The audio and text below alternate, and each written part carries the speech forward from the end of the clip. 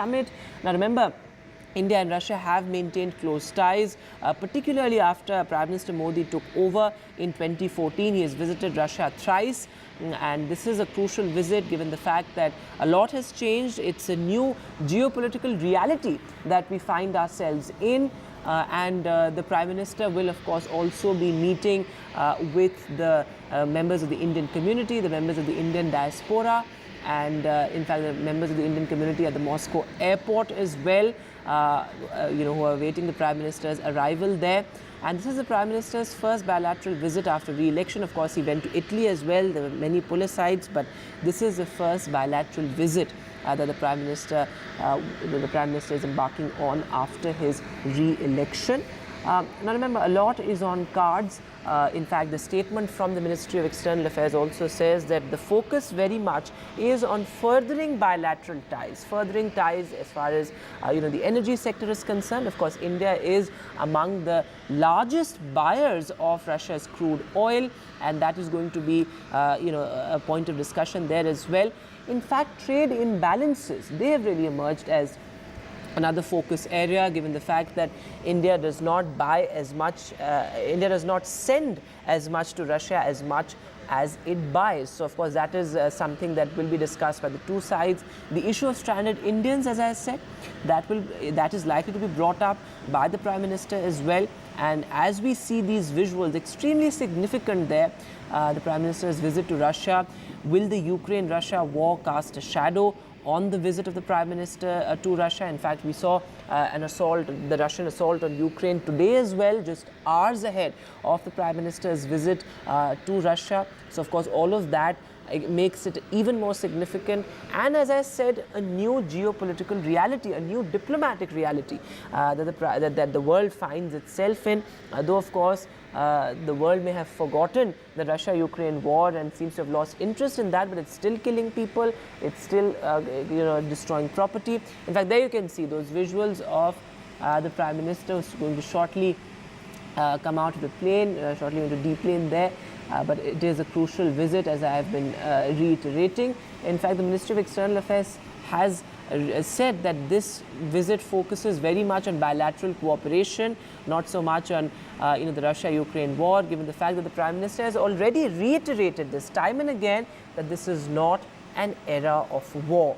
In fact, the Prime Minister said that during the Bali summit as well. So that is something that the Prime Minister and India has made clear on multiple occasions, including External Affairs Minister S. Jaishankar as well. In fact, if you look at the timing of this particular visit, that's interesting as well. It runs parallel to the NATO meeting in Washington as well, so some sort of messaging to China as well. There are multiple sticking points, as well, given, speaking of the NATO meeting in Washington, given the fact that, Russia's growing closeness with China, its increasing proximity to Pakistan, all of those aspects have also been discussed by analysts and foreign policy experts as we look at this crucial visit of the Prime Minister to Russia, his first since the Ukraine war. And remember, the past 3 years rather, have been, India has walked the diplomatic tightrope, in the sense that while, of course, India has condemned Russia's invasion of Ukraine, saying that it's not an era of war, India continued to buy Russian oil, emphasizing its historical relationship with Russia. In fact, many observers have pointed out that India has been able to do that successfully. In fact, Vasudha Venugopal is now joining us live from Moscow. So, Vasudha, the Prime Minister has touched down and he's expected to come out of the plane, deplane shortly. A rousing welcome awaits the Prime Minister at the airport as well. Absolutely, Vedant. It's an important day. Of course, it's in some ways not redefining but reiterating the solid ties that Russia has had with India for several years. In fact, we've had official relations with Russia for 75 years. The mood out there in front of the hotel where the Prime Minister is going to stay is quite enthusiastic. In fact, there are people from different parts of the country. These are some dancers, and let me speak to them. What's your name and what kind of dance? My name is Varvara. I'm from Russia and I'm Indian dance dancer. Okay, and what kind of dance are you, what kind of songs are you performing? We can dance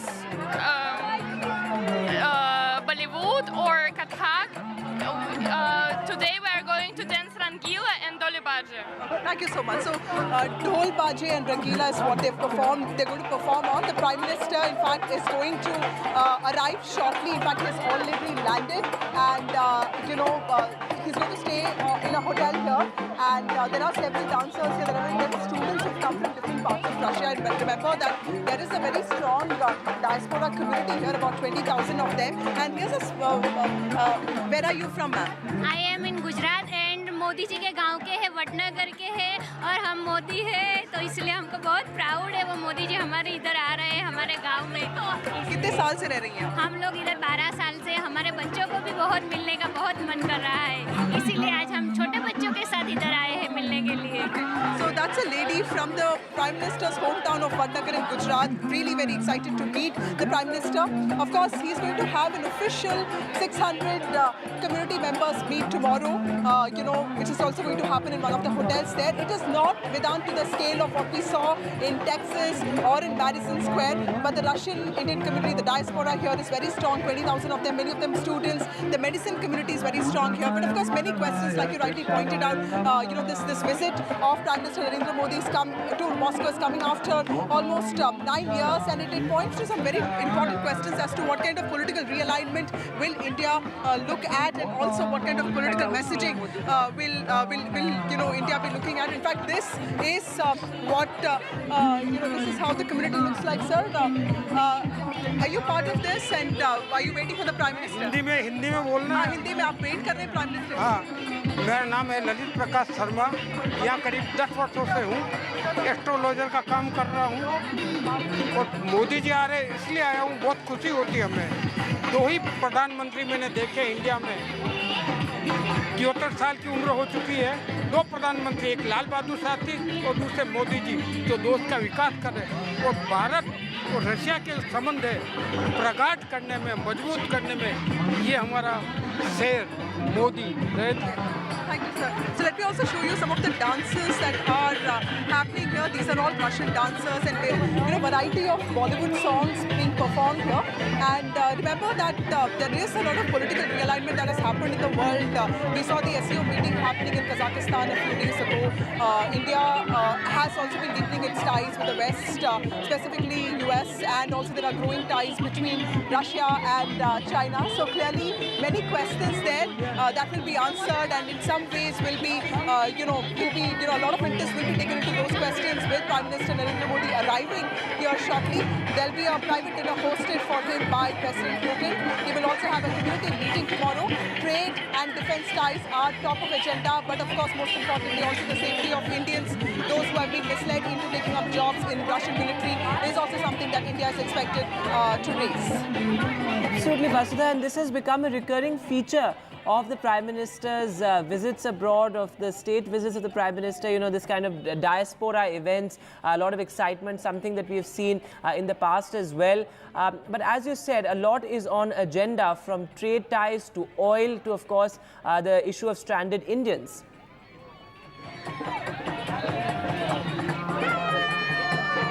Vedant, I think the most important question here is about how India will also emphasize its strategic autonomy, and that is something that a lot of lawmakers in Russia are also talking about, that Russia actually stands to gain a lot from Indian Prime Minister's visit at this point, because remember that Russia is also looking for international credibility. It is looking at restoring some of the status that it has lost with the Russia-Ukraine war.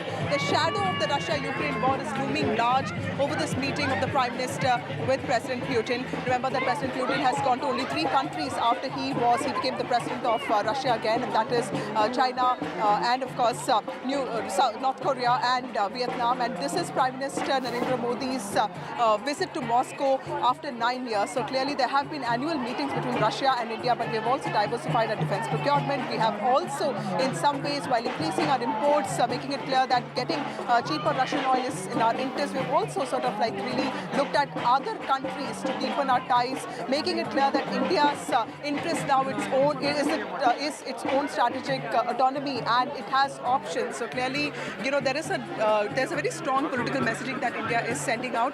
So that I think will play out in the meetings that will be held tomorrow. And of course, defense ties and trade will be very important, because while India's imports with Russia are growing on account of discounted crude oil, its exports have not been able to grow, and which is something that Foreign Secretary Vivek said will be raised with Russians.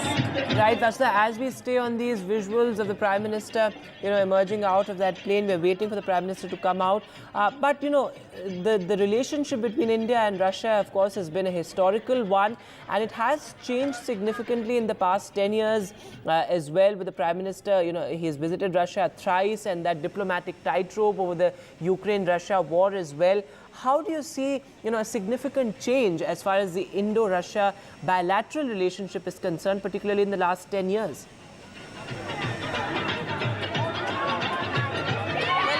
That's right, Vedant.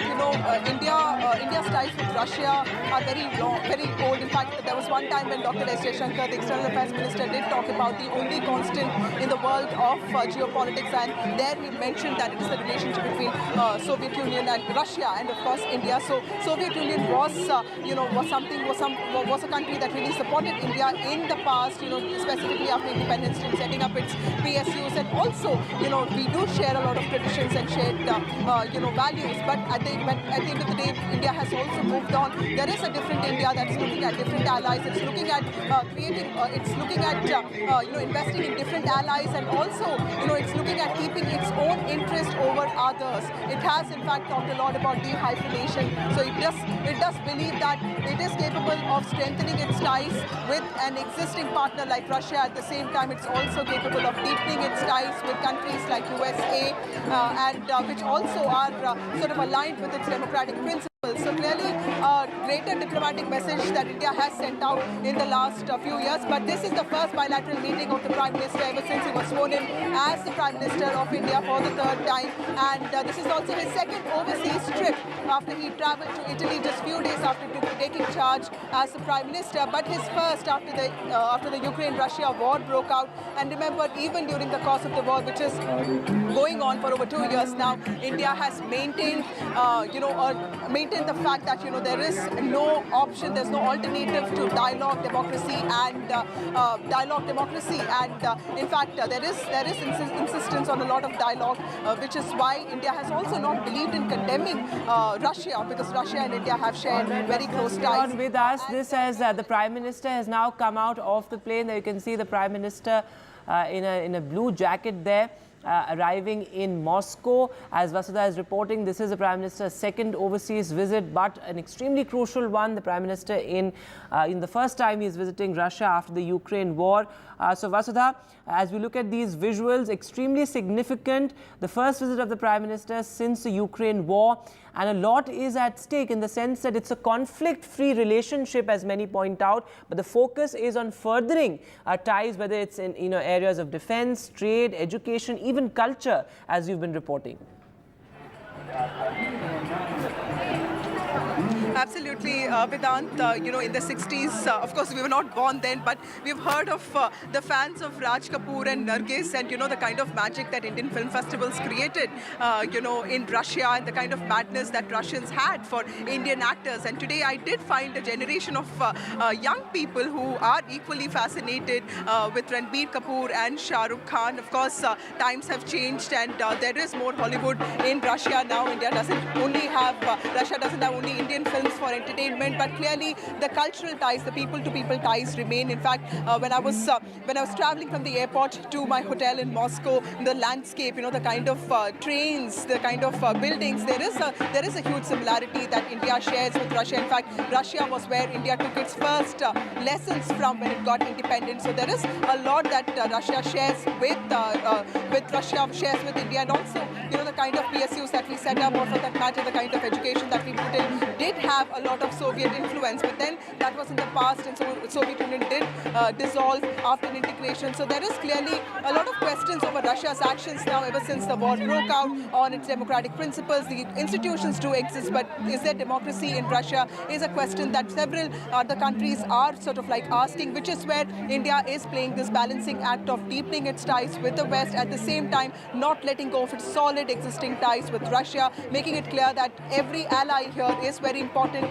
and it really sort of like values and it values the kind of relationship that Russia has with India, and that is something that the Prime Minister will reiterate with his visit to Moscow, and he is going to be arriving in a few minutes from now. And this is the kind of celebration here. Remember, a lot of it is controlled because this is also a country that is at war with Ukraine. So even the embassy members have been talking about how there is a sense of restrictions are not making events too large scale, but of course there is a sense of messaging there, diplomatic messaging, that India does value what Russia brings to the table, especially with its long, time-tested alliance, friendship with India, especially at a time when China-Russia ties are also growing.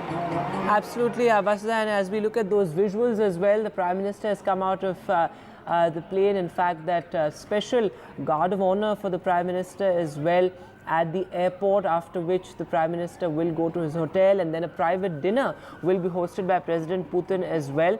Vasudha continues to be with us. So Vasudha, these visuals are extremely significant, and also in the larger context of the Prime Minister's diplomacy, which has been a key part of his electoral politics as well. This time around also we saw, this whole plank of Vishwaguru. All these are important aspects of the Prime Minister's diplomacy, and his, visit to Russia also becomes significant in that aspect. Perhaps also India looking to carve out a new world order with allies like Russia and of course the US, but both have championed multipolarity, whether it's Russia or India. Both countries have championed a multipolar world order. Well, that's true. That I think is the similarity between Vladimir Putin and also Prime Minister Narendra Modi. There is a sense that, his geopolitical moves also have an impact on his domestic politics. We did talk about, the safe arrival of students from war-torn Ukraine. When the war was going on, they came back to India, the kind of efforts that government put in, and also the fact that the Kuwait soldiers who were on death sentence, they were also released, Kuwait persons were also released. So clearly a lot of diplomatic moves that Modi has made has also played a part in his domestic politics. But here is a group of people who are also sort of like, part of the welcome party for the Prime Minister. Let me just speak to them. Sir, what's your name and why are you here? My name is Pramod Kumar. I am President for Punjabi Sabha. तो हम अपने prime minister का स्वागत करने के लिए यहाँ पहुँचे हैं. हमारे पंजाबियों में और भारतीय वासियों में बहुत ही मोदी जी को आने के ऊपर उत्साह है, और हम पंजाबी आपके चैनल के थ्रू जो ताकतें हमारे भारत को अलग अलग करना चाहती है, उनके लिए ये संदेश है. सिख और हिंदू का नौ और मास का रिश्ता है, इनको कोई भी अलग नहीं कर सकता. वॉर के कारण आपकी लाइफ पे कोई असर पड़ा है? मैडम देखिए, वॉर का हमारे ऊपर कोई असर नहीं है. थोड़ा बहुत बिजनेस के ऊपर है, और बाकी हम निश्चिंत, हमें लगता ही नहीं है कि वॉर लगी हुई है. है कि फॉरेक्स एक्सचेंज में थोड़ा प्रॉब्लम होता है, महंगाई बढ़ गई है. हाँ, महंगाई बढ़ी है, वो तो इंडिया में भी महंगाई बढ़ी है, इतनी तो ऑल ओवर वर्ल्ड में महंगाई बढ़ी है. पर ये बिजनेस में असर है वॉर का. पर ये अभी मोदी जी आ गए, मोदी जी ही बात को ख़त्म कराएंगे. So that's an important message there. Clearly, Vedant, the diplomatic undertones of this Modi-Putin meeting is going to be very critical. The world is watching because there's also, a NATO meeting that's happening in Washington, D.C., which is also going to bring together the NATO allies. There is a policy of non-alignment and neutrality that India has always maintained, while not condemning Russia, but at the same time insisting on the importance of dialogue, when it comes to issues like war. In fact, it was Pradhan Mantri Narendra Narendra Modi, who spoke about this is not the time for war in 2022 on the sidelines of the SEO meeting, and this was in a conversation with Vladimir Putin. So clearly many political undertones, diplomatic undertones there, but clearly India has to walk the tightrope, has to play the balancing act with a lot of tact so that it is seen as a strong country that is willing to ensure that its options are available, but at the same time is not afraid of speaking what is best for itself. Absolutely, Vasudha. In fact, interestingly, Prime Minister Modi was actually received by the first Deputy Prime Minister of Russia, who is senior to the Deputy Prime Minister who actually received the Chinese President during his visit to Russia. So interesting optics there, that you have the first Deputy Prime Minister, senior to the Deputy Prime Minister, who received the Chinese President during his visit to Russia. In fact, in a rare gesture, the first Deputy Prime Minister is also set to accompany Prime Minister Modi to the hotel from the airport in the same car. So that's extremely interesting, because as we've been reporting, messages being sent out to the world is keenly watching this bilateral between President Putin and Prime Minister Modi.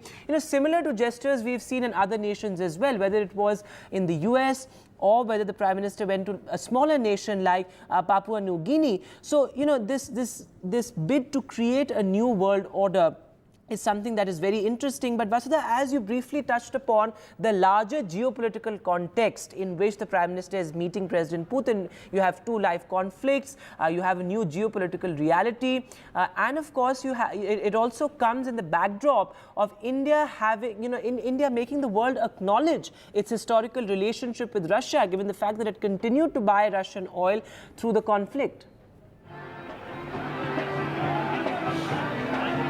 Absolutely, Vedant, and let me reiterate for our viewers, Prime Minister Narendra Modi was received by the first Deputy Prime Minister of Russia, Mr. Denis Manturov, and he is senior to the Deputy Prime Minister who received the Chinese President during his visit to Russia. This is quite a rare gesture because this is the Deputy Prime Minister who will also be accompanying the Prime Minister to the hotel from the airport in the same car. In fact, they are on their way here, and it is quite interesting because just a few days ago there was the SEO meeting in Kazakhstan, in Astana, where Vladimir Putin and Xi Jinping met, and there was an assertion that this is the best time for China and Russia to be friends, and this has been a concern for India. But remember that India has also believed in the philosophy of dehyphenation, so it does believe that it is capable of strengthening its already existing ties with Russia, at the same time also deepening its ties with the West and maintaining China at bay. And Russia has often used its veto powers even in the past to sort of be of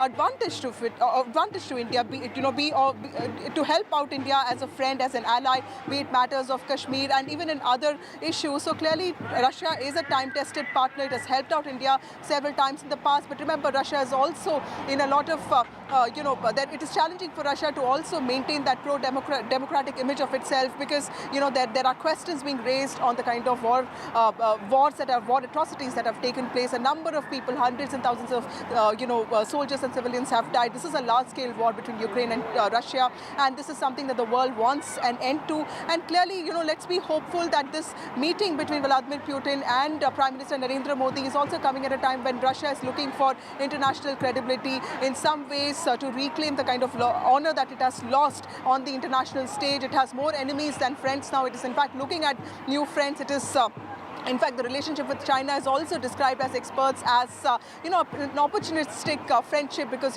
both Xi Jinping and sort of Mr. Putin, President Putin need each other right now. But India and Russia have had, friendship relations for years without really they don't really share borders, so there is no question of a border dispute there. So clearly there is a lot in there for India to sort of showcase, and this meeting is clearly important. India is also making it clear that Russia has a lot to gain from it, even as it talks about its own interest by pushing for a rupee-ruble dispute, end-to-end dispute, and also for that matter making it clear that Indians are safe, and those people who are fighting on the front lines are sort of like they come back to India, and even the body of this one person who died from Punjab is also brought back to India. That is something that the Indian embassy in Russia is working hard towards.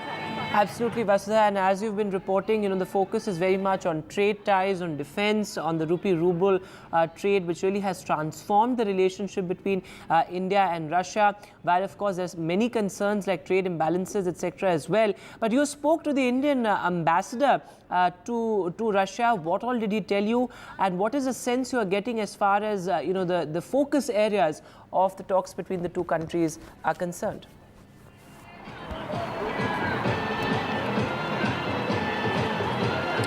The ambassador, I spoke to Ambassador Vinay Kumar in the morning, and it was clear that trade and defense ties are very important, and they are top on agenda when it comes to President Putin, Narendra Modi's meeting. And in fact, that is where there will be a lot of discussions. He also spoke about how Modi 3.0 is going to actually start a new chapter when it comes to Russia-India friendship. Let's listen in to what he said, what he told me today morning.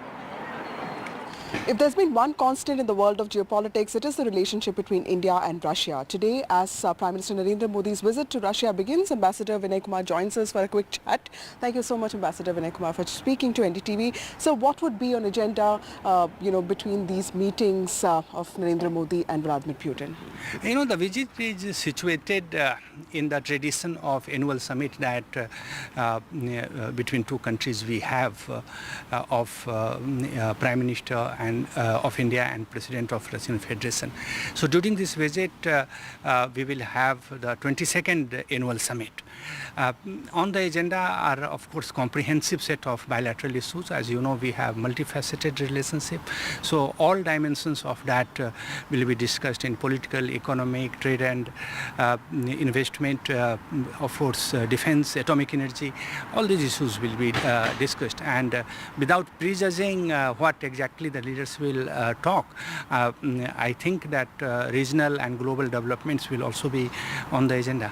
Right. So we are talking about multilateralism here. This is an important bilateral meeting because it's the first official bilateral meeting that the Prime Minister is having after his third term. How does Modi 3.0 look for India-Russia relations?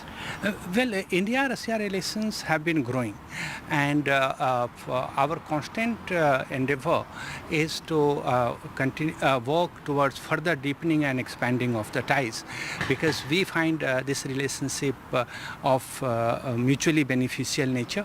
It meets the economic, security, defense needs of the two countries, and so I think the trend that we have had in India-Russia relations over the past decade will continue. Okay. Thank you, Ambassador Vinay Kumar, for speaking to NDTV. So that is Ambassador Vinay Kumar speaking on the need for strengthening economic ties and how the meeting between President Putin and Prime Minister Narendra Modi is only going to strengthen the long-lasting, tried and tested ties between Russia and India. With camera person Pooja Arya, this is Vasudha Venugopal for NDTV from Moscow. All right, so the Prime Minister there has arrived in Moscow. In fact, Vasudha continues to be with us. So Vasudha, while of course the focus is very much on trade, correcting those trade imbalances, expanding India's relationship to areas like defense, education, but it's the people-to-people connect that also is extremely important. You were mentioning how Raj Kapoor and Nargis were household names in Russia and the erstwhile Soviet Union. But even now, how do Indians look at the Prime Minister's visit, in the sense that what is the expectation, because their lives have also been disrupted by the ongoing war? That's right, Vedant. I did meet a few students today while I was at Kremlin, and remember that this is a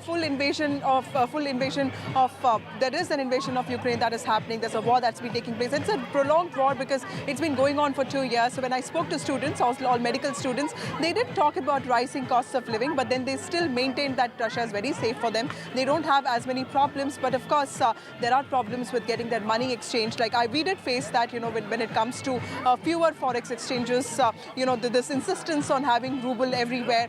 This was not what Russia used to be like, but clearly that is something that countries at war have to face, and clearly citizens do bear the brunt for it. I did speak to some Indian citizens, Indian students, who are in their third year of medicine. Let's listen into what they said. Prime Minister Narendra Modi is on a very critical visit to Moscow in Russia to meet President Vladimir Putin. This is his first bilateral meeting since he assumed charge as the Prime Minister of India for the third time. But while politics goes on, there are also people-to-people ties here. In fact, I'm joined by two students from India who are studying medicine here, Rushti and Gayatri. Thank you so much for speaking to NDTV.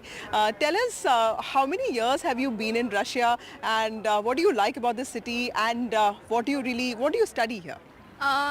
It's been 3 years since I am here, and I am from Penza and I studied medicine there.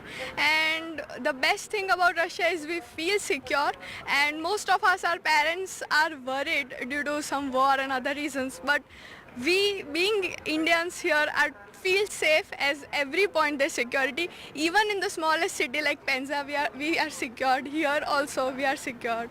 And so Gayatri, did you know that the Prime Minister was coming? In fact, you guys knew about it, right? So have you been following what's happening in India? yes, when we came here and we talked to our parents, and she also talked to her father on phone, then उन सब ने ऐसा बोलने लगा कि अरे यार तुम लोगों को पता है हमने मतलब वीडियो भेजा, देखो हमारे मोदी साहब वहीं पे है.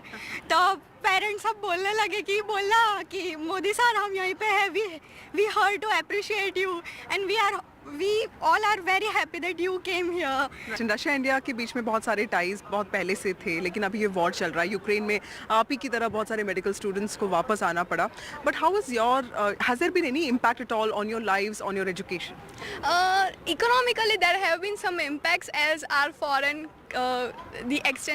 exchange cards have not been working since long, so there are challenges about that. But keeping those things aside, we have no as such challenges. We are safe and we are secured, and there's everywhere security, so our routine university life is continued. So has the cost of living gone up here? Cost of living in Russia, see, Russia is not as a very stable economy as India is, so we have challenges throughout the year, and not only during war, but yes, there have been some ups and downs, and yes, financially the costs are difficult. All right, so a lot of excitement for the Prime Minister's arrival there in Moscow. He is heading to his hotel. Later, of course, he will be attending that private dinner that will be hosted by President Putin. This remains our top focus on NDTV. For now, a short break.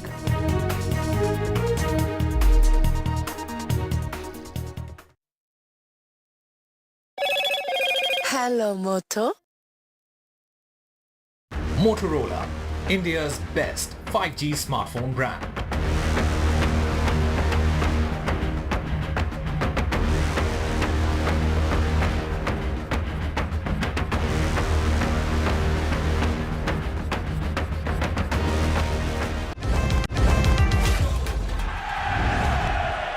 Get the magic of the best working for you now.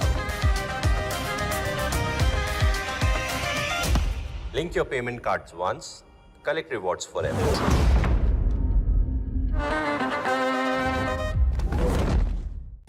Stay informed and entertained with the new and updated NDTV News app. You can watch all our channels live, listen to podcasts, read breaking and exclusive news from around the world and more. Download the NDTV app today and get access to the best journalism and storytelling on your smartphone or tablet. The NDTV app. News that matters to you.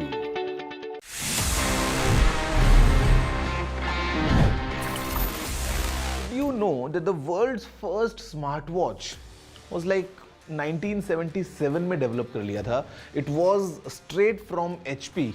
Yes, Hewlett Packard, जो laptop आज दिखता है HP के, ये HP ने ही unveil किया था, and the model was HP01.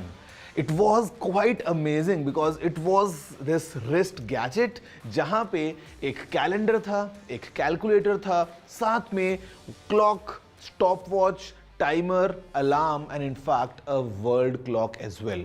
Well, this gadget was really powerful और इसमें 28 अलग-अलग buttons थे. 28 buttons इतने से size में, Well, obviously, उस time पे we didn't have touch screens. उस time पे I would say for engineers and for professionals, it was such a boon. But then again, this product failed because it was quite expensive, थोड़ा bulky था, and maybe not that easy to use that. But मैं बोलूँगा, it was the beginning of the era of smartwatches, and eventually today you know how popular they are. जहाँ पे हर किसी से जब आप मिलते हो, after the mobile phone, the second purchase that you do as a gadget is definitely a smartwatch these days. Did you know this? If yes, amazing. If no, then please let me know. You know the address. It's tg@ndtv.com.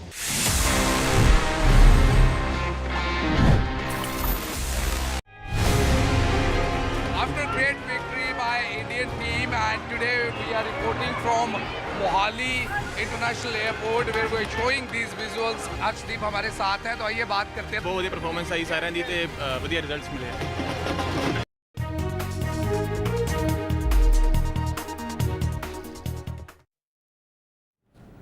Welcome back. Breaking news coming in. Well, in the Mumbai hit and run case, as the main accused, Mihir Shah, who was behind the wheel, he is still absconding. But his father, who is of course also a leader, a neta in the Shinde Sena, he is now out on bail. This as the accused son continues to be absconding. Within 24 hours, the father has gotten bail. So many larger questions will now be asked as to why the father has received bail within 24 hours. And this, of course, is in the Mumbai hit and run case, in which, remember, a 45-year-old woman was killed as a speeding BMW, killed that 45-year-old woman. In fact, we spoke to her husband also, and he said that had the the accused in this particular case, the man who was behind the wheel, had he stopped and had he not run away, we could have saved the life of the 45-year-old woman. Also a grim reminder of the Pune Porsche case, in which the accused, though he was a minor of course in that case, he got bail within hours, and a similar situation here as well, with the court giving bail to the father of the main accused, Rajesh Shah. He is a Shinde Sena leader. He was, of course, he's the father of Mihir Shah, who was behind the wheel. But absolutely unfortunate there that the court has granted bail. He was sent to judicial custody. I must point out here, he was sent to judicial custody initially till the 13th of July. So a 5-day judicial custody was initially ordered for the Shinde Sena leader, and now he has been granted bail. What exactly are the grounds of the bail? We do not know at this point, but a bail bond of 15,000 rupees, a 15,000 rupee bond is on which he has been granted bail. So extremely unfortunate there. This happened in Worli, remember, in Mumbai, where a speeding BMW killed this 45-year-old woman. Chief Minister Eknath Shinde had, of course, assured a fair investigation, a fair probe. But clearly, here there's some sort of, questions over abuse of power as well, given the fact that this political leader has been given bail within in fact less than 24 hours. He was arrested late night yesterday, and now he is out on bail. His son Mihir Shah is still absconding. The inputs that we're getting earlier was that Mihir Shah will be arrested soon, and that the police is inching closer to arrest Mihir Shah, but there's no update on that. And in fact, his father has now been granted bail. So extremely unfortunate there. A 45-year-old woman was killed. Her husband was critically injured as well in that absolutely unfortunate accident, hit and run case. And he told NDTV as well that had the accused stopped and not run away, we could have saved the life of the 45-year-old woman.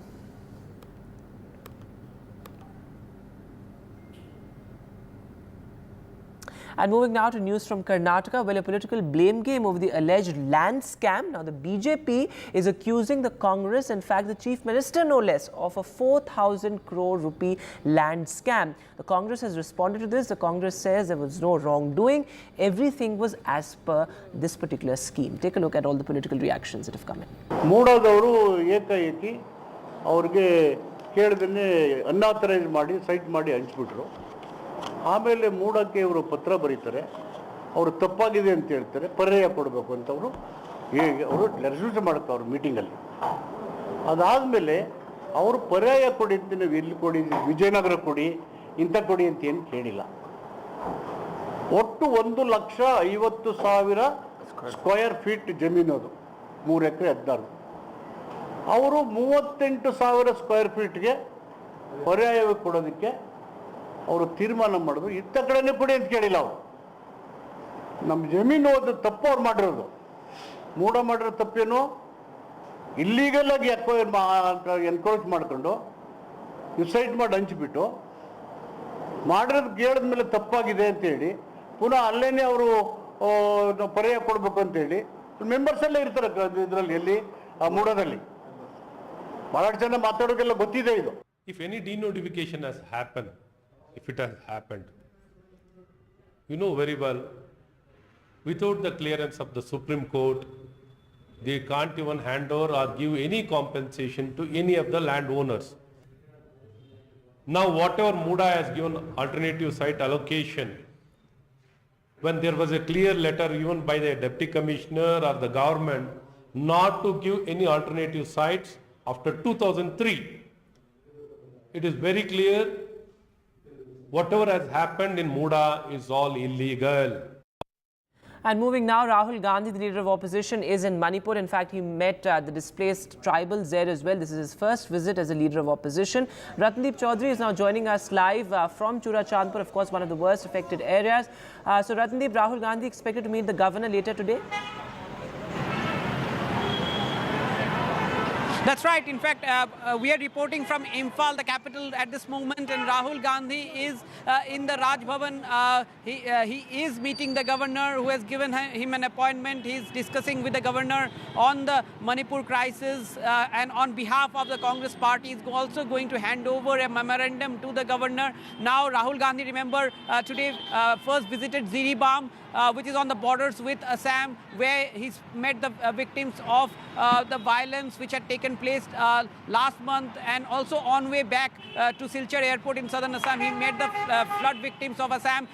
On arrival in Manipur, he rushed to Churachandpur, the Kuki-Zomi tribe-dominated district, where he met the displaced victims of last year's violence. And then on his way back to Imphal, on way in Bishnupur district, which is dominated by the Meitei community, he met the victims from the Meitei community who have been displaced, who have lost their homes. And everywhere that we spoke to people who have met Rahul Gandhi, they have said that they have raised a demand with Rahul Gandhi that he should raise the Manipur issue once again in Parliament in the ensuing budget session. So therefore, this is a key visit of Rahul Gandhi. This is the third visit of Rahul Gandhi to Manipur after last year's ethnic violence. Remember, in his Parliament speech, he has attacked the government on the Manipur issue. In fact, the opposition is trying to corner the Prime Minister on the fact that the Prime Minister is yet to visit Manipur, although the Prime Minister did mention about Manipur in his speech in Rajya Sabha, where he actually assured the House that both the centre and the state are trying to build peace in Manipur. However, Rahul Gandhi at this moment meeting the governor, raising the issue once again, and at ground zero trying to perhaps create a build-up on this issue. Absolutely, Ratndeep. Thanks very much for joining us with that. With that, we'll take a short break now, but news continues on the top of the hour.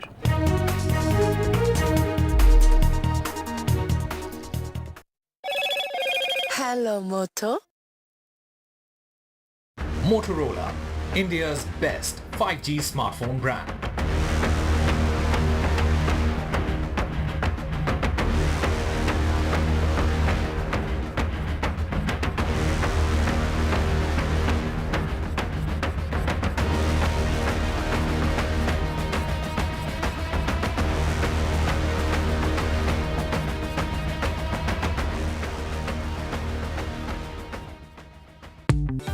Stay informed and entertained with the new and updated NDTV News app.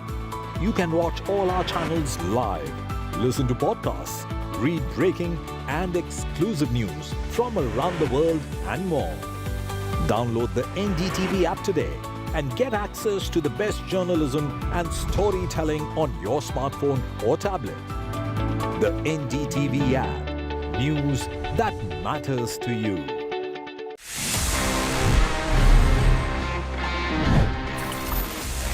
here we are and ये है आप सभी जैसे जानते हैं मेरा personal favourite section जहां पे मैं देता हूं आपके सवालों के जवाब in this segment that we call ask TG. देखते हैं इस एपिसोड में हमको क्या सवाल मिले हैं। Hi TG, is the Insta360 X4 worth upgrading from the Insta360 X3 camera? Also, do you think there are any other alternatives? I'll give you my honest takeaway. Insta360 is doing really good in terms of these 360 cameras, action cameras, small cameras and everything. But I would say please don't upgrade to the X4 if you already have an X3, because X3 is really powerful in itself. और Insta360 X3 बहुत अच्छे options लेके आता है. It's a very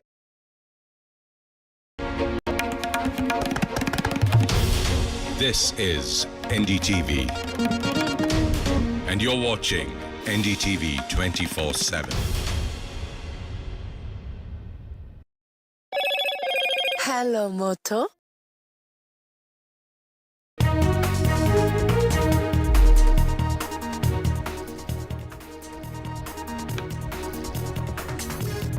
Prime Minister Modi reaches Moscow. Prime Minister's first Russia visit since Ukraine war, rousing welcome for Prime Minister at the Moscow airport. In Mumbai hit-and-run case, court grants bail to accused father, Sena leader, son driving BMW still on the run. Cops say Neta asked driver to take the blame. Supreme Court talks tough on the Neet paper leak case, says stop being in denial. Retest last option but determine extent of the leak. Supreme Court also asked the government to form a panel of experts to probe the mess. Heavy rains bring Mumbai to its knees. Flight, rail operations thrown out of gear. Government asked Mumbaikars to stay indoors.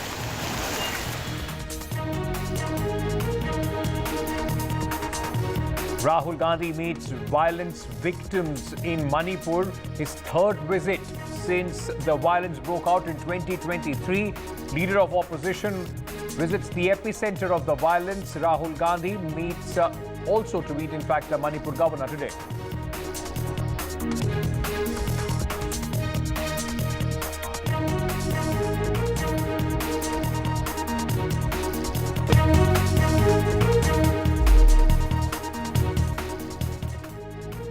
In Mumbai hit-and-run case, the court has granted bail to accused Rajesh Shah.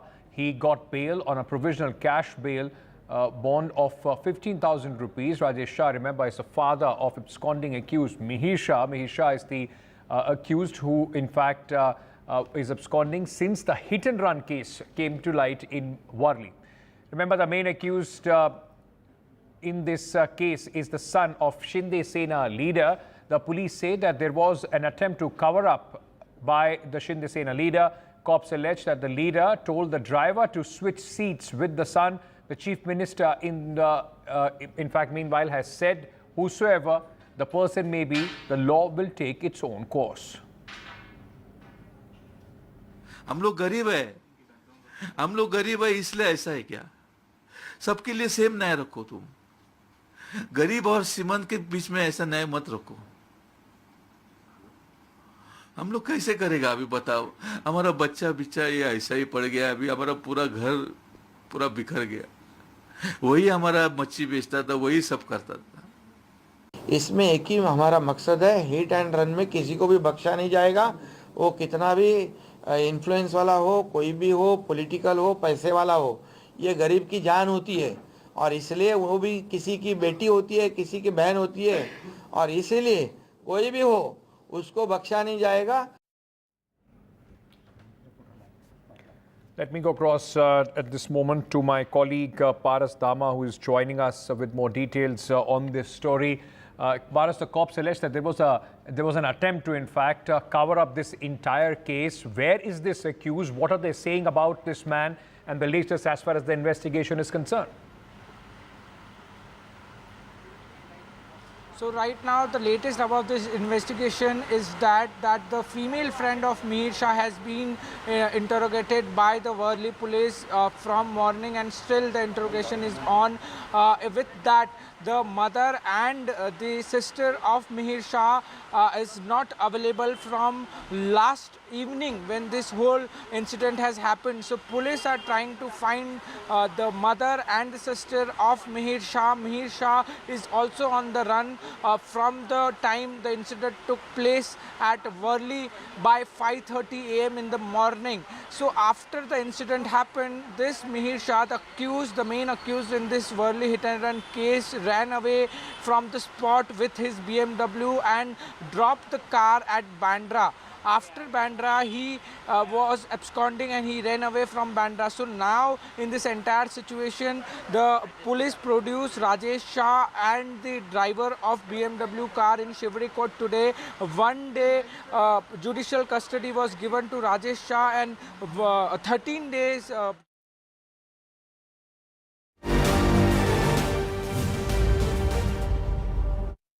for his summit there with the Russian President. In fact, he'll be there in Moscow for 2 days, 8th and 9th, and these are visuals of where Prime Minister Narendra Modi is expected to meet Indian diaspora at this moment. It was a huge grand welcome that was accorded to Prime Minister Narendra Modi at the Moscow airport. His first visit after the onset of the Ukraine war, and also, in fact, after the ceremonial welcome, the Prime Minister, after taking on over as a third term for the Prime Minister, he's gone to meet.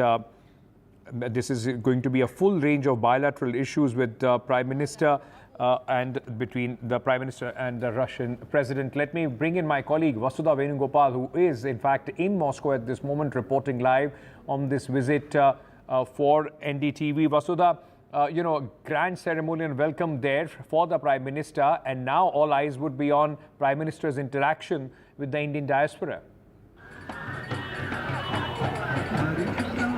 Absolutely. Today is a critical day because there's also going to be a dinner that is going to be hosted by President Vladimir Putin for Narendra Modi, the Prime Minister of India. In fact, this is his first bilateral visit after he assumed charge as the PM for the third time. But with me now is an admirer of India, Vanessa, who works as a marketing manager. Vanessa, you are here as part of welcoming the Prime Minister. Tell us, what do you think of India? I work from long time in tourism market, and I'm working for India. I must say that with Indian company actually from past many years, and I can't express my love to India. Actually, I have strong connection with India, as well with my work and as well as in my personal life. And we are happy here in Russia to welcome Prime Minister Shri Narendra Modi ji. Always welcome. We are Russia-India brothers, always. And have you traveled to India? And what is your favorite part, if you have? I traveled all over India. I love traveling across India, but I love Mumbai. I fell in love with Mumbai.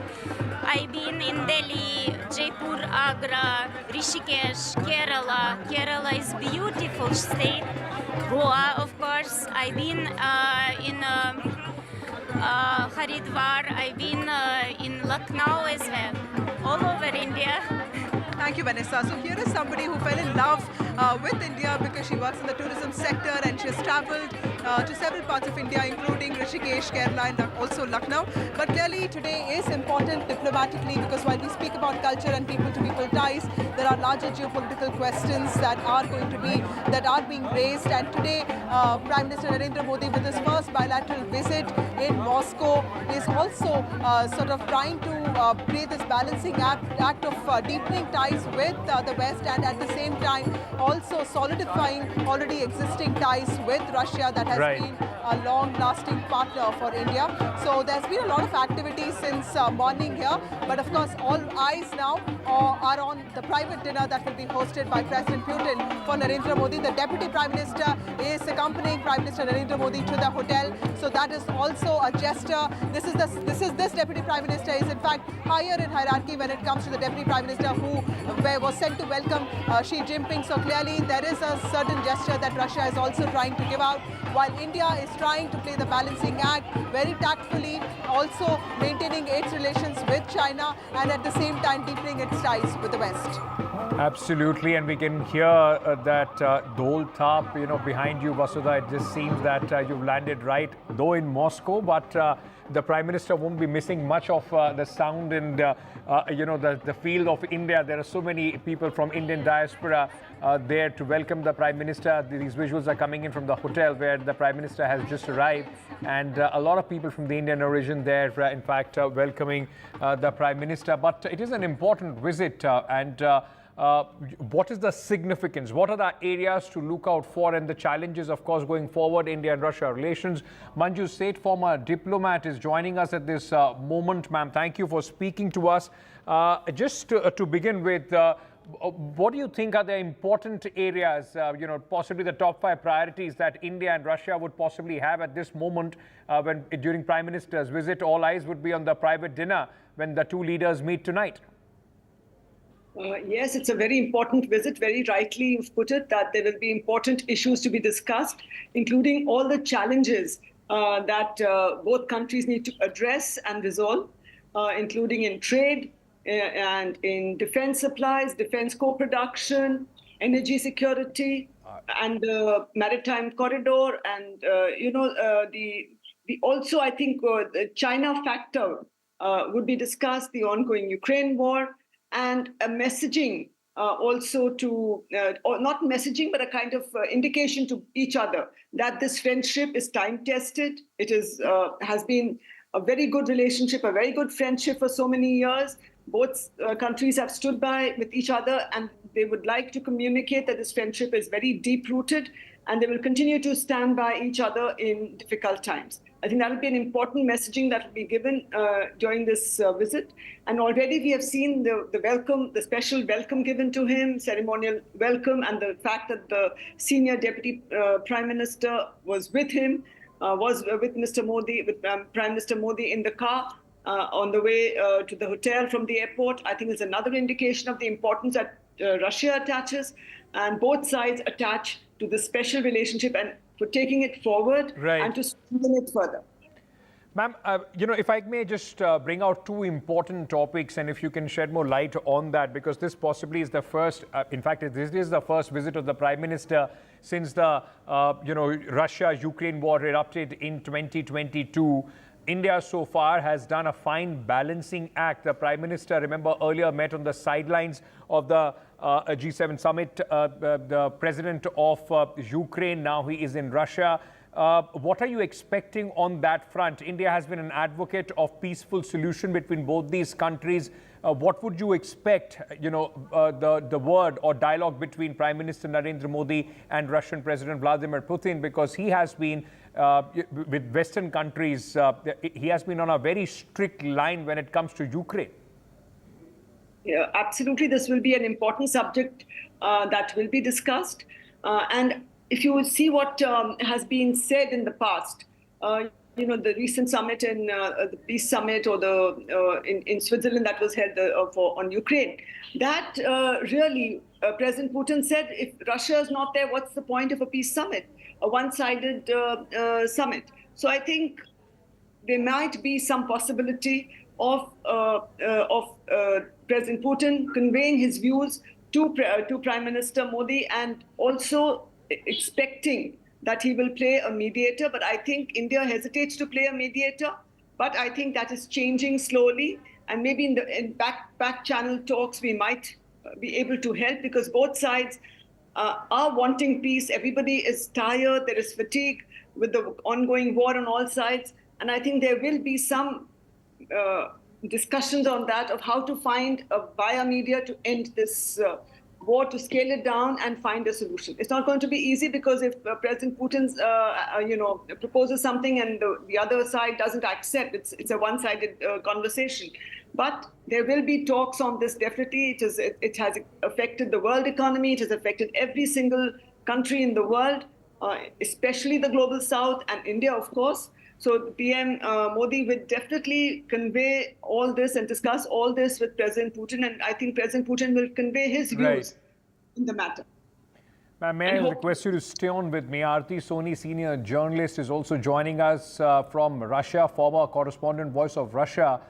She's joining us from Moscow. Thank you so much, Aarti, for speaking to us. Just give our viewers a sense of, first, the buzz in Moscow, in Russia, about this visit. I mean, for India, of course, it is being seen as a very, very important visit of the Prime Minister. After taking over as from his third term, the Prime Minister, in fact, for the first time visiting Russia. How is it being taken there in the political and general public circles? I think it's a very important. First of all, its meeting is historical. They are, I think, discuss about first about the North-South corridor. This is important for India and also for Russia for business purpose. Second thing is about the BRICS, how they will use the currencies, they exchange the currencies of both the countries. And third is about the bilateral treaties. Maybe they will sign some treaties. And Ukraine and Russia war also. Maybe some solution Modi ji gave there, and maybe some suggestions also he will put there. And he the political side, they are very, very happy after visit, and this is a positive view for them. Right, what we'll try and do, we'll try and reconnect with Aarti Soni. Before I let you go, Manju said, if I may ask you, ma'am, another important challenge as far as India and Russia relationship is Russia's relationship with China. Quite an important relationship, beginning with the growing dependence of Russia on China, and the new, in fact, many call it the new axis, which is evolving with Russia, China, North Korea also in that mix. For India, post the Galwan clash, this has been a very, very important, in fact, step. What role Russia plays in this entire relationship? What would you expect the Prime Minister, in fact, during his meeting with the Russian President on this aspect? I'm sure he will raise this point because, it is a matter of concern for India that China is growing, very close, and it's the senior partner in this time around. Senior partner in the China-Russia partnership. And we would, of course, convey, our Prime Minister would definitely convey that this partnership, while, we cannot dictate to anyone what partnerships they should have, what kind of relationship they should have and with whom, but we can definitely convey our concern and our concern that this relationship should not impact impact India and India's interests. So I think that will be conveyed clearly, that no matter how their relationship evolves with China, they will keep our interests in mind and keep our friendship in mind. And I think that will be an important message that the Prime Minister would convey categorically. And also, though we have been talking of polarity and multipolar world, etc., we would like to, I think, convey that we don't want too much fragmentation around the world, and already because, we are already together in BRICS, all the three countries, so we can work on finding solutions and in a mutually sort of beneficial manner, and not have many more we don't want to have any more adversarial sort of relationships, and we would like Russia to keep that in mind and stand by us as we have stood by them. Given our strategic autonomy approach and our balancing approach that we have kept so far, and we have not directly, condemned or gone along with the sanctions imposed by the West, and we have stood by Russia in the UN and everywhere else. Yes. Other fora. So I think Russia appreciates that, and already we have seen some statements coming out from there that this relationship is important for them also, and they attach a great deal of importance to the visit. It's a time and tested relationship, India and Russia, for many, many long decades. Government after government, Russia has been, a steadfast partner as far as India is concerned. Do you see any change, as far as the relationship is concerned? How do you see this evolving now? Definitely, whichever government has been in power in India as well, We have seen how the relationship has only strengthened and grown over the years. And I expect that it will continue to grow even now. And given that India's own sort of economic growth and its own heft on the world stage is increasing, and everybody is and it's being recognized for its should I say balanced approach on various issues and its suggestions and how to balance and how to find via media on many sticky issues, and also that it is it is like in the G20 we saw it was able to be the voice of the global South, and it was well accepted, and we were able to get the African Union into the G20. So I think all these factors are going to be will be a factor, will be a kind of contributing to this to India's growing heft, and I think they will, and that is understood by Russia as well as other countries. Absolutely. India has, for the last few years, has been doing a fine balancing act between its growing relationship with United States and Russia, which are absolutely polar parts as far as the world geopolitics is concerned. But at this moment, Manju, thank you so much for joining us, giving us your perspective on this. We'll keep a very keen eye on this story. Prime Minister Narendra Modi in Moscow. Our colleagues are on the ground covering this story. We'll keep getting the updates. At this moment, we're slipping into a short break. Stay tuned.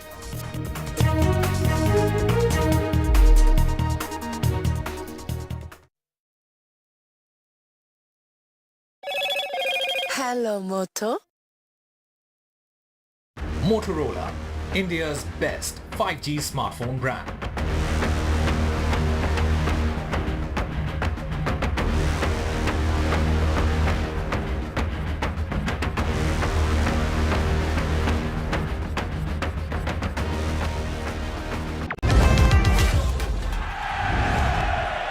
Get the magic of the best working for you now. Link your payment cards once, collect rewards forever.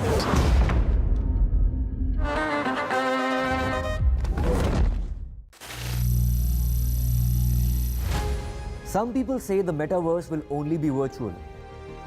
One day this lecture hall will be made of code, and driverless cars would be trapped in intersections. But even in this maze of the future, you can't wish away health. It's time to become more resilient.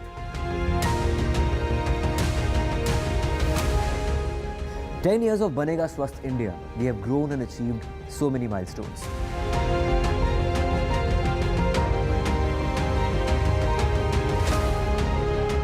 And now I have a plan to beat the urgency, to stop breathing with difficulty, to relieve getting choked with inactivity.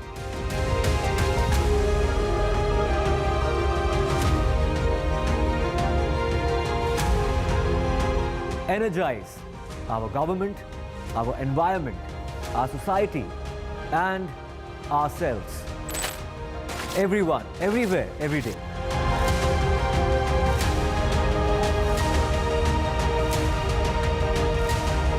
Banega Swasth India. One world hygiene. NDTV proudly upholds its legacy of trust and credibility, according to the prestigious Reuters Institute's digital news.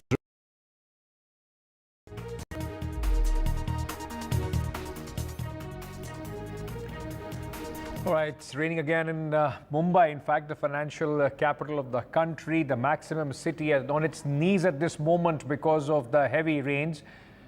And what we can tell you, ladies and gentlemen, that at this moment, after a small, break, there is waterlogging and rains again in the maximum city. Heavy rains have hit Mumbai and its surrounding areas in the last 24 hours, leading to widespread waterlogging, disruption of suburban train systems as well. Some areas in the city have recorded 300 millimeters of rain within between 6 hours, from 1 a.m. to 7 a.m. on Monday. IMD has issued an orange alert, in fact, for Mumbai, Thane, Palghar and Konkan belt. Many districts in Maharashtra, in fact, reeling under severe rainfall. Vikhroli, Veer Savarkar Marg Municipal School, MCMCR Powai saw the highest rainfall in the last 24 hours, as much as 350 15 millimeters of rainfall was recorded. Over 50 flights have been cancelled due to the downpour. Several airlines have informed on X to warn their passengers and have urged them to check flight schedules before leaving for the airport. Visuals from across the city where people are wading through waist-deep waters and cars lined bumper to bumper on the roads of Mumbai. All government, private schools, colleges have been shut.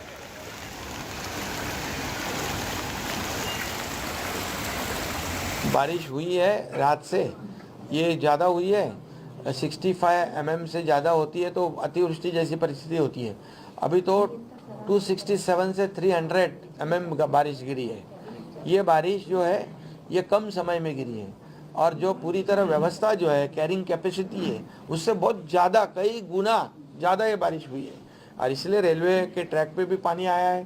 Pump, railway ने 200 pump लगाया है, 480 pump corporation के है, वो पूरी तेज़ी से काम कर रहे हैं और पानी फेंकने का काम शुरू है। और अभी आपने देखा कि ट्रेन भी ऐसा सब शुरुआत हुई है और रोड में भी अभी हमने यहाँ पर देखा सब 5000 स्पॉट इसमें दिखते हैं।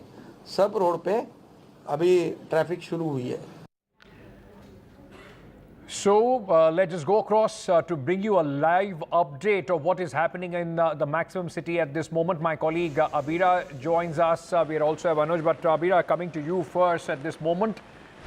It's always romantic in Bollywood films, but in real life, it is extremely hard when it rains in Mumbai. At this moment, maximum city facing the maximum trouble because of this rainfall.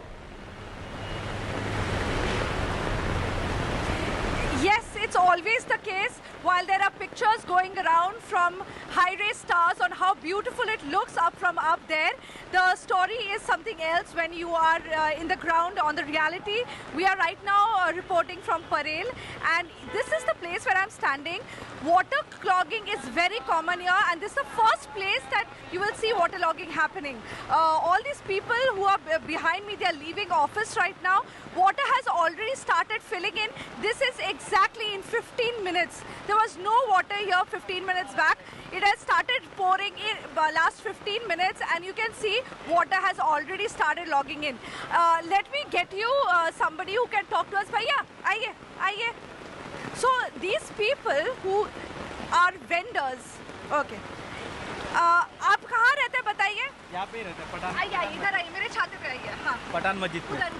हाँ। पठान मस्जिद में। हाँ। और क्या कल रात को क्या हुआ था? कल वही 5-6 बजे तक पानी भर गया था पूरा। और जब पानी भरता है आप लोग जहाँ रहते हैं सब कुछ भीग जाता होगा? हाँ हाँ, रूम पे भी पानी आया था।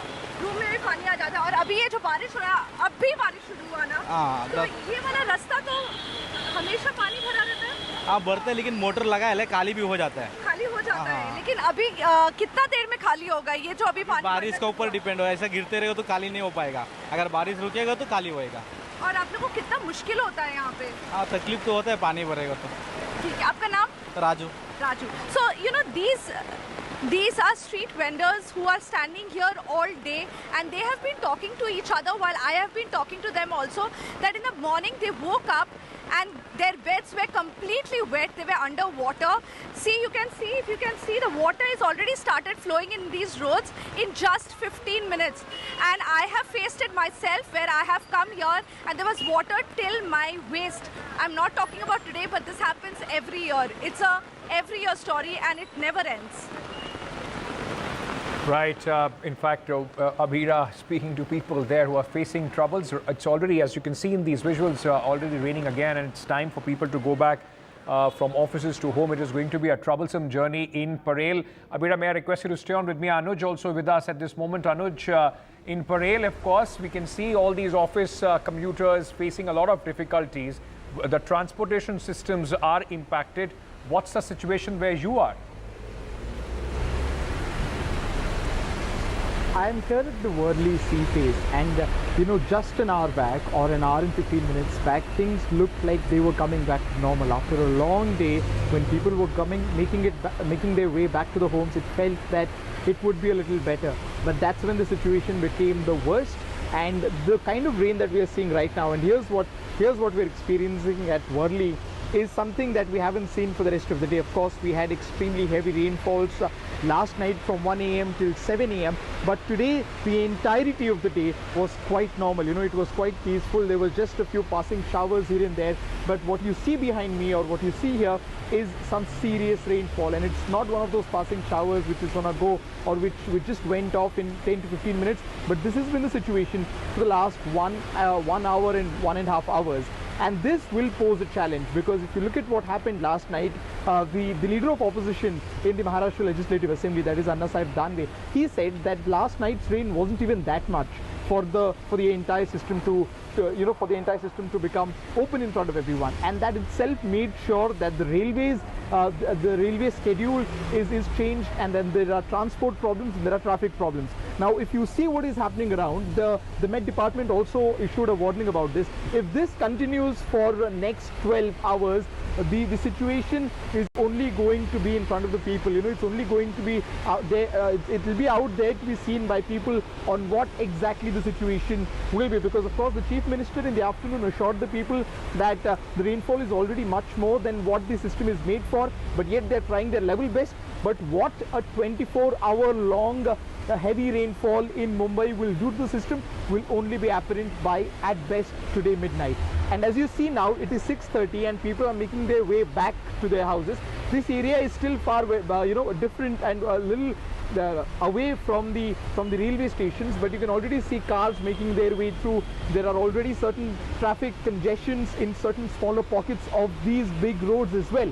So it will, with the day coming to an end, with visibility being an issue already, with trains posing a very interesting situation in front of the people and the management. Anuj, while we heard the Chief Minister in fact speaking about that, you know, all we are on the ground, everybody is working.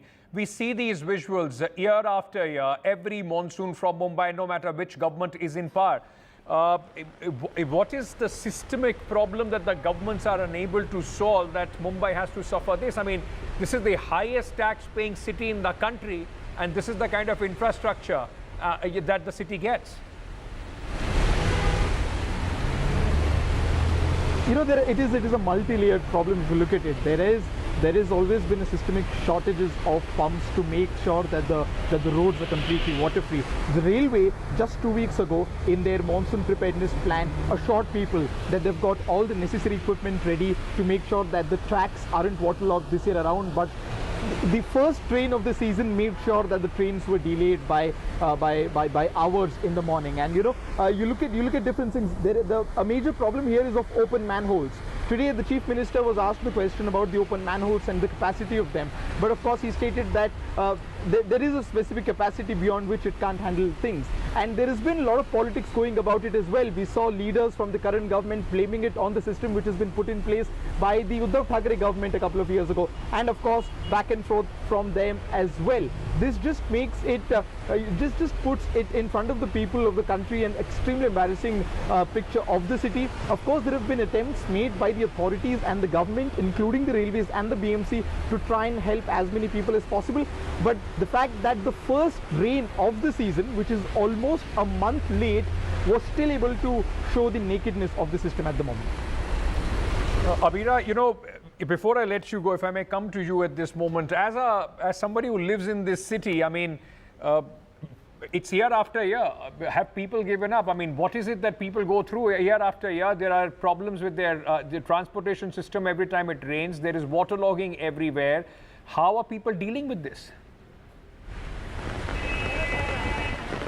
You know, I have to tell you about Mumbai, that Mumbai never stops.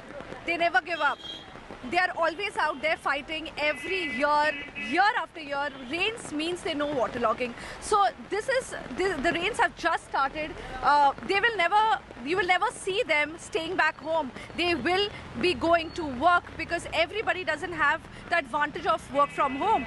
You will see them getting into that local train and fighting it out year after year during the rains, and we have seen so many lives lost because of open drains, because of water clogging, little kids drowning. Every year we lose lives, but it never makes Mumbai stop. They do crib about it, and why not? But they're always out there fighting it and going to work and carrying on their everyday life. They don't even we spoke to the vendors here. Like, हाँ madam, रोज हमेशा होता है. They woke up in water, but they are back in work. It's the lack of options, or as they call in Hindi, the majburi of the people being wrapped around and being presented year after year in Mumbai as the spirit of Mumbai. Things have to change. Systematic changes have to, in fact, take place on the way we plan our cities, because otherwise this problem is only going to get worse with the climate change. Thank you so much, Abira, Anuj, for joining us at this moment from the city of Mumbai. Mumbai, there is some breaking news coming in. Charge sheet in Salman Khan shooting case has been filed. The Mumbai crime branch has filed the charge sheet against gangster Lawrence Bishnoi, who has been named in the charge sheet. This charge sheet has been filed in the Mukoka court. Remember, shots were fired outside Salman Khan's residence, and after that, this investigation was given to the Mumbai crime branch. Paras, my colleague, joins us with more details. Paras, what are the details that the Mumbai police has mentioned in the charge sheet? So right now there is no much details about the charge sheet, what all thing has been filed in the charge sheet, but the important thing is that the Mumbai crime branch has filed charge sheet in the Salman Khan case, where two unknown bikers came and fired outside the Galaxy apartment of Salman Khan. So in this entire matter, a charge sheet has been filed by the Mumbai crime branch. I want to clarify one more thing, that this charge sheet is different than the charge sheet which has been filed in this same case, but it has been filed in a Panvel case. The Panvel police has filed this charge sheet in Panvel court, and now this charge sheet in the firing case has been filed by the Mumbai crime branch in the Mukoka court. It will be very important to see what all details has been in the charge sheet, and it will be very important to see. Now, the main thing is that Amol Bishnoi and Lawrence Bishnoi is both the person in which the court and the crime branch has filed the charge sheet. Both against both the charge sheet has been filed. Thank you so much for joining us with all those details. Slipping into a short break at this moment.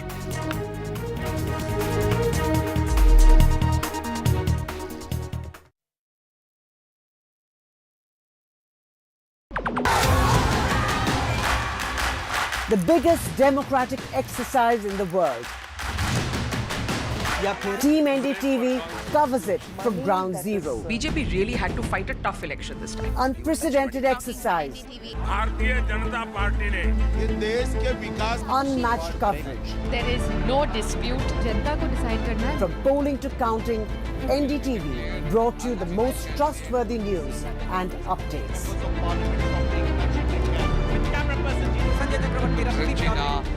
Elections mean NDTV.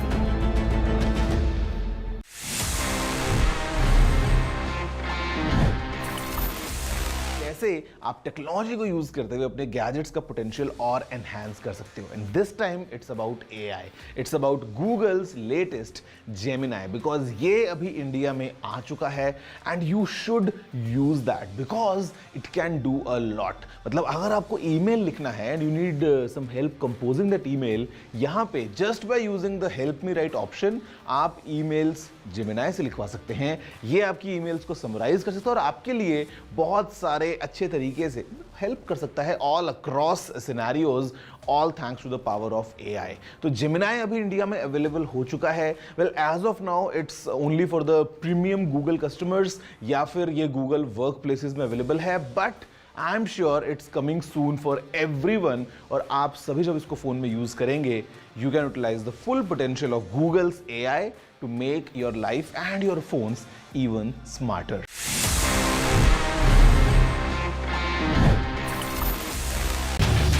Get ready for the ride of your life. NDTV brings you the NDTV Auto Show with me, Mugdha Mishra.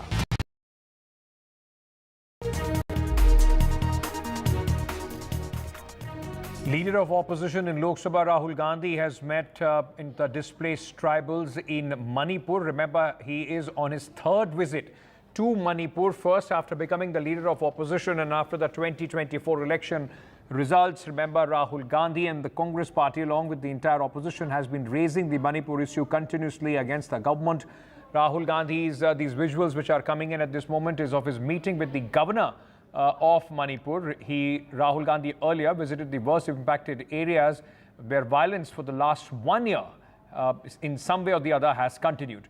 Mr. Gandhi is now meeting the Manipur governor and giving her an update of what he in fact has learned from the various victims of the camps that he has gone to.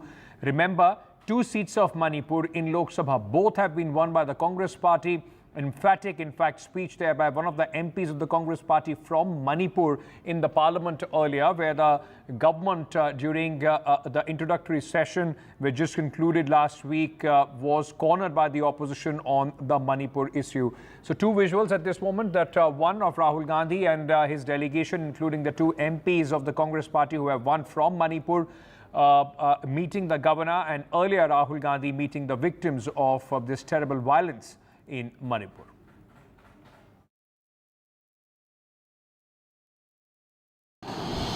Rahul Gandhi इसका राजनीतिकरण करते हैं। वहां मलहम लगाने की जरूरत है। चुनाव खत्म हो गया। दोनों समुदायों को नजदीक लाने की जरूरत है। संसद ने क्या हंगामा किया? नई संसद में प्रधानमंत्री को जवाब नहीं देने दिया। उकसाया उन्होंने मणिपुर पर हमला करें। ये ठीक है क्या? The BJP attacking the Congress party over Rahul Gandhi's visit. But interestingly, Ravi Shankar Prasad himself saying that the elections in Manipur are over. If the elections are over, then of course, and then also saying that Rahul Gandhi is trying to politicize the entire matter.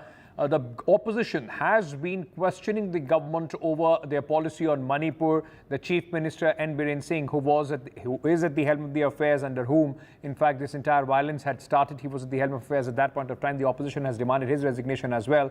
And a key demand of the opposition is of Prime Minister's visit to Manipur, which yet remains unfulfilled.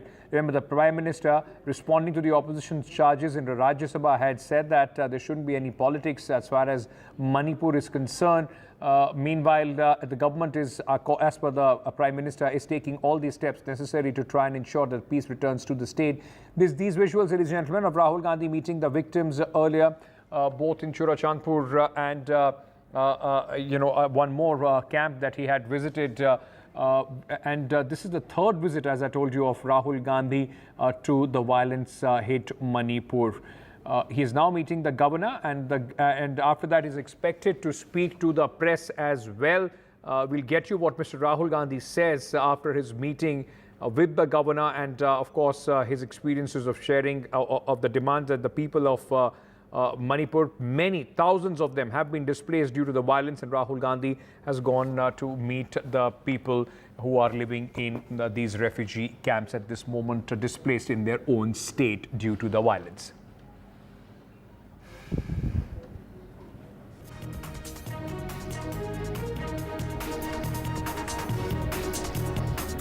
So Rahul Gandhi continues to keep the pressure up on the government with his visit to Manipur, where not only did he go and meet the victims of the violence who are living in the refugee camps, but also has met the governor of Manipur, apprising her of the, in fact, interactions that he had with the people who are living in the displaced camps.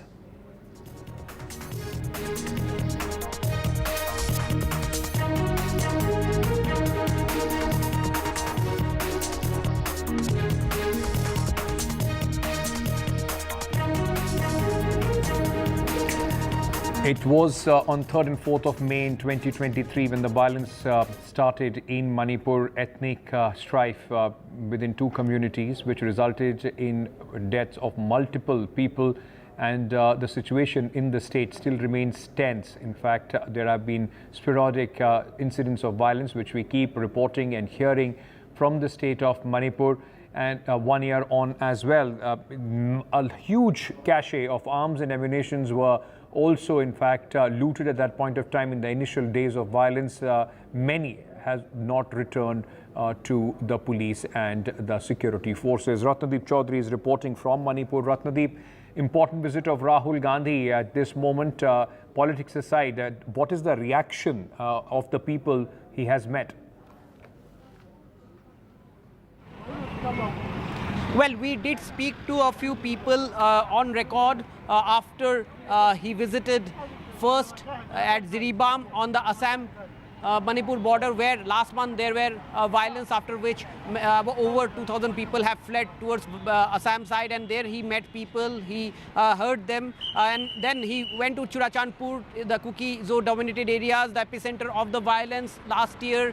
There he met violence victim, and then onwards towards Imphal, on way towards Imphal he met again violence victim who have lost their homes and belongings and are in relief camp in Moirang in Bishnupur district. They are from Meitei community, and both sides have raised the issue of their repatriation, their so that they can move out of the relief camp and to their homes. Many of them have lost their homes, and they want their homes to be rebuilt. The state government have request you to just stay on at this moment, because Rahul Gandhi in Manipur is speaking at this moment. Let's listen in.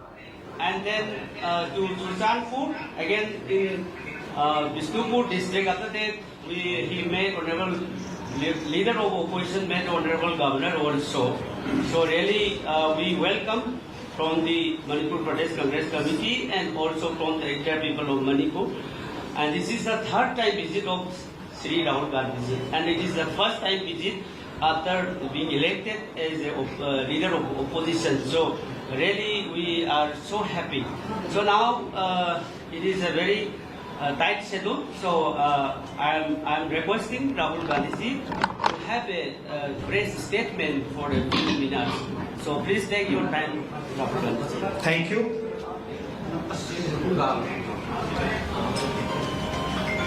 I'd like to welcome all of you here. It's the third time I've come here since the problem started, and it has been a tremendous tragedy. Frankly, I was expecting some improvement in the situation, but I was quite disappointed to see that the situation is still nowhere near what it should be. I visited the camps and heard the people there, heard their pain.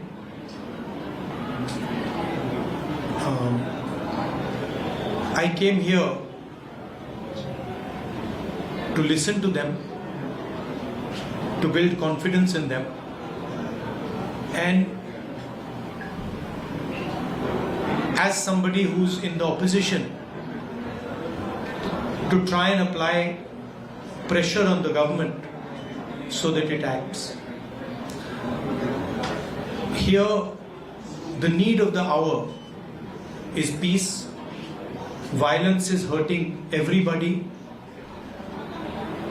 Thousands of families have been harmed, property has been destroyed, family members have been killed, and I have never seen anywhere in India what is going on here. The state is completely split in two, and it is a tragedy for everybody involved. I want to tell all the people of Manipur, I come here as your brother. I come here as somebody who wants to help you, who wants to work with you to bring back peace in Manipur. And I'm ready to do whatever I can. Congress party is ready to do whatever it can to bring back peace here. We had a conversation with the governor, and we expressed to the governor that we would like to help in whatever way we can. We also expressed our displeasure, and we said that we are not happy with the progress that has taken place here. I don't want to go further into politicizing this issue. It's not my intention. Let's go back to my colleague Ratnadeep. Rahul Gandhi there. Ratnadeep expressing his displeasure, says that there hasn't been much improvement in the situation from the last time that he was here. Says he doesn't even want to politicize this. It is important that he stands with the people of Manipur as their brother. That's right. In fact, a few people from both the Kuki community as well as Meitei community to whom Rahul Gandhi had spoken, we also spoke to them on record. We might have played their reaction as well, and they categorically have raised the issue of they being in relief camp for more than a year, that this violence had started, and there have been occasional flare-up, and they have requested Mr. Gandhi to raise this issue in Parliament, and this visit comes days before the budget session of the Parliament. So Rahul Gandhi clearly pointing out that he is disappointed that the situation has not improved, and he comes here as their brother. So therefore, in all likelihood, he would again raise this issue in the Parliament, as he has done in the last session of Parliament, where he and the other opposition leader had raised the Manipur issue. Remember, the opposition is trying to corner the government over the Manipur issue, more so the Prime Minister, because the Prime Minister had not visited Manipur ever since last year's violence. However, he did make a statement in the Rajya Sabha that the centre and the state are trying to make out a way to peace and talking to both communities. But Rahul Gandhi really reaching out to the people. Remember, his party has won both the seats in Manipur. Right, all right. In fact, Manipur, Rahul Gandhi in Manipur. Ratnadeep Chaudhary, my colleague, reporting from there. Rahul Gandhi was speaking to the press about the situation, and said that there is disappointment among the people about the way things have been going so far. Not much progress has been made. We are slipping into a short break. News and updates on the other side. Stay tuned.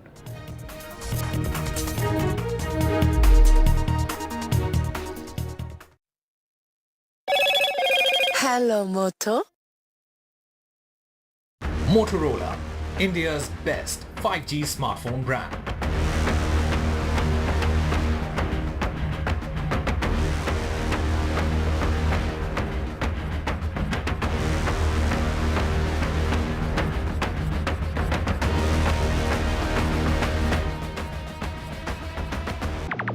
Stay informed and entertained with the new and updated NDTV News app.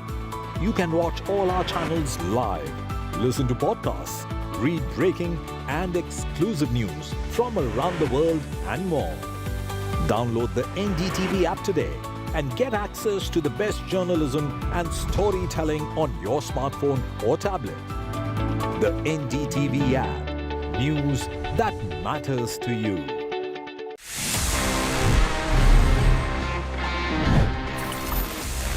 You know that the world's first smartwatch was like 1977 में develop कर लिया था. It was straight from HP. Yes, Hewlett Packard, जो laptop आज दिखता है HP के, ये HP ने ही unveil किया था, and the model was HP01. It was quite amazing because it was this wrist gadget जहाँ पे एक कैलेंडर था, एक कैलकुलेटर था, साथ में clock, stopwatch, timer, alarm, and in fact a world clock as well. Well, this gadget was really powerful और इसमें 28 अलग-अलग buttons थे. 28 buttons इतने से size में. Well, obviously उस time पे we didn't have touch screens. उस time पे I would say for engineers and for professionals it was such a boon. But then again this product failed because it was quite expensive, थोड़ा bulky था, and maybe not that easy to use that. But मैं बोलूँगा it was the beginning of the era of smartwatches, and eventually today you know how popular they are. जहाँ पे हर किसी से जब आप मिलते हो, after the mobile phone, the second purchase that you do as a gadget is definitely a smartwatch these days. Did you know this? If yes, amazing. If no, then please let me know. You know the address. It's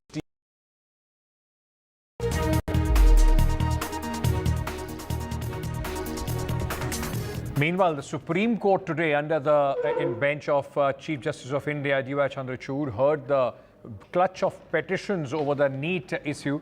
The CJI had some tough questions for the government and the NTA. CJI said that retest is our last option. He has cracked the whip on the government and said, don't be in denial. Multidisciplinary panel must probe the leak. He also questioned that is this a warning bell? What has the government done to identify the beneficiaries? 67 students got 100% marks. CJI also said need to understand marking pattern as well. In the next hearing, the Supreme Court has asked the government and the NTA to present the extent of the beneficiaries as far as the paper leak is concerned, and also asked the CBI to present a status report. Earlier, we spoke to one of the petitioners. Listen in. The Supreme Court making it very clear today that, of course, the paper leak had happened and that had led to compromised sanctity of the examination. Your first response as the petitioner, what was your demand? Yeah, our major demand was the re-exam.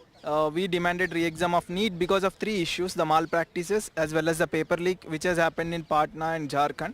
And the alternative, we demanded a SIT agency under Judicial to be clear and concise issues should come out. Are you satisfied with the observations being made by the Supreme Court today?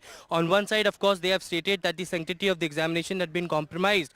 But the last option would be, according to them, will be the retest, because it takes a lot of financial burden. It takes a lot of logistical issues as well to conduct re-examination. 23 lakh students' career is on verge. So do you think that these observations and the answers that have been demanded by the center, by the NTA, is something that you're satisfied with?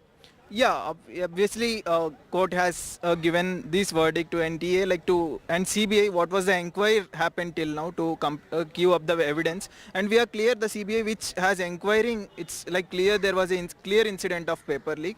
Hopefully this will go to the recancellation of exam, and the logistics is not clear. The article 14 and 16 says the justice and should be based on equality for all. So if paper leak has happened at one place, so other people also should get that justice. So hopefully we are hopeful that this re-exam should happen and justice will come on behalf of us. Your response to the Supreme Court observation? I think that the apex court is going on right, because you know that this Supreme Court takes time for a judgment, and we think that it is a good decision for taking time and observing all the situations, all the happenings. Well, at a Thanksgiving party after winning the Chikmagalur, Lok Sabha elections, BJP MP Dr. K. Sudhakar, there was a huge, massive line of queue of people, those who had come to in fact collect alcohol there, which was being served openly. People formed long queues to allegedly collect the alcohol bottles as a token of appreciation to the voters from the Member of Parliament. This raises a lot of questions about the way the alcohol was served in the presence of the police, and isn't this some kind of quid pro quo with the voters? ಮಾಧ್ಯಮದಲ್ಲಿ ನೋಡಿ ತಿಳ್ಕೊಂಡಿದ್ದೀನಿ, ಅದು ಆಯೋಜಿಸಿರೋರು ಮಾಡಿದ್ದಾರಾ ಅಥವಾ ಅಲ್ಲಿ ಬಂದಿರತಕ್ಕಂಥವರು ಸೇವನೆ ಮಾಡಿದ್ದಾರಾ ನನಗೆ ಮಾಹಿತಿ ಇಲ್ಲ. ಆದರೆ ಯಾರಾದರೂ ನಮ್ಮ ಕಾರ್ಯಕರ್ತರು, ದಳದ ಕಾರ್ಯಕರ್ತರು ಯಾರಾದರೂ ಮಾಡಿದ್ರು ಕೂಡ ಆ ಯೋಜನೆ ಮಾಡಿದ್ರೆ ಅದು ತಪ್ಪಾಗ್ತದೆ. ಮುಂದೆ ಯಾವುದೇ ಸಂದರ್ಭದಲ್ಲಿ ನಾನು, ಯಾಕೆಂದರೆ ಈ 20 ವರ್ಷದ ರಾಜಕಾರಣದ ಜೀವನದಲ್ಲಿ ನಾನು ಮದ್ಯ ಹಂಚಿ ರಾಜಕಾರಣ ಮಾಡಿಲ್ಲ, ಚುನಾವಣೆಯಲ್ಲೂ ಮಾಡಿಲ್ಲ, ಕಾರ್ಯಕ್ರಮದಲ್ಲೂ ಮಾಡಿಲ್ಲ. 20 ವರ್ಷಗಳ ನನ್ನ ಈ ಇತಿಹಾಸ ನೀವು ತಗೊಂಡ್ರೆ ನಿಮ್ಗೆ ಗೊತ್ತಾಗ್ತದೆ. ಹಾಗಾಗಿ ಈ ಒಂದು ಪ್ರಕರಣಕ್ಕೂ ನನಗೂ ಸಂಬಂಧ ಇಲ್ಲ, ನನಗೂ ನೋವಾಗಿದೆ. ಯಾವುದೇ ಕಾರಣಕ್ಕೂ ಇನ್ನು ಮುಂದೆ ಯಾವುದೇ ಕಾರ್ಯಕ್ರಮ ಇರಲಿ, ಚುನಾವಣಾ ಪ್ರಚಾರ ಇರಲಿ, ಸಭೆಗಳಿರಲಿ, ಮದ್ಯ ಕೊಡುವಂಥದ್ದು ನಿಜವಾಗಿಯೂ ಕೂಡ ಅದು ಅಕ್ಷಮ್ಯ ಅಪರಾಧ. ಅದನ್ನು ಮಾಡಬಾರ್ದು ಅಂತೇಳಿ ನಾನು ಅವ್ರಿಗೆ ಈಗಾಗಲೇ ನಿನ್ನೆ ರಾತ್ರಿನೇ ಫೋನಲ್ಲಿ ಮಾತಾಡಿ ಹೇಳಿದ್ದೆ. Mr. Nadda ji, the national president, I don't want the local leaders to reply to it. I want the BJP president, national president to just reply to it. And it is the culture of the BJP. Are you booking case, sir, because it is a violation of excise case? That is the next point. Next point. First, let the party answer to it. chairman of the Adani Group, Gautam Adani, has wished the Olympic-bound Indian athletes their best performance. In fact, taking to social media site X, he has written, "Wish the best to exceptional athletes. We will achieve greatest medal haul ever."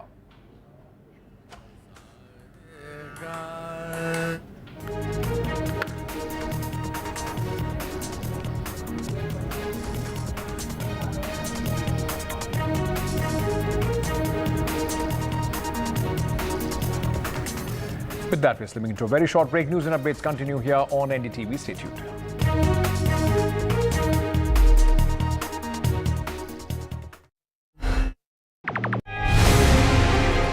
After great victory by Indian team, and today we are reporting from Mohali International Airport where we are showing these visuals. Arshdeep हमारे साथ हैं, तो आइए बात करते हैं। बहुत बढ़िया परफॉर्मेंस आई सारिਆਂ ਦੀ ਤੇ ਵਧੀਆ ਰਿਜ਼ਲਟਸ ਮਿਲੇ। कैसे फील कर रहे हैं? बहुत बढ़िया फील कर रहे हैं, बहुत मान महसूस हो रहा है।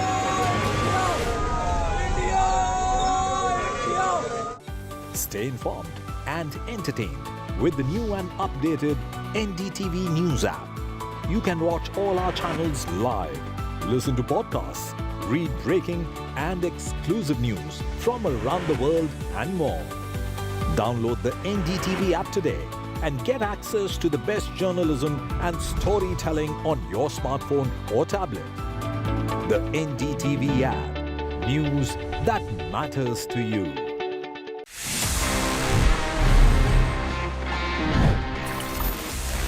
Here we are and ये है, आप सभी जैसे जानते हैं, मेरा personal favourite section.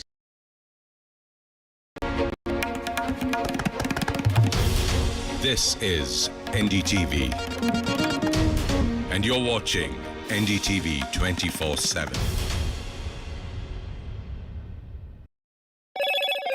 Hello, Moto.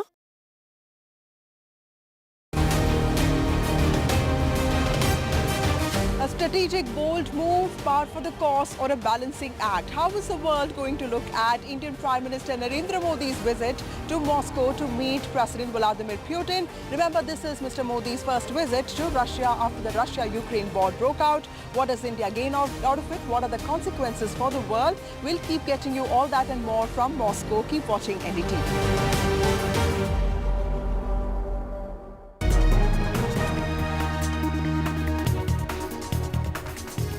Good evening. A quick look at the headlines at this hour. The Prime Minister touches down in Moscow. It's Prime Minister Modi's first Russia visit since the Ukraine war started. A rousing welcome for Mr. Modi at Moscow airport.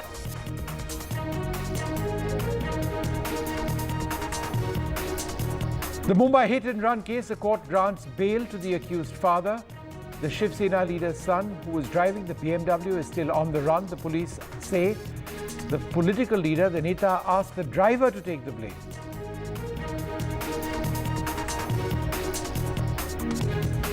Stop being in denial, the Supreme Court says on the Neet paper leak. Supreme Court says the retest is a last option, but determine the extent of the leak. The Supreme Court has asked the government to form a panel of experts to probe the mess. The CBI will submit its probe report before the hearing on Thursday. The leader of the opposition, Rahul Gandhi, visits the epicenter of the 2023 Manipur violence. Rahul Gandhi meets the Manipur governor after meeting victims. Rahul Gandhi says violence and hatred will not bring peace to the region. Heavy rainfall brings Mumbai to its knees. Rainfall halts traffic in several parts of Mumbai. The government issues an advisory amidst a high tide.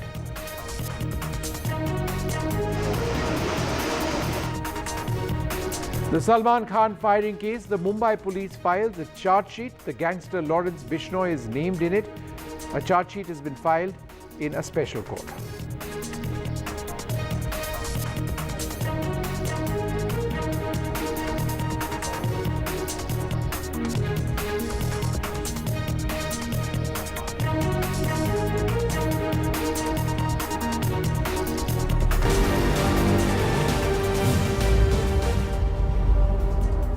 Good evening. Prime Minister Narendra Modi arrived in Moscow this evening, marking the first time that he is visiting Russia since it launched its campaign in Ukraine.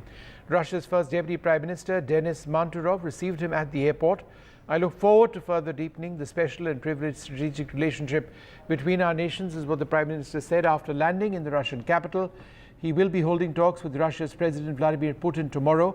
Prime Minister Modi has been treading a fine line between maintaining a long-standing relationship with Moscow and courting closer Western security ties. The visit is also Prime Minister Modi's first since he returned to power for a third term. I look forward to reviewing all aspects of bilateral cooperation with my friend President Vladimir Putin and sharing perspectives on various regional and global issues, is what the Prime Minister said in a statement before leaving New Delhi. We seek to play a supportive role for a peaceful and stable region. Russia is a key supplier of cut-price oil and weapons to India. Western powers have in recent years also cultivated ties with India as a bulwark against China and its growing influence in the Asia-Pacific region, while pressurizing it to distance itself from Russia. Prime Minister Modi last visited Russia in 2019 and hosted Mr. Putin in Delhi 2 years later, weeks before Russia began its offensive against Ukraine. India and Russia have maintained a very close relationship throughout the Cold War, and Russia was for a long time India's largest arms supplier. In many ways it still is. But Ukraine has stretched Russia's arms supply thin. Russia's share of Indian imports of arms has shrunk considerably in recent years. At the same time, India has become a major buyer of Russian oil, providing a much-needed export market for Moscow after it was cut off from traditional buyers in Europe. That's dramatically reshaped energy ties, with India saving itself billions of dollars while bolstering Moscow's war coffers.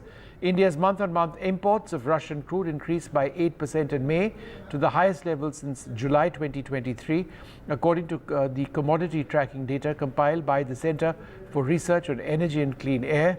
From Russia, Prime Minister Modi will be travelling to Vienna, Austria, for the first visit to the Austrian capital by an Indian leader since the former Prime Minister Indira Gandhi in 1983. Well, joining us now, Charlotte Dubansky, an RT correspondent. I'm also joined by the former Ambassador of India, Meera Shankar, and Dr. Swasti Rao, Associate Professor at the Manohar Parrikar Institute of Defence Studies. Charlotte, let me come to you first. What's on the agenda for the talks between President Putin and Prime Minister Modi? Well, as you've outlined there, this is an incredibly important meeting between the two leaders. This is the first bilateral summit that Modi has held, a foreign summit, since he was elected back in June of last month. Now, they're going to be talking multifaceted relations. They're going to be strengthening their alliance, looking at accelerating the economic ties and the issues between the two countries. Lots to be discussed here, because these are two key trading organizations. And we know that this is important. I mean, the trade is 65 billion between the two countries, but there is a massive trade imbalance there. And I'm sure that's something that Narendra Modi is going to be looking at speaking to President Putin about while he's here during this two-day summit. Charlotte, India continues to import Russian oil. It's being done in India's national interest. Could we expect some statements or announcements on that, or perhaps even announcements to step up the oil import from Russia? Well, the oil import at the moment stands at an all-time high. It reached that high just a couple of months ago, back in April. And when we look at the figures now, we know that 40% of India's oil is coming from Russian sources. We know that Rosneft, which is the Russian oil producer, has just signed a new deal with India. And we know that there is more desire to have more trade with India on this. India talking recently to its counterparts in the US and saying that that oil from Russia coming in at a lower price actually was what kept it affordable for Indian citizens over the past 2 years. So incredibly important. But there's something that they need to address before perhaps we can see even more trade between the two countries, and perhaps, of course, address that imbalance in trade. Because while there is a $65 billion trade between the two countries, of that, around $4 billion is Indian exports. And this is the mechanism for from the rupee to the ruble. As you are probably very aware, the rupee is not easily convertible. It's not held by a lot of other countries. And what we've heard now is the Reserve Bank of India saying that they're going to ease some of the restrictions, which will ease the issues with foreign companies perhaps getting their capital investment out of the country. And there is, we understand, something in the pipeline that Rosneft want to announce even further. Maybe that will come on this visit. We will have to wait and see. And a final question, Charlotte, is there any expectation of the situation in Ukraine coming up in talks? India has a close relationship with both Russia and Ukraine. Is there a sense that Prime Minister Modi could be bringing a message of peace or encourage Russia and later on perhaps Ukraine to end the war? Well, Narendra Modi has been very clear since the start of the Ukraine conflict that India wants peace. It's sat on the fence, not condemning Russia, not condemning Ukraine. And I think it's pretty clear. Every statement we've heard is that India says it wants peace. It wants to look at a humanitarian issue. India has been party to some of the talks that Ukraine has held, but India continues to say that peace talks are needed to find a solution to that issue in Ukraine. What's been quite clear, though, is that India has been under huge pressure from countries in the West, particularly the US, to condemn Russia's involvement in that conflict. And India has been pretty clear it's not going to. We know the relationship between India and Russia is a very special one, and it's a very important one for both countries. And I think Narendra Modi has navigated this incredibly well. So I think he'll come here to Russia. There'll be lots on the agenda to talk between him and President Putin. And of course, I'm sure the issue of Ukraine will come up, and I'm sure Narendra Modi will continue down that same line that India would like a peaceful resolution to the conflict. All right, thanks, Charlotte, very much for being with us. I'm going to go across to Ambassador Meera Shankar. Ma'am, from a larger diplomatic geostrategic standpoint, how is maintaining and strengthening the relationship with Russia essential for New Delhi? Well, I think it's an important juncture for the visit because it is Prime Minister Modi's first visit to Russia since the Ukraine war began, and his first visit since 2019, though President Putin had paid a visit to Delhi in 2021. But, the situation in Ukraine continues to be fraught.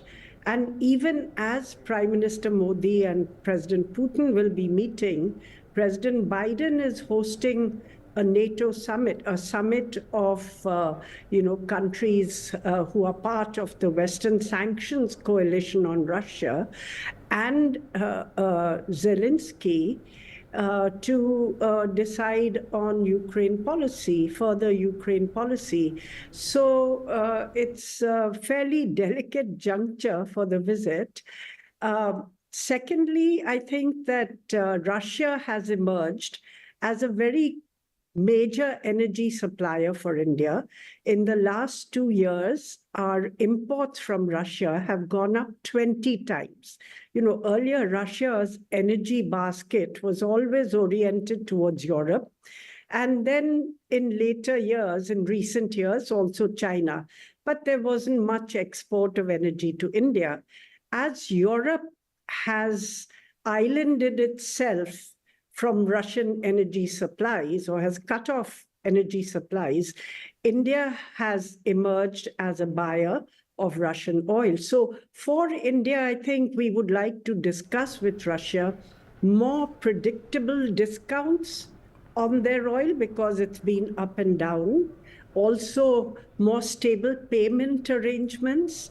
I think Foreign Minister Lavrov said perhaps the two countries might move to having 60% of their trade in national currencies. We have to wait and see what the outcome is.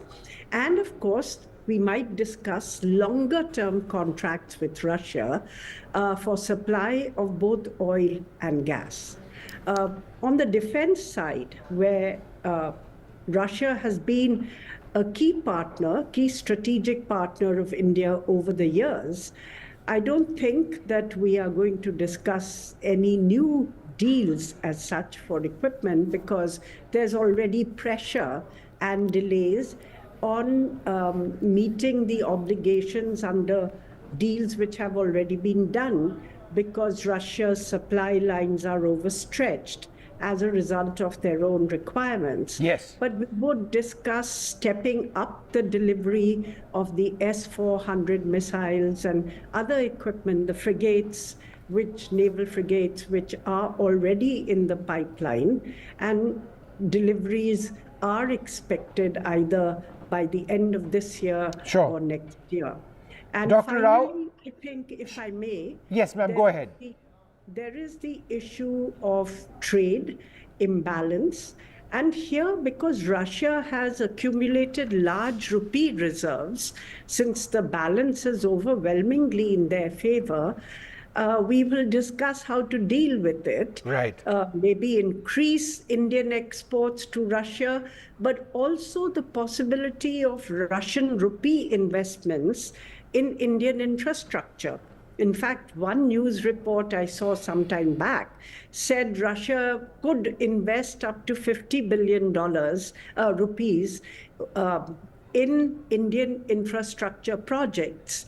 $50 billion worth of rupees in Indian infrastructure. Right. Okay, ma'am, I just wanted to quickly go across to Dr. Swasti Rao, who's with us as well. Dr. Rao, India has obviously a very important historic relationship with Russia. And in as much as that works for us, for example, when it comes to energy, when it comes to defense, it's also problematic because Russia is very close to China. In fact, many of the weapon systems that they sell us, they sell Russia as well. The S-400 is sold to Russia, it's sold to us. Kilo-class submarines in the past, sold to India, sold to China. Variants of the Sukhoi 30 fighter, sold to China, sold to India. Therefore, it is problematic at one level, isn't it? Absolutely. Good evening to you, Vishnu, and good evening to the rest of the panelists. Thank you for having me. Yes, that is, I've been saying that this particular visit by Prime Minister Modi is long overdue and long awaited because there are certain issues that we actually need to be, that need ironing out between the two sides. We have so far been discussing energy, of course, all the other issues related with why the rupee ruble mechanism is not working, etc. But to your question particularly, yes, India also needs to be mindful, and I think this is the larger context in which this current visit should be looked at, is that there has been a deepening of China-Russia strategic alignment, and this again, both sides are trying. I mean, from India's perspective, we all know that we have been trying our best to not let Russia fall completely into the lap of China for our own national interest reasons, and similarly, from Russia's perspective also, it should make sense to keep the engagement with India not just going but also thriving. And you see a lot of political will, on both sides. However, the structural challenges are such that you would expect that longer that the war in Ukraine stretches, longer, deeper the alignment might get. And to your red lines, of course, I think India has to have a very realistic view of how Russia also pursues its, I would say, independent approach when it comes to China. In fact, now that you mention it, in the last 5 years, and if you go by the CIPRI data that was released recently, India has not really placed a fresh order, like Ambassador Shankar was just mentioning, with Russia. And if you look at the export base that Russia has had in the last 5 years, Vishnu, at the beginning of I think 2019, if Russia was supplying weapons to about 31 countries. That has fallen down to 9 countries now. And China is definitely one of them. In fact, if you look at the TIV values, which is trend indicator values of the weapons which are being exported, you will see that Russia actually exports a lot of weapons to China. Not just that, also if you look carefully at the China nuclear program, you will see that a lot of that is actually coming from Russian support. So these are things that require us to be realistic. I think the Indian leadership is extremely, I would say, etched in realism when it comes to that. However, taking issues which are bilateral, taking issues which require ironing out is also required, because like I said, that Russia is not only a historic friend, but also the relevance of Russia is going to remain in whatever geopolitical churning we find ourselves in. So it makes perfect sense for India to actually meet at the topmost level. And in fact, I should mention this, that if you look at how in the last few years, the strategic communication or the channels have been working, I would say that actually it's got quite, the political interactions have gone, there've been a transformation in it. For example, we all know that Modi is meeting Putin in person after a long time. Last time when this particular summit happened, it was before the war, right? But the other thing that I would like to focus here is that even when we met in December 2021, for example, we had signed a 10-year defense cooperation program. Yes. And if you look at the progress that has been made, there's not much progress made, while the war started in 2022 and probably it is going to go on for the next, I don't know how many years, maybe another 2-3 years. So I think that is something which needs to be ironed out, because as the remaining 2 deliveries of the S-400s are still awaited, and according to the latest estimates that we have from Russia, those are likely to come to India by the 3rd quarter of 2026. So I think there should be, any uncertainty around that should be ironed out. And the other thing that I wish to mention here is that, if you remember, India has this mechanism called 2+2 with its close partners. So with all the Quad partners, we have a 2+2. With the UK, we recently started a 2+2. Similarly, with Russia, we have a 2+2 as well. But the only 2+2 dialogue that we have had with Russia, again, goes back to December 2021, and we have not really had it after that. So I think this 2+2 mechanism, where both the foreign ministers and both defense ministers come and engage at the same platform, is something which will be very, very beneficial for where our ties are right now.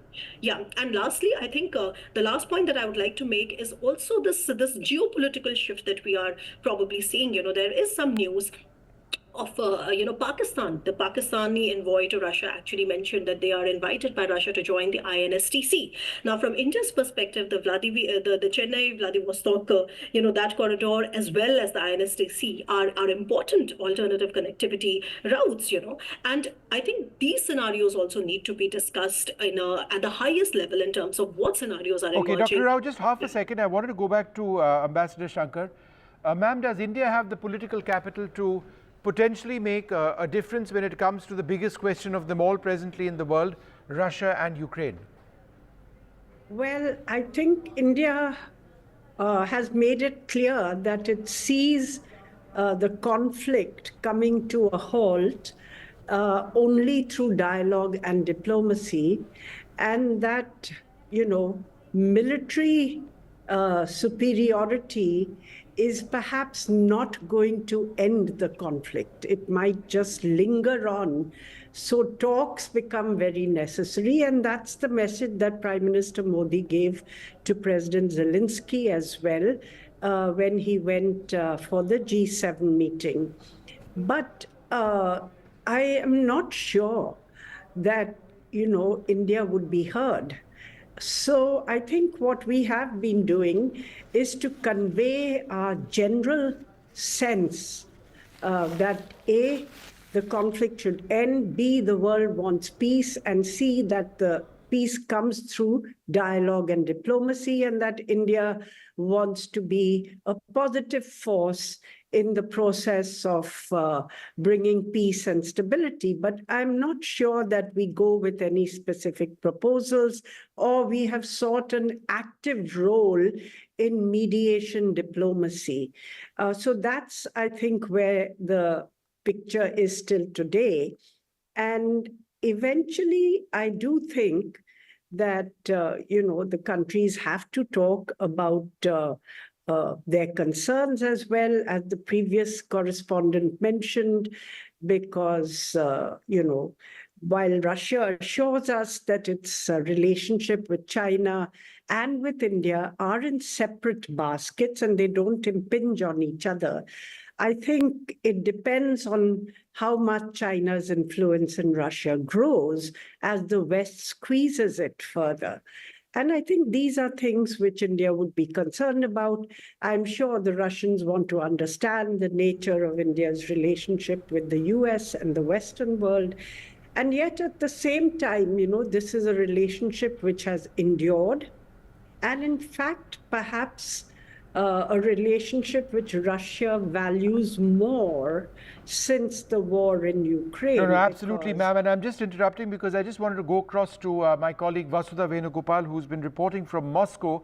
I'd like to thank you both very much for being with us. This is Vasudha's report. Take a look. Prime Minister Narendra Modi's very critical visit to Russia to have bilateral meetings with Russian President Vladimir Putin begins on Monday. Joining me to talk about what's on agenda is legislator from Vladimir Putin's party, Abhay Kumar Singh, who's also Bihar born, in fact India born. Thank you so much for speaking to NDTV, sir. You come from a place in West Russia which has a huge history, and you've been in Russia for many years. You started out very simply as a medical student, and clearly a very inspiring life that you've led. But now, as the legislator of Putin's party, what do you think is on agenda when it comes to Narendra Modi, Putin's meetings? You know very good my biography, so no need to say about that. And about visit of Narendra Modi today in Moscow, not only Vladimir Putin is waiting for that, every citizen of Russia is waiting for that meeting. People are very excited, and I think agenda, very important agenda will be touched in this meeting. The war supplies, war manufacturing, culture, economic, ruble trade, everything will be touched. I think, and the most important thing, I think it will come out, that is world geopolitics. This visit can change a bit. It will not change fully. It will change a bit world geopolitics. You know, in England, Sunak went away. Soon, I think after few days, Macron will also fly. In November, we will wait for the US election. So everything is changing. Let's see what will come out. Prime Minister Narendra Modi is on a very critical visit to Moscow in Russia to meet President Vladimir Putin. This is his first bilateral meeting since he assumed charge as the Prime Minister of India for the third time. But while politics goes on, there are also people-to-people ties here. In fact, I'm joined by two students from India who are studying medicine here, Rushti and Gayatri. Thank you so much for speaking to NDTV. Tell us, how many years have you been in Russia, and what do you like about the city, and what do you study here? It's been 3 years since I am here, and I am from Penza, and I studied medicine there. And the best thing about Russia is we feel secure, and most of us, our parents, are worried due to some war and other reasons. But we, being Indians here, feel safe as every point there's security. Even in the smallest city like Penza, we are secured. Here also we are secured, and so. Gayatri, did you know that the Prime Minister was coming? In fact, you guys knew about it, right? So have you been following what's happening in India? Yes, when we came here and we talked to our parents, and she also talked to her father on phone, then उन सब ने ऐसा बोलने लगा कि अरे यार तुम लोगों को पता है हमने मतलब वीडियो भेजा, देखो हमारे मोदी साहब वहीं पे है.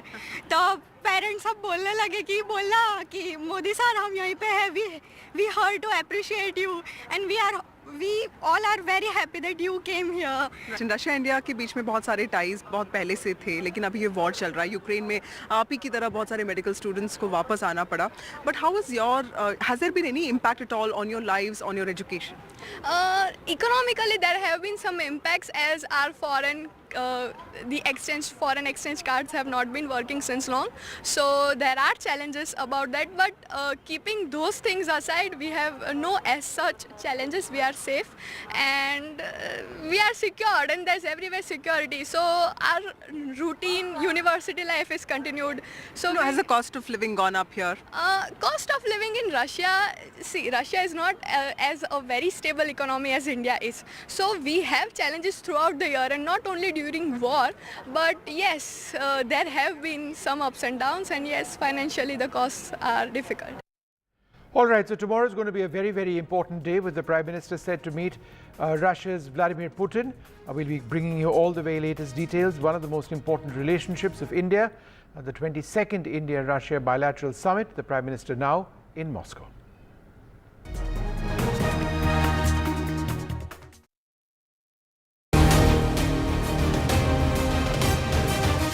strategic, bold move, par for the course, or a balancing act? How is the world going to look at Indian Prime Minister Narendra Modi's visit to Moscow to meet President Vladimir Putin? Remember, this is Mr. Modi's first visit to Russia after the Russia-Ukraine war broke out.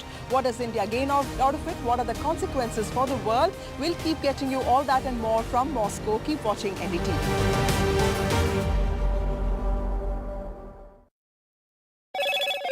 Hello, Moto. Motorola, India's best 5G smartphone brand.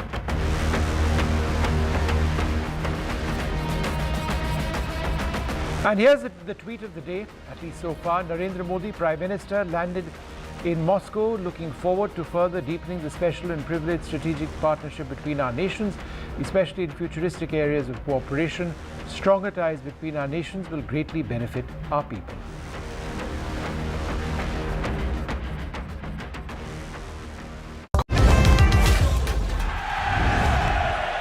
Get the magic of the best working for you now. Link your payment cards once, collect rewards forever.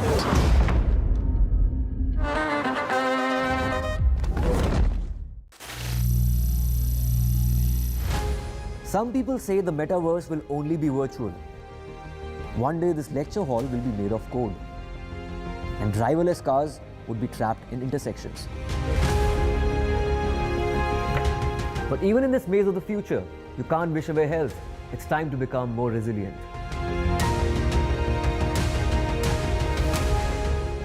"10 years of Banega Swasth India, we have grown and achieved so many milestones.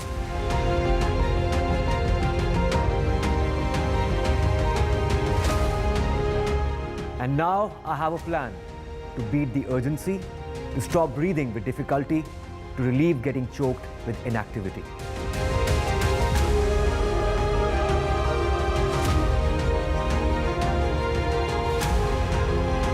Energize our government, our environment, our society, and ourselves. Everyone, everywhere, every day.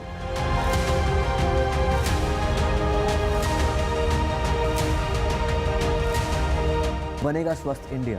One world hygiene.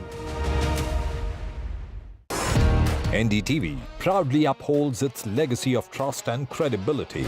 According to the prestigious Reuters Institute's Digital News Report 2024, NDTV is the top-most news platform in the country. Number one in both online and offline reach in India, beating all its competition.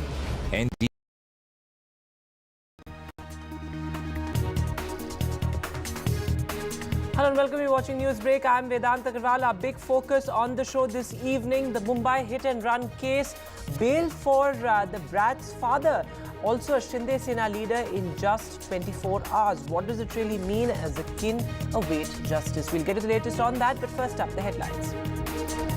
PM Modi in Russia for a 2-day state visit. Dinner diplomacy as the president of Russia set to host Prime Minister Modi. Oil, trade and defense, the key Modi-Putin bilateral tomorrow. Heavy rain brings Mumbai to its knees. Roads underwater, houses, offices submerged. Heavy rain alert in Mumbai amid the high tide.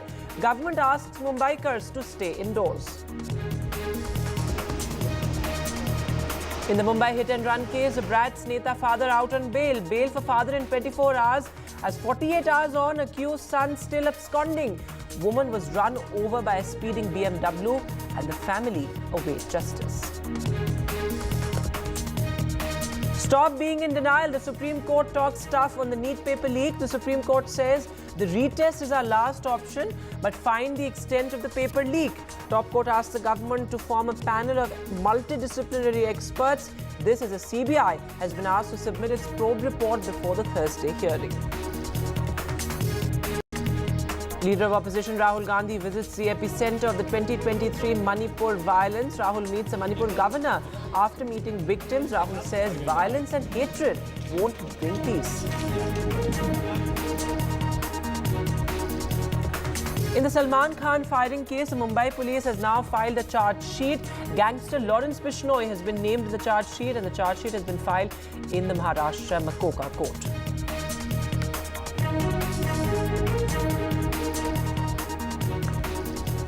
Our lead focus at this hour, Rahul Gandhi visited Manipur. In fact, he met the victims of the 2023 Manipur ethnic violence as well. After that, he met the Manipur governor as well, handing over a memorandum of understanding. In fact, Rahul Gandhi, in his press conference, said that hatred and violence will not bring peace. Remember, this is Rahul Gandhi's third visit to Manipur since the violence broke out in the month of May back in 2023. But his first visit as the leader of opposition. There you can see Rahul Gandhi also visiting a relief camp. Listen in to what Rahul Gandhi had to say. Here, the need of the hour is peace. Violence is hurting everybody. The state is completely split in two, and it is a tragedy for everybody involved. I want to tell all the people of Manipur, I come here as your brother. I come here as somebody who wants to help you, and I am ready to do whatever I can. Congress party is ready to do whatever it can to bring back peace here. I don't want to go further into politicizing this issue. It's not my intention. Rahul Gandhi इसका राजनीतिकरण करते हैं। वहाँ मलहम लगाने की जरूरत है। चुनाव खत्म हो गया। दोनों समुदायों को नजदीक लाने की जरूरत है। संसद में क्या हंगामा किया? नई संसद में प्रधानमंत्री को जवाब नहीं देने दिया। उकसाया उन्होंने मणिपुर पर हमला करें। ये ठीक है क्या? And moving now to the other big headline this evening, the rain mayhem in Mumbai. Well, key roads and underpasses were submerged.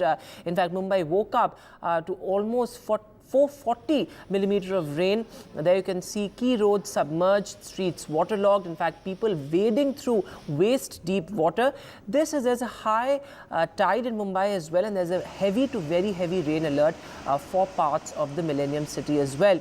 Chief Minister Eknath Shinde urged Mumbaikars not to step out and stay indoors. In fact, the Mumbai Municipal Authority also issued a work from home advisory. There you can see how those vehicles, those two-wheelers also completely submerged in Mumbai. Rail traffic was badly hit. In fact, since this morning, close to 50 flights have been cancelled. Listen in to what Chief Minister Eknath Shinde had to say earlier. बारिश हुई है रात से, ये ज़्यादा हुई है, 65 mm से ज़्यादा होती है तो अतिवृष्टि जैसी परिस्थिति होती है। अभी तो 267 से 300 mm बारिश गिरी है। ये बारिश जो है ये कम समय में गिरी है और जो पूरी तरह व्यवस्था जो है कैरिंग कैपेसिटी है उससे बहुत ज़्यादा, कई गुना ज़्यादा ये बारिश हुई है और इसलिए रेलवे के ट्रैक पे भी पानी आया है। पंप, रेलवे ने 200 पंप लगाया है, 480 पंप कारपोरेशन के है, वो पूरी तेज़ी से काम कर रहे हैं और पानी फेंकने का काम शुरू है। और अभी आपने देखा कि ट्रेन भी ऐसा सब शुरुआत हुई है और रोड में भी अभी हमने यहाँ पर देखा सब 5000 स्पॉट इसमें दिखते हैं। सब रोड पे अभी ट्रैफिक शुरू हुई है। And my colleague Abira is now joining us from Parel. Abira, as you've been reporting through the day, there has been it has been raining consistently. Key roads and underpasses have been completely submerged. What's the situation where you are? Because these are peak office hours we're talking about, and this rain has only exacerbated the nightmarish traffic of Mumbai. I'm reporting from Parel right now, where there are a lot of offices, and you can see behind me. Let me tell you, I was live an hour back, and this place was getting a little bad with the water here, but now it's completely submerged. The water is till my knee, so I have come straight ahead so that I can stand in a place and give a live here. People are still walking in this water, trying to get out of their offices.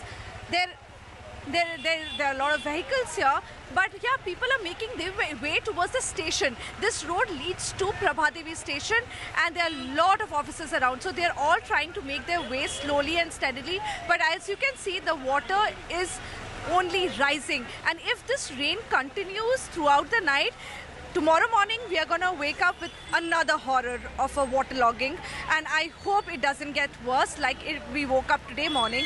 But yeah, it is raining very heavily, and in just an hour, this is the condition. And I shudder to think what will happen in the next few hours if this continues. People are right now on their way home, and trains are luckily right now back on track on the Western line.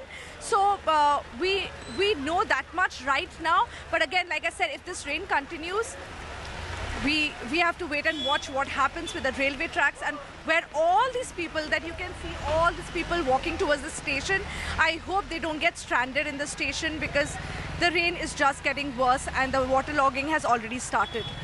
Absolutely, Abira. In fact, those visuals that you're showing us, in a sense, capture the essence of the story. And these are peak office hours we're talking about. My colleague Anuj is also with us. He's joining us live from Worli. Anuj, what is the situation where you are?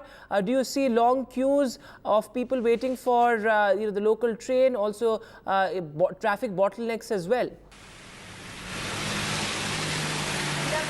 I'm not at the Worli station, but I'm here at the Worli sea face, considered to be one of the better off places in the city. But then you see there is no difference between a better off places and the different places are. Seem to have a patchy network there with Anuj. We'll try and reconnect with him, but similar visuals across Mumbai. There you can see people trying to wade through knee-deep water. Abira continues to be with us though. Abira, we saw the Chief Minister also appeal to Mumbaikars, asking them to work from home. There's a work from home advisory from the municipal corporation as well. But it has been really a nightmare of a day for Mumbai, given the fact that there was high tide as well through the day. What is expected in the next couple of days? Because the Met Department has predicted heavy rain, heavy to very heavy rain in parts of Mumbai.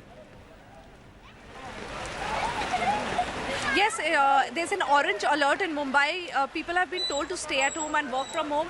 But all these people that you see on the road right now, they had already reached office in the morning, and now they are trying to make their way home. But what is expected is very heavy rainfall in the next 24 hours. So tomorrow morning, when we wake up, we can just hope that things get better. But as the government has alerted all the people to stay home as much as they can, unless it's very necessary, please do not step out.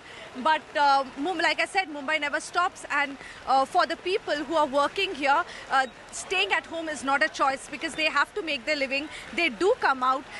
We spoke to a few street vendors here. They don't have a choice. They have been sleeping. In water. Let me try to get people here. भैया, आप कहाँ से आ रहे हो? मैं कमला meet से आ रहा हूँ। और आप ऑफिस से आ रहे हो? ऑफिस से आ रहा हूँ। और इतना बारिश में आप ऑफिस क्यों आए आज? भैया, सुबह तो इतना बारिश नहीं था, अभी शाम को बारिश ज़्यादा हो गया। अगर ये बारिश चालू रहा, आप कल भी ऑफिस आओगे? नहीं आऊँगा। नहीं ना? नहीं। आप कहाँ रहते हो? दहीसर रहता हूँ। दहीसर? वहाँ पे भी तो दहीसर तो पानी भरता है? हाँ, भरता है। आज सुबह पानी भर गया था वहाँ पे? भरा था, फिर कुछ टाइम के लिए निकल गया तो हम लोग आ गए। अच्छा, thank you. Like, he stays in Dahisar, that is another end of the city. So we are in one end and that's in another end. They have no choice but take the train. If they get stranded, they can't even take the road. So these are the people who are constantly working every day, and they really don't have a choice but to come to work and not work from home. Abira, thanks very much for joining us with that. As you said, Mumbai waits for nobody. Mumbai never stops, and staying at home is really not a choice for Mumbaikars, as there's heavy rain across the city. But staying with news from Mumbai, in the Mumbai hit-and-run case, the court has granted bail to accused Rajesh Shah, who's also a Shinde Sena leader. He got a bail on a provisional cash bond of 15,000 rupees. He is the father of the absconding accused Mihir Shah. Mihir Shah is still on the run. In fact, he was behind the wheel when that speeding BMW killed a 45-year-old woman. An absolutely horrific case there, and a grim reminder of the Pune Porsche case as well, in which the accused, though he was a minor, was granted bail within hours. My colleague Radhika, who's been tracking this story, joins us live. So Radhika, extremely unfortunate there, and many larger questions will be asked, given the fact that this man who's an all-powerful leader, he's been given bail within hours. Certainly, very unfortunate and bizarre turn of events, where the father of the 24-year-old who was arrested just the day ago has now been granted bail. Now, he was arrested for aiding the accused, for aiding his son, and so was the driver. The driver has, however, been sent to one-day police custody. In fact, judicial custody was what was given to the father, who was also a Shiv Sena leader, post which he applied for a bail, and that has been granted by the Metropolitan Magistrate Court. So certainly unfortunate turn of events. The fact remains that the main accused is still absconding. Mihir Shah is still absconding. Now, before the court, the police did make certain important, pertinent revelations, saying that both the father and son were in touch post the accident, and the father, in fact, tried convincing the driver to take the blame for the accident, wanting him to switch seats with his son. So there were multiple phone calls that were exchanged between Mihir and father, after which, of course, Mihir went absconding. So which is why the father's role becomes imperative to understand perhaps where Mihir is hiding, whether, he was given refuge by any of father's friends or relatives. But unfortunately, now that cannot happen since he will be out on bail. So this could lead to influencing of the witnesses and of the case as well, which we saw in Pune Porsche case.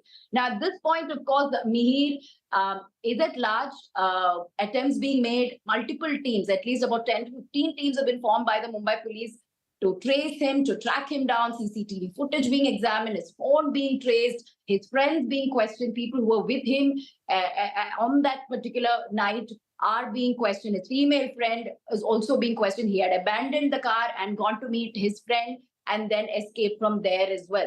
So at this point, unfortunate turn of events, the 45-year-old woman losing her life after this man, allegedly under the influence of alcohol, was behind the steering wheel, ramming into the bike, leading to the loss of life and, of course, fleeing from the spot.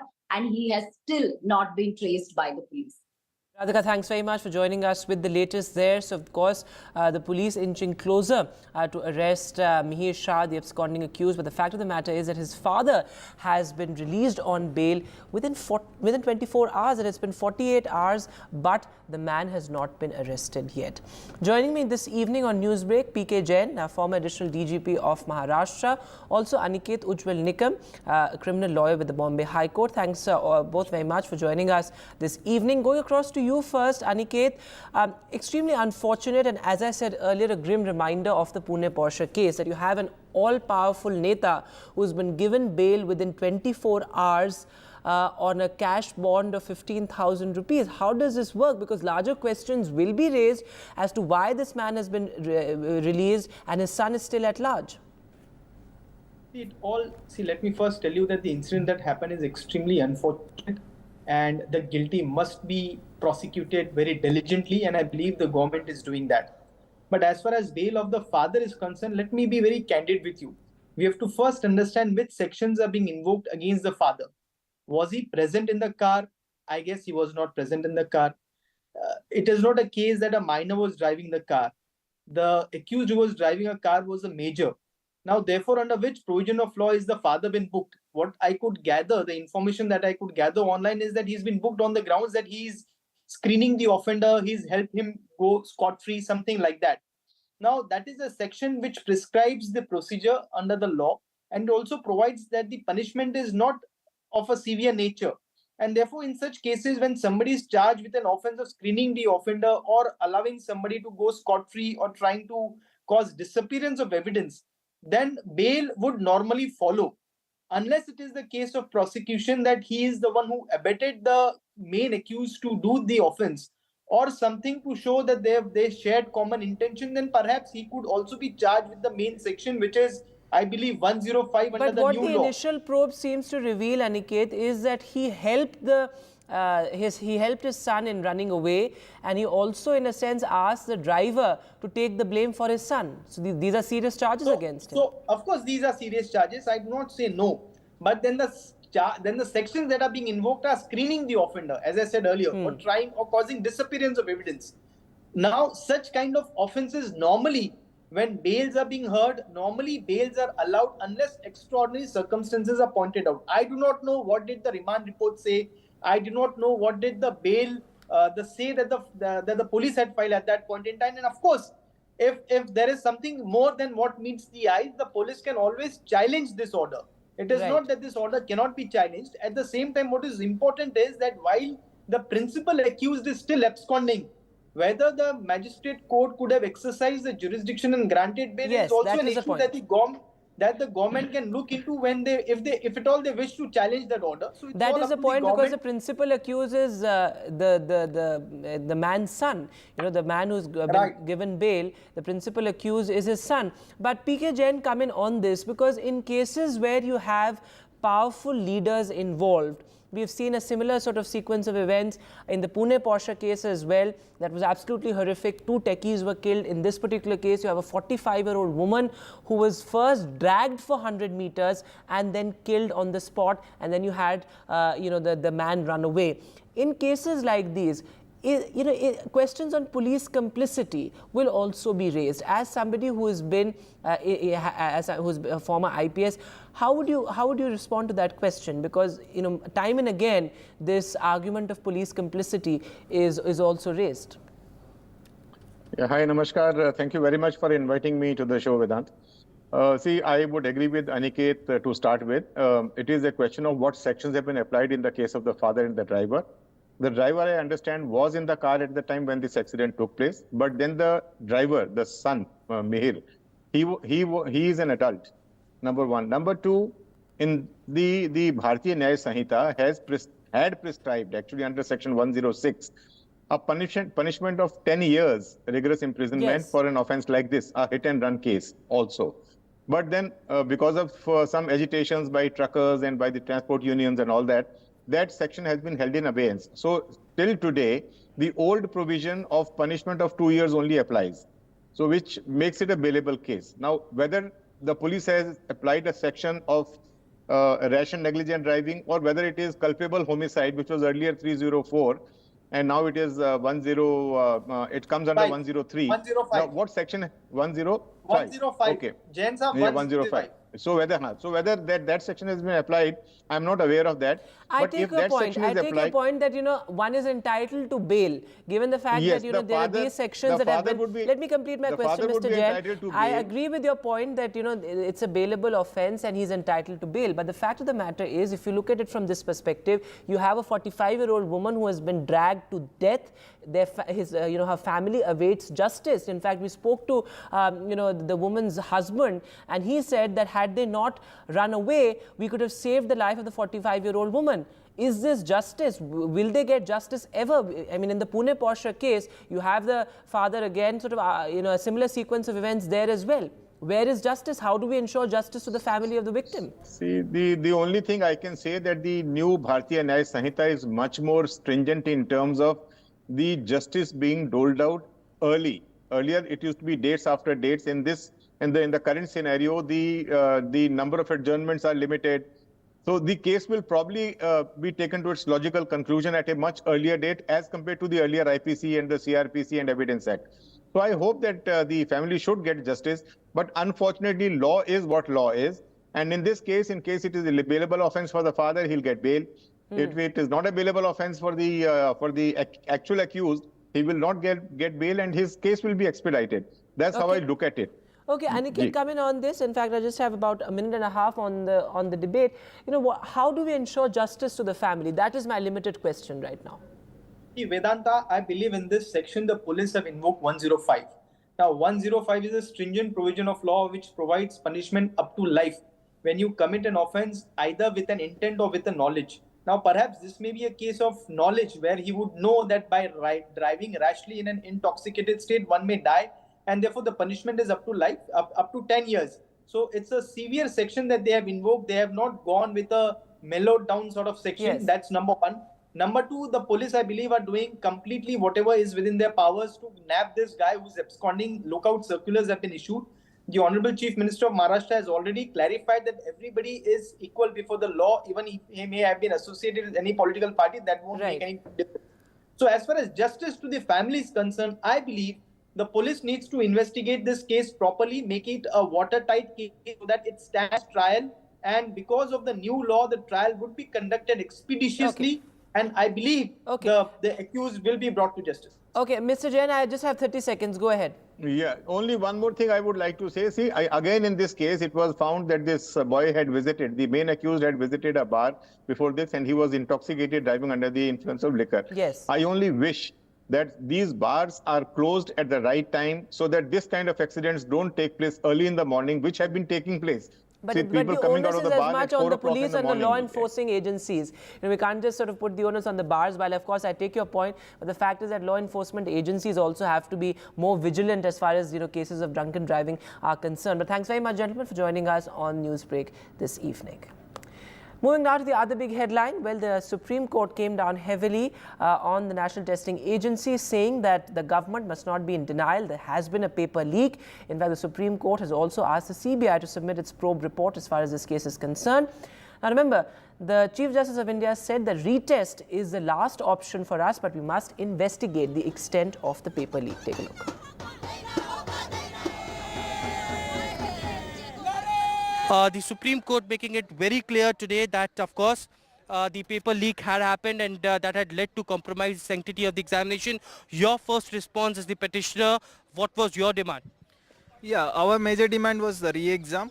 We demanded re-exam of Neet because of three issues: the malpractices as well as the paper leak which has happened in Patna and Jharkhand. And the alternative, we demanded a SIT agency under Judicial to be clear and concise. Issues should come out. Are you satisfied with the observations being made by the Supreme Court today? On one side, of course, they have stated that the sanctity of the examination had been compromised. But the last option would be, according to them, will be the retest, because it takes a lot of financial burden. It takes a lot of logistical issues as well to conduct re-examination. 23 lakh students' career is on verge. So do you think that these observations and the answers that have been demanded by the center, by the NTA, is something that you're satisfied with? Yeah, obviously court has given this verdict to NTA and CBI. What was the inquiry happened till now to queue up the evidence, and we are clear the CBI which has inquiring, it's clear there was a clear incident of paper leak. Hopefully this will go to the recancellation of exam, and the logistics is not clear. The article 14 and 16 says the justice and first should be based on equality for all. So if paper leak has happened at one place, so other people also should get that justice. So hopefully we are hopeful that this re-exam should happen and justice will come on behalf of us. Your response to the Supreme Court observation? I think that the apex court is going on right, because you know that this Supreme Court takes time for a judgment, and we think that it is a good decision for taking time and observing all the situations, all the happenings. इस protest में किस लिए आए हैं? ये protest किस लिए, प्रदर्शन आज किस लिए हो रहा है? देखिए, आज का जो प्रोटेस्ट है ये पूरी तरह से जो देश के बेरोजगार युवा हैं इनको समर्पित है। आज पूरे देश में 40 से ज्यादा परीक्षाओं के पेपर लीक हो चुके हैं। राजस्थान और उत्तर प्रदेश, बिहार, झारखंड, मध्य प्रदेश, कोई ऐसा स्टेट नहीं बचा है जहां पेपर लीक न हो रहा हो। क्या इस देश की सरकार जो पिछले 10 सालों से केवल ध्रुवीकरण के मुद्दे, सांप्रदायिक मुद्दों को लेकर के आगे बढ़ रही थी, देश के युवाओं के प्रति क्या इसकी जिम्मेदारी नहीं थी कि इसको लेकर के कड़ा कानून लाए? और आज कम से कम कांग्रेस सरकार ने अपने घोषणा पत्र में इस बात को लिखा कि पेपर लीक के विरुद्ध कड़ा कानून लाएंगे। और जो पेपर लीक होते हैं तो क्या आप मनोदशा समझ सकते हैं? जो देश का युवा है उसके साथ साथ उसके अभिभावक, पूरा परिवार प्रभावित होता है। आज जो सुप्रीम कोर्ट में हियरिंग होने वाली है NEET case, paper leak case को लेकर के, उसको लेकर के आपका क्या कहना है? क्या उम्मीदें हैं आपकी सुप्रीम कोर्ट से? देखिए, हमारी तो अंतिम उम्मीद इस देश का न्यायालय है और देश का उच्चतम न्यायालय इसको संज्ञान में ले रहा है। आप देखिए, जो एनटीए है, जो एनटीए एक संस्था है, नेशनल टेस्टिंग एजेंसी, इसके अलावा जो अन्य संस्थाएं हैं, इसमें कितना ये सक्षम नहीं है आज परीक्षाएं करा पाने में। तो सुप्रीम कोर्ट को ये देखना पड़ेगा कि जो ट्रांसपेरेंसी है, जो एक्सेसिबिलिटी है, इसको इंश्योर करने के लिए कौन कौन से मानदंड अपनाए जाने चाहिए। जो शिक्षा का माफिया है, जो कोचिंग चलाते हैं, इन पर लगाम लगाने के लिए कौन सी नियुक्ति लानी चाहिए। देश का बेरोजगार युवा, अपने जो गरीब लोग हैं, जो फेलोशिप भी जिनको नहीं मिलती है, किसी तरीके से एप्लीकेशन फीस जमा करते हैं, भारी भरकम अरबों रुपए कमाई होती है एजेंसी की, उसके बाद भी परीक्षा नहीं करा पाते हैं। तो आज इस देश की सबसे बड़ी जरूरत है कि जो पेपर लीक के मामले हैं इस पर कड़ा कानून लाए और उच्चतम न्यायालय स्वतः संज्ञान लेकर इसकी जांच कराए। शुक्रिया। So that's what we're understanding right now from one of the protesters here. He's the Samajwadi Party worker who belongs to the education committee of the Samajwadi Party. He's asking for transparency and accountability on part of the government, especially on part of the National Testing Agency.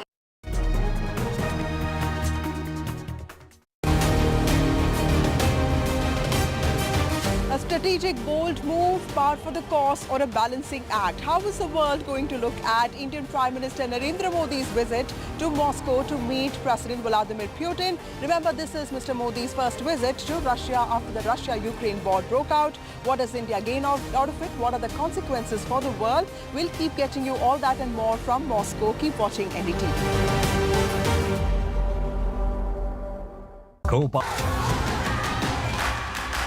The biggest democratic exercise in the world.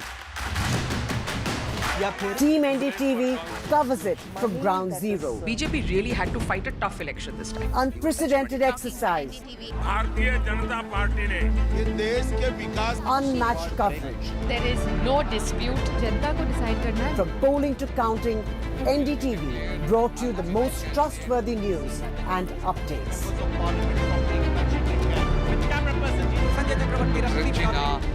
Elections mean NDTV.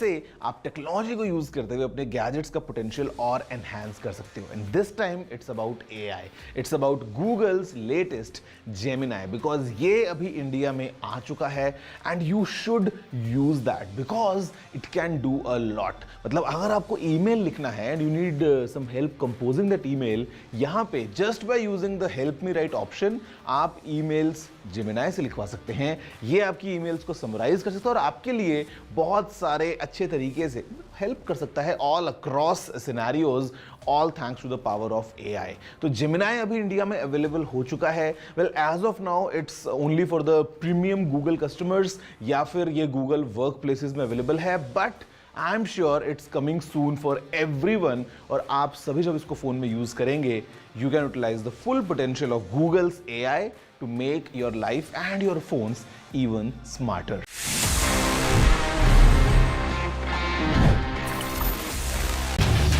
Get ready for the ride of your life.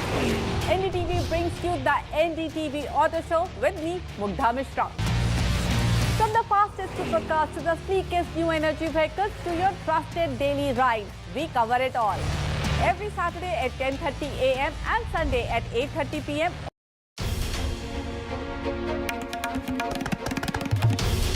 This is NDTV. And you're watching NDTV 24/7. Hello, Moto.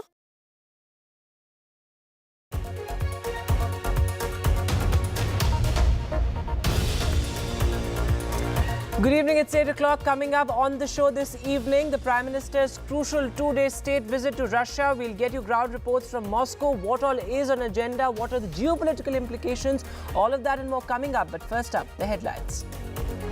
PM Modi in Russia for a two-day state visit. Dinner diplomacy. President Putin to host Prime Minister Modi. From oil, trade to defense. Key Modi-Putin bilateral tomorrow.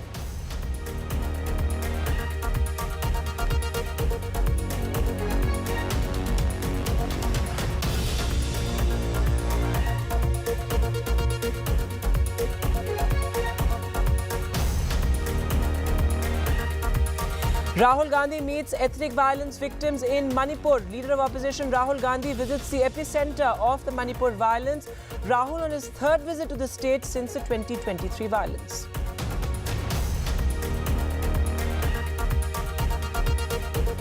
Stop being in denial. The Supreme Court talks tough on the Neet paper leak. The Supreme Court says retest is our last option, but we must find the extent of the paper leak. The top court asks the government to form a panel of experts. This as the CBI has been asked to submit a probe report before the next hearing on Thursday. PM Modi in Russia for a two-day state visit. Dinner diplomacy. The President of Russia to host Prime Minister Modi. From oil, trade to defense. Key Modi-Putin bilateral tomorrow. Heavy rain brings Mumbai to its knees. Roads underwater, houses, offices submerged. Heavy rain alert in Mumbai amid a high tide. The government asks Mumbaikars to stay indoors. In the Mumbai hit-and-run case, the brat's Neta father is now out on bail. Bail for the father in just 24 hours. The accused son is still absconding. A 45-year-old woman was run over by a speeding BMW. The family awaits justice. France swings from far right to left. President Macron's snap poll gamble backfires. With a hung parliament, back-channel talks now begin. And an NDTV special, Dancing Beyond Disability, Kamlesh's inspiring journey, how Kamlesh turned disability into his superpower.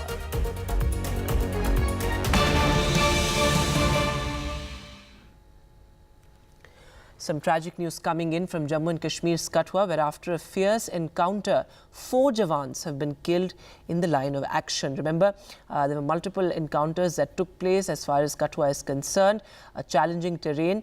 And this is a place where militancy has really been unheard of. And after a fierce face-off between security forces and terrorists, it's now been confirmed that 4 army Jawans have been killed in the line of action. It was an army vehicle, an army truck, in fact, that was attacked by terrorists. Our senior colleague Nazir Masoodi is now joining us live. Nazir, absolutely tragic there. 4 Jawans have been killed in the line of action. Well, clearly there are reports of casualties. Different sources are giving different numbers. PTI has put 4 soldiers being killed and 6 others have been injured.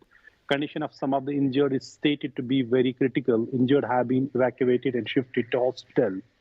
It appeared clearly a deadly attack, well-planned attack in the Bilateral area of Kathua district, which is a far-off place. As we have been reporting earlier, this was not a militancy-infested area, but last month we saw in a Kathua village, 2 Pakistani terrorists were killed. During an encounter, after people alerted, they refused food or water to those militants, and they alerted security force and police. 1 CRPF Jawan was killed during encounter, but both the militants were killed, and among the weapons were M4 American carbine.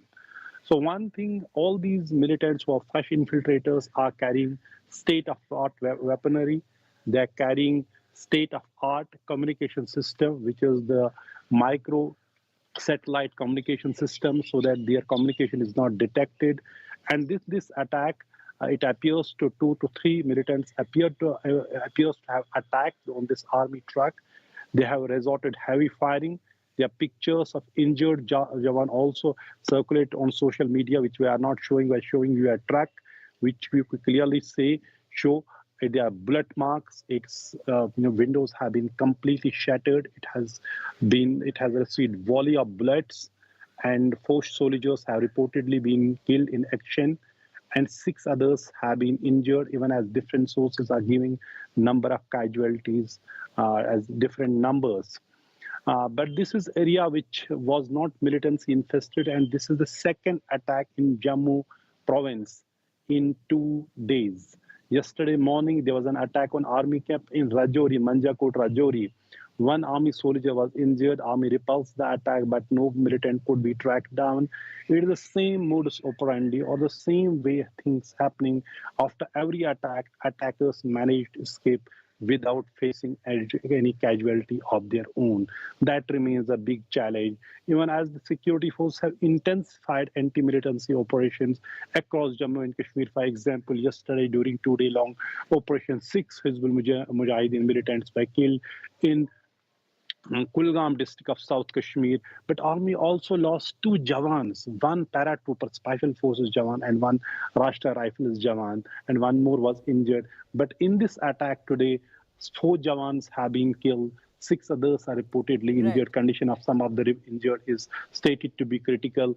Operation is underway. There were reports of heavy gunfight, but right now, since it's a far-off area, not much information is coming forward. So several important points there that you're mentioning, Nazir. A, the picture of the injured is still unclear. 4 Jawans have been killed in line of action is what we can report at the moment. In fact, there were various casualties in the initial ambush itself is what we're getting to know via sources. But Nazir, as you're reporting, this is an area where militancy has been unheard of. So there's a clear shift as far as militancy is concerned that we have seen particularly in the past year or so. Well, there are reasons why it is happening. Particularly, Jammu has its high on terror radar for last at least 3 years since October 2021. You have a mixed population, so there are they want to create a communal wedge, as we have seen. Besides specifically targeting army, remember in last more than 2 years, 39 soldiers were killed, army soldiers were killed in Poonch Rajouri areas. Now you add these 4 or more soldiers and other incidents as well. You can see Jammu is becoming a more hotbed of militancy and a big site of terror attacks over the last 2 years. That becomes a bigger challenge, besides its proximity to the line of control, which clearly shows the intentions from across the border, despite the fact that the army has put a huge pressure on Pakistan. There were surgical strikes, there were air strikes on terror camps after Pulwama attack. We see clearly now a new pattern, highly trained, motivated, these militants coming. In fact, after last year's attack, Army's Northern Commander-Chief and now the Army Chief himself said these militants appear to have been trained in different countries, including Afghanistan and maybe more countries. So it remains a huge challenge, particularly in those areas. For example, Kutwa district, completely free from militancy, Jammu free from militancy. Now the same region is facing increased terror attacks. Absolutely. And army is suffering casualties. It is clearly a plan to bog down army in this militancy, to raise the cost of engagement for the army and security forces in Jammu and Kashmir. Absolutely tragic there, Nazir. Thanks very much for joining us with that update. As you're reporting, a clear shift in militancy. It's now Jammu and not the valley that has clearly become the hotbed of terrorism. And moving now to the other big headline on the news this evening, the Prime Minister's crucial visit to Russia. It's a 2-day state visit. The Prime Minister, of course, will be hosted for a private dinner by President Putin. He received a rousing welcome at the Moscow airport as well, a special gesture with the first Deputy Prime Minister accompanying Prime Minister Modi to his hotel in the same car as well. A lot is on agenda, from, of course, defense to oil to economy, trade imbalances to the issue of stranded Indians in Russia as well. Tomorrow is a big day when key bilaterals are planned, and India, of course, is going to bring up those important issues in that bilateral tomorrow. We'll try and go across to our colleague Vasudha as well, who's joining us from Moscow. She's been reporting from the Kremlin. Vasudha, over to you. What all is on agenda? What's the mood in Moscow as the Prime Minister has touched down?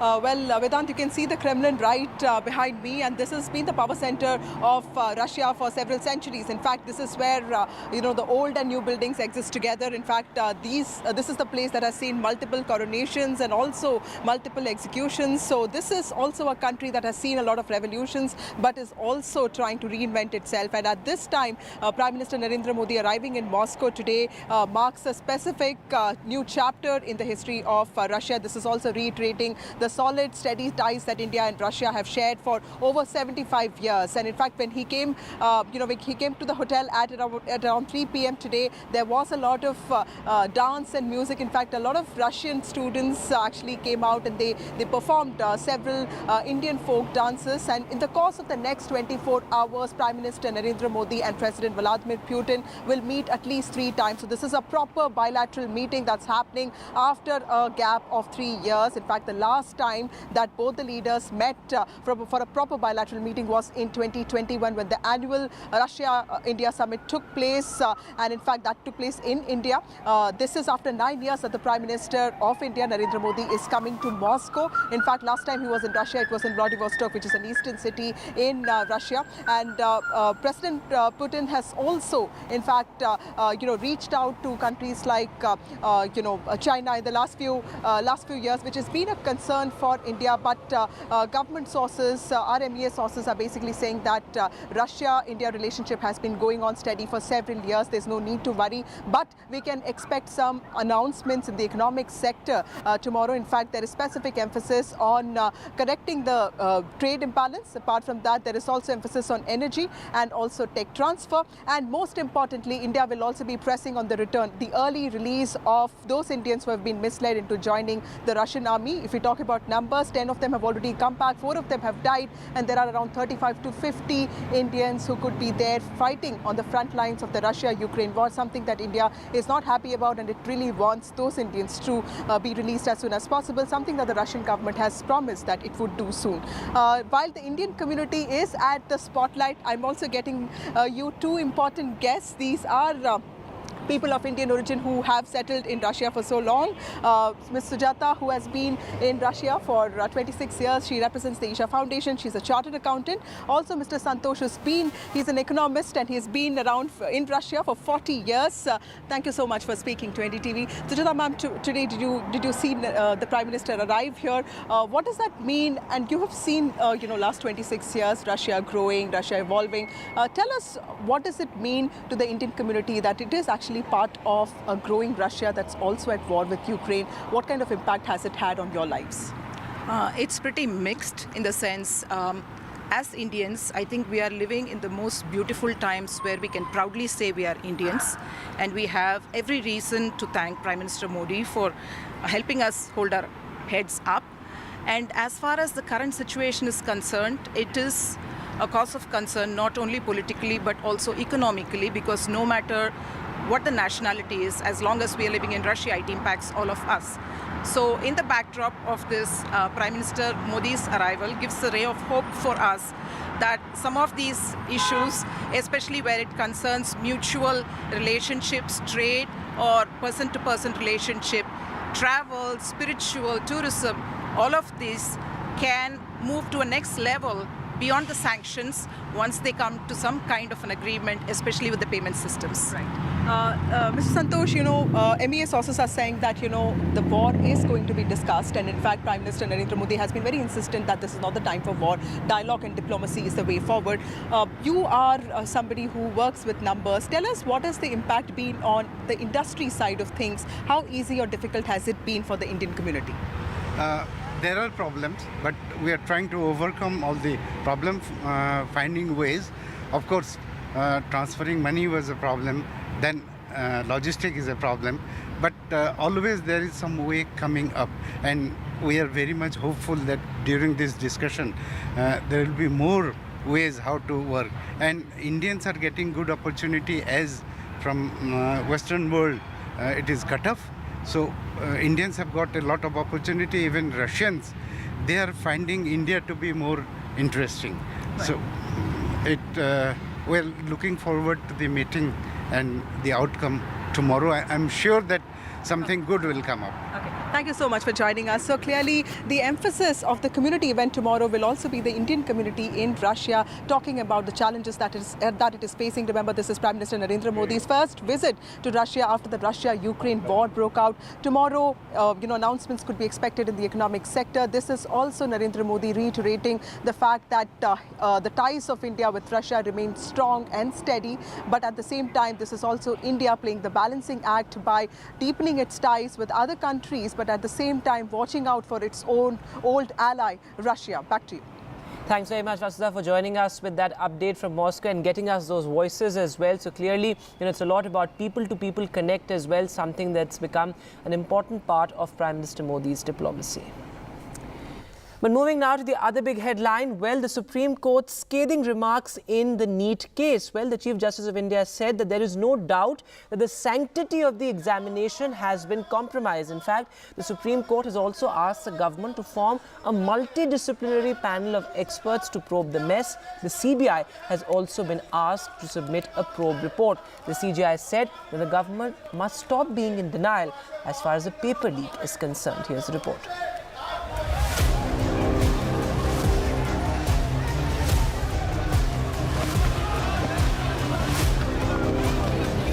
Tough words from the Supreme Court of India on the NEET UG 2024 exam mess, as it heard a bunch of petitions demanding a retest of the crucial medical entrance exam. Chief Justice of India D.Y. Chandrachud asked the government why it was in denial about a paper leak, saying it was clear the sanctity of the exam had been compromised. The court said it could order a retest if the leak beneficiaries were not identified. The court, however, sounded a note of caution, saying a retest would be the last option since lakhs of students were involved. The Chief Justice proposed a multidisciplinary panel for a comprehensive probe. It's like clear there was a clear incident of paper leak. Hopefully this will go to the recancellation of exam. The Article 14 and 16 says the justice and first should be based on equality for all. So if paper leak has happened at one place, so other people also should get that justice. So hopefully we are hopeful that this re-exam should happen and justice will come on behalf of us. भले ही solicitor general और NTA इस बात कह रहे थे कि paper leak proof नहीं हुआ है, पर सीजेआई साहब ने बार-बार ये बोला कि हम ये सारी चीजें दिखा रही है कि पेपर लीक तो हुआ है, अब इस बात को आप डिनाई मत करो. During the hearing, the Supreme Court stressed a retest could only be ordered once the extent of the leak was known and also once the court got a sense if there was sufficient time. The judges did not specify how much there should be between the leak of the questions and the conduct of the exam. The Chief Justice of India and his bench said the last resort would be to conduct a re-examination for the 24 lakh students who want to apply for the NEET exam. But having said that, it would first have to determine the extent of the leak, when it happened, and the date of the conduct of the examination, and more importantly, how many students who were guilty of wrongdoing have been identified. The Supreme Court asked the CBI to file a report indicating the status of investigation. Over 15 people have been arrested so far, mostly from Bihar and Jharkhand, with a probe by the Bihar Police's Economic Offences Unit first indicating the possibility of a paper leak. The CBI eventually took over the probe. The court also asked the NTA that what steps have been taken to identify the center and cities where the leak took place and the manner in which the leaked question papers were disseminated. All the concerned agencies have to file their affidavit by 5 p.m. on Wednesday. The next hearing will now take place on Thursday. This is Aishwarya Jain with video journalist Rohit Vishwakarma for NDTV in Delhi. This is the future of 24 lakh students hangs in the balance. But moving now to some more news, Rahul Gandhi visited Manipur today. This is his third visit to the strife-torn state, but his first in the capacity of the leader of opposition. He met various displaced tribals there as well, and also the governor of Manipur. In fact, he said that peace and hatred cannot, violence and hatred, I beg your pardon, cannot bring peace. Take a look. Here, the need of the hour is peace. Violence is hurting everybody. The state is completely split in two, and it is a tragedy for everybody involved. I want to tell all the people of Manipur, I come here as your brother. I come here as somebody who wants to help you, and I am ready to do whatever I can. Congress party is ready to do whatever it can to bring back peace here. I don't want to go further into politicizing this issue. It's not my intention.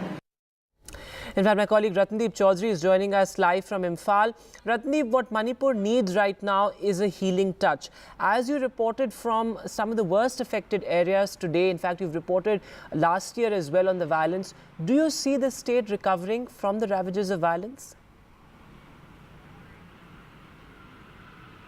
Well, the state is limping back to normalcy. You can see behind me the normal life in Imphal, the capital. But today, Rahul Gandhi first visited Jiribam, which has seen the latest violence. Remember, Jiribam was one area which was not touched by last year's violence, but only last month there was a flare-up which resulted into fleeing of people to neighboring Assam, and today Rahul Gandhi met them. Then he quickly went to Churachandpur to meet the last year's violence victim from the Kukizo community, and onwards from Churachandpur he went to Moirang in Bishnupur district, where he met the the violence victim of last year's from the Meitei community, and then he met the governor, and in that meeting he raised the issue of the ongoing crisis. And then when he met the press briefly, he expressed his displeasure in terms of the pace in which the normalcy is returning. He said that he's disappointed, and he appealed to the Prime Minister to actually come to Manipur once. And in fact, he stayed back in Imphal today. He's meeting his party leaders. Apart from that, what we are hearing is that the governor has also invited him over for a dinner as well. Deep, thanks very much for joining us with that update there from Manipur. Ratndeep, they're reporting from Imphal. Rahul Gandhi's important visit to Manipur.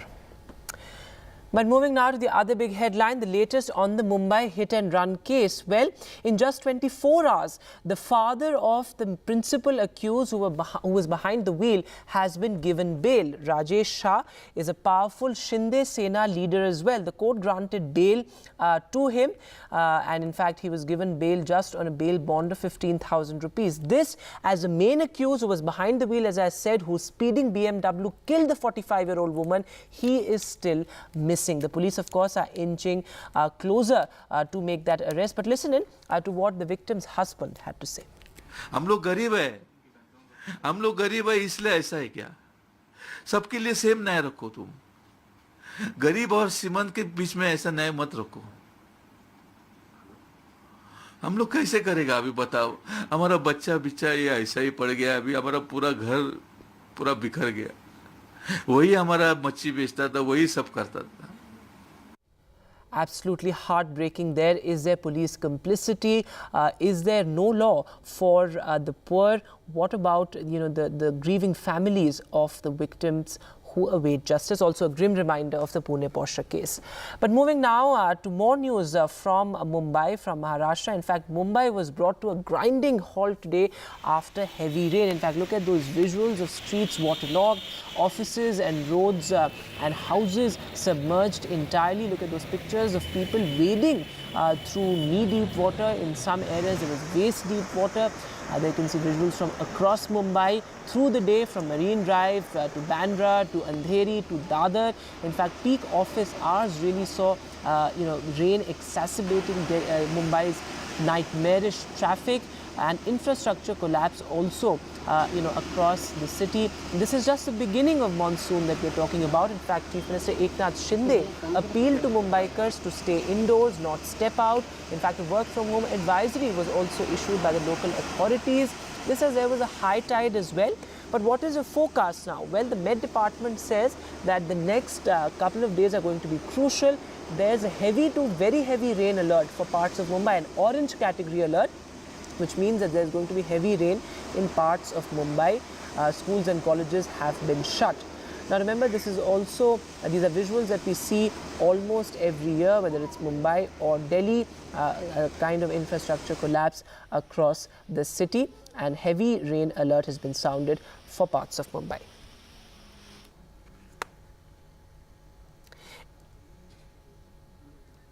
In fact, Abira is now joining us live from Parel, is what I'm being told. Abira, over to you. You've been reporting from Parel since this evening, peak office hours, seeing people really being inconvenienced. Yes, absolutely. The office hour people are still walking. If you can see behind me, this place is completely flooded. And you need to remember that whenever I have seen these people, whenever they are walking in flooded street, they all walk in a queue. They all walk in one line so that, they can help each other. If there is any open drain out there, they never walk in groups. They're always walking in a line. So that's what they're happening. They're all walking towards the station to go home, and this is the situation here. It's pouring right now, and if this continues, it's going to be very soon. The water will cross the danger levels very soon. All right, Abira, thanks very much for joining us with that quick update there, as the situation in Mumbai remains concerning. And finally, our special report. Paralyzed at the age of 5 due to medical negligence, it was Kamlesh Patel's passion for dance that kept him going. Today, Kamlesh runs his own dance studio for students with disabilities and has participated in various dance shows. As part of the Samarth by Hyundai initiative in partnership with NDTV, this is the inspiring story of Kamlesh Patel, our Samarth hero.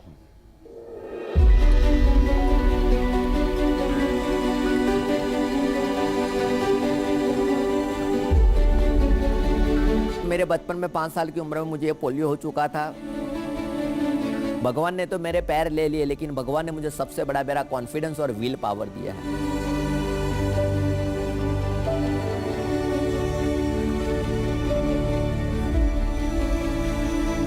और उसी confidence के ज़रिए मैंने DID में अहमदाबाद में audition दिया। इसके बाद मैं बतौर जज वहाँ पे डांस इंडिया डांस में मैंने काम किया है। और किसी ने कहा है ना कि वक्त को बदलने के लिए ज़िंदगी दोबारा नहीं मिलती, लेकिन वक्त दोबारा ज़रूर मिलता है ज़िंदगी को बदलने के लिए। मैंने अपने गांव में एक एकेडमी ओपन किया, महादेव डांस स्टूडियो। 5, 6, 7, 8 ताकि मेरा जज्बा भी जिंदा रहे, मेरा डांस भी जिंदा रहे और मेरे जरिए मेरे बच्चों को, मेरे गांव के बच्चों को भी एक प्लेटफॉर्म मिले। तो मैंने अहमदाबाद में एक एकेडमी ओपन किया, बड़ौदा में ओपन किया था। वहाँ पे ऐसे बहुत सारे बच्चे आते हैं, सीखते हैं।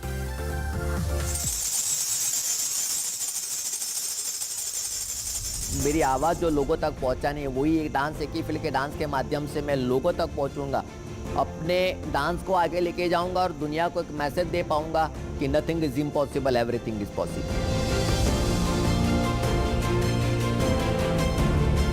आई एम समाज।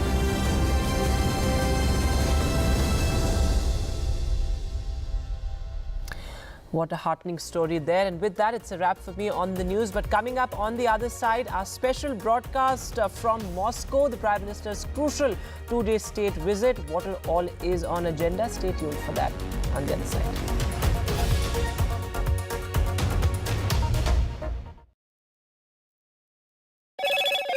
Hello, Moto.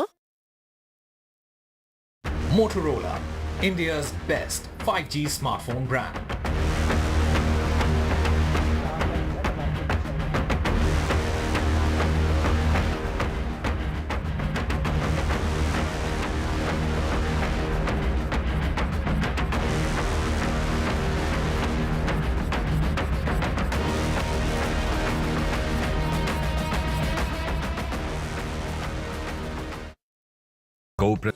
Stay informed and entertained with the new and updated NDTV News app.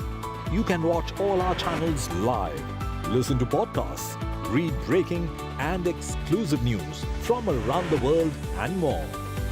Download the NDTV app today and get access to the best journalism and storytelling on your smartphone or tablet. The NDTV app. News that matters to you.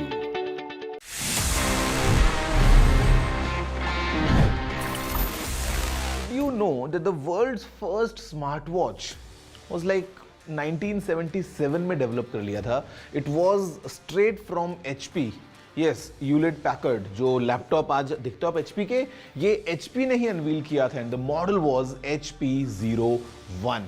It was quite amazing because it was this wrist gadget जहाँ पे एक calendar था, एक calculator था, साथ में clock, stopwatch, timer, alarm and in fact a world clock as well.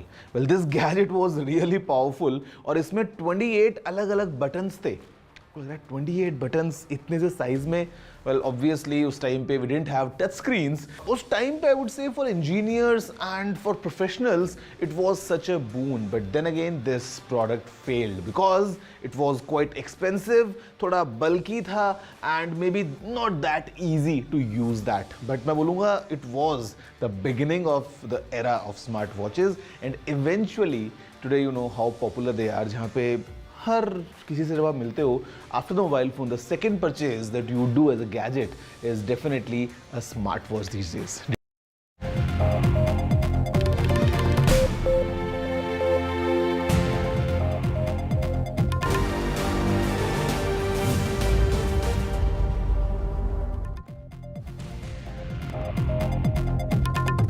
Hello and welcome. You're watching The Last Word. I'm Vedant Agarwal. This is our special broadcast on the Prime Minister's crucial 2-day state visit to Russia. He touched down in Moscow earlier this evening. There you can see those visuals of a rousing welcome for the Prime Minister in Moscow. In fact, he was received by the first Deputy Prime Minister of Russia and who also accompanied Prime Minister Modi to his hotel, a rare gesture there. But the Prime Minister has a packed day tomorrow. He will, of course, be attending that crucial bilateral summit, the 22nd India-Russia bilateral summit. And before that, this evening, the Prime Minister will be hosted for a private dinner by President Putin. That's going to be extremely important as well. A lot is on the cards, from defense to trade to oil to, of course, the issue of stranded Indians in Russia. All of that will be brought up by India. But of course, it's also about people-to-people connect. There you can see culture on display, from dhols to music to dance to Bollywood songs as well. A lot of culture there on display, something that has become a recurring feature of the Prime Minister's diplomacy. In fact, joining me this evening, I'm being joined by Tatiana Kukareva, senior journalist, also an RT correspondent. Charlotte, I'm sorry if I've pronounced your names incorrectly, but going across to you first, Charlotte, what is the mood in Moscow? The Prime Minister touched down earlier this evening. What is the expectation as far as the Prime Minister's visit to Russia is concerned? A lot is on the cards, from trade imbalances to the issue of stranded Indians. But as far as Russia is concerned, what is the expectation from the Prime Minister's visit? Well, I think the expectation is that this is a relationship that Russia feels is very important. We've heard from the Kremlin that they see India as being a trusted partner. And the way that the world is at the moment, those kind of partnerships are incredibly important to Russia. You mentioned trade there. Russia and India have huge trade ties between the two countries, some $65 billion US, but most of that trade is coming from Russia into India rather than the other way around. So do you think that the Indian Premier is going to be looking to find ways to perhaps readdress that trade imbalance? Something like only $4 billion US of that trade is Indian exports. And there is a move to look to have more services provided from India, for Russia to buy more pharmaceutical products and to get more of a balance. But there are issues in making that balance happen. And this is mainly to do with the currency conversion, the mechanism of transferring rupees into rubles. You may be aware that obviously as a general reserve, the rupee isn't held by many countries around the world. And it's also been difficult in the past for companies to get their capital gains out of India. But we know that the Indian Reserve Bank has now lifted some of the restrictions, and that is going to make trade a lot easier in the future and will encourage potentially more Russian companies to look at investing in India. We recently saw that Rosneft, which is one of Russia's biggest oil producers, signed a new deal for selling more oil to India. But we also understand that there are other investment opportunities on the cards. We may find out more about those during the visit of the Indian Premier. This is his first bilateral foreign visit since he was elected last month. And I think it says an awful lot that he has chosen Moscow as the place to make that. Right. Thanks very much, Charlotte, for that update. In fact, my colleague Vasudha is now joining us from Moscow. Vasudha, over to you.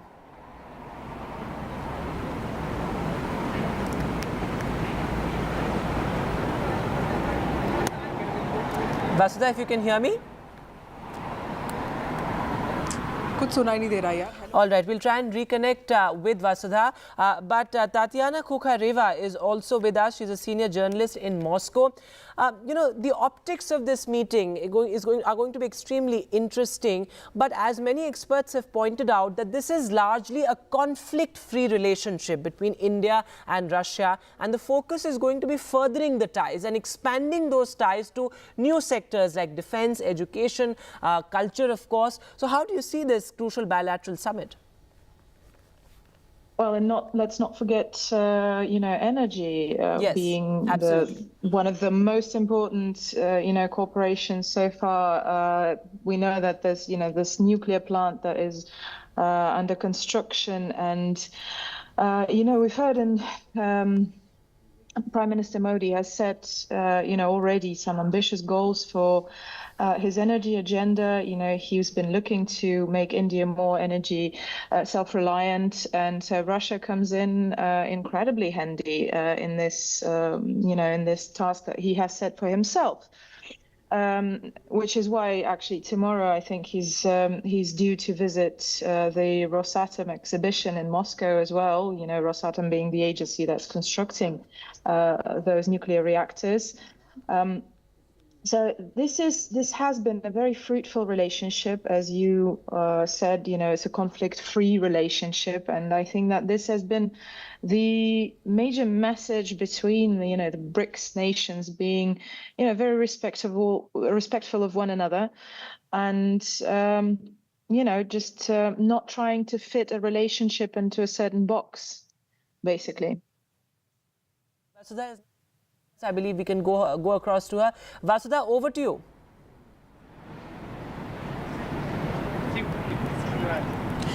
Well, I'm coming to you from Moscow, which is the capital of Russia, the largest city in Europe, and it's been an action-packed day. In fact, Vedant, people say this about Russia, that everything changes here in a year and nothing changes for 200 years. And that's quite true, because here the modern exists along with the old. And today was very important in that whole context of Russia seeing a lot of revolutions at the same time, trying to reinvent itself with all these sanctions that have been issued, by the West against it, and also Russia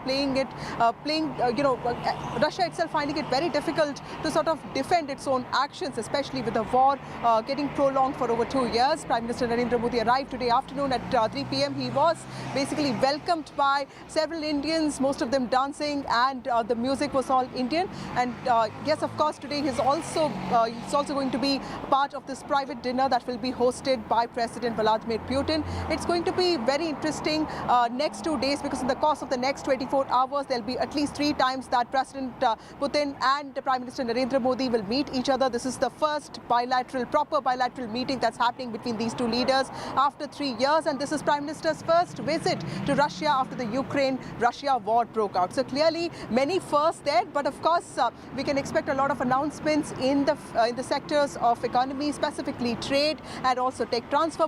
Most importantly, India is also pressing for the early release of Indians, over 35 to 50 of them who have been in some ways misled to fight on the front lines of Russia-Ukraine war. So that is something that India is focusing on.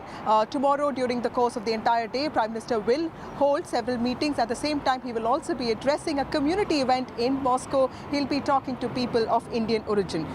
With me now are 2 important people, and they've been living in Russia for several years. Starting with you, Debashish Sengupta, who is an engineer, and he's been here for the last 40 years. He is into business development now. So how has the life of the Indian community changed in the last 40 years, and how do you think the war has in some ways impacted you? There are a lot of changes, definitely. In 40 years, if you take it, in Russia is changing every 5 years. That's why you have to understand in the 40 years there are several changes. I had seen Russia, before anything had happened, before even the perestroika. And I was in the time of perestroika, and then now you can say the modern Russia, when the Soviet Union is no more, then we are not, we don't know what is Soviet Union, this new generation doesn't know. A lot of changes had come. We, being an Indian, definitely we always feel that this country, likes us, and we also like them a lot, because there are a lot of cooperations between us, and we believe that this cooperation will be going on and on. Okay. War is definitely having an impact, but I think it is not the right time to discuss about that. It's a very vast issue. Let us not touch that issue now. Okay. We also have Vera Pronkina, who's the president of the Asian Russian Business Council. You have a very important job. Tell us, as a Russian, what is your expectation from this meeting? Well, first of all, it's great that when 2 great leaders of superpower countries meet together, and it's a really great sign. I think the main question is a payment system. And, if honestly, I believe that India very soon will be fight for the first place in the world economy. And when it will, United States and West will be pushed. And not only Russia, but India also very interested in the new payment system for our country, and do business and do economy together. So this is the main key, I think so. That's very important. We also have Tatiana Kukreva, who's a senior journalist. Tatiana, can you also tell us how important is it for Russia and India to maintain these steady, solid ties, even as there is political realignment happening across the world? Because, if you look at India also is deepening its ties with America. And then on the other hand, you see Russia and China getting closer. The Ukraine-Russia war doesn't seem to be ending anytime soon. There's another war in West Asia with Hamas and, of course, Israel. So clearly many things happening there. How do you see the latest bilateral meeting between Narendra Modi and President Putin, and also Mr. Modi choosing to come to Russia for this meeting, especially the first bilateral visit after he took over as the Prime Minister of India for the third time? Well, I think that the timing here is obviously incredibly important. And also, let's not forget that it happens at the same time as the NATO leaders are convening, in another part of the world. And that's also no surprise, we have to look at timings with these things. But as you said, there's a massive realignment in the world. But I would actually suggest that Russia and India have been at the forefront of that realignment, and that realignment being the emergence of this multipolar world, the emboldened, global south that we've been talking about for quite some time now, and Russia being crucial to this process, as is India, as rightfully mentioned, your country is looking to be the world's third economy very, very soon, then, probably going to go even further up. So this relationship and the relationships within the BRICS bloc, within the Shanghai Cooperation Organization, are extremely important for this new world order, which is a multipolar, multi-voice, stepping away from everything that, is very close to, I think, to Indian hearts, which is, a post-colonial kind of uncertainty and coming into its own. And India has finally, found its footage, taken the place in the world. And I find the relationship with Russia to have been extremely important for that process. Right. Devashish, coming to you again, you were talking about how certain things are really complex and nuanced, but when you look at the community here, it's not as big as the diaspora in the United States of America. How do you guys manage to stick together, and what kind of impact does this have on you psychologically, on your children growing up here, the war, and also what is your expectation from Modi 3.0 specifically with relations with Russia? Okay, it is not one question. Basically, you have to understand that you are asking me three questions. I'm trying to make it very fast. The community here, we are all together because we have different associations here. For example, I represent Moscow Durga Puja Committee, being a Bengali, but that doesn't matter. Bengali, non-Bengali, because it is now it is not a Bengali affair only, it is an all India affair. But we have different community programs, and we are all, coming at the same time, at the same program, and that's why we are enjoying our life here, because it is our own life which we had made it in Russia. This is the first thing. Second thing, Modi 3.0 and the relationship, I believe that it should grow, it will grow, because we are all part of BRICS, and Russia always grows when there are crises. If you see the history of Russia, it always grows. And for India, this is very much important that we are growing together with our relationship. Previously, if you see, we have only the relationship of just for the arms. Now it is not only that, there are so many. For agri, you can see now Russia is supporting India with so many agricultural products. That's why I'm saying that there is a good, you can say the forecast should be the fantastic. We can grow together. That is the most important point.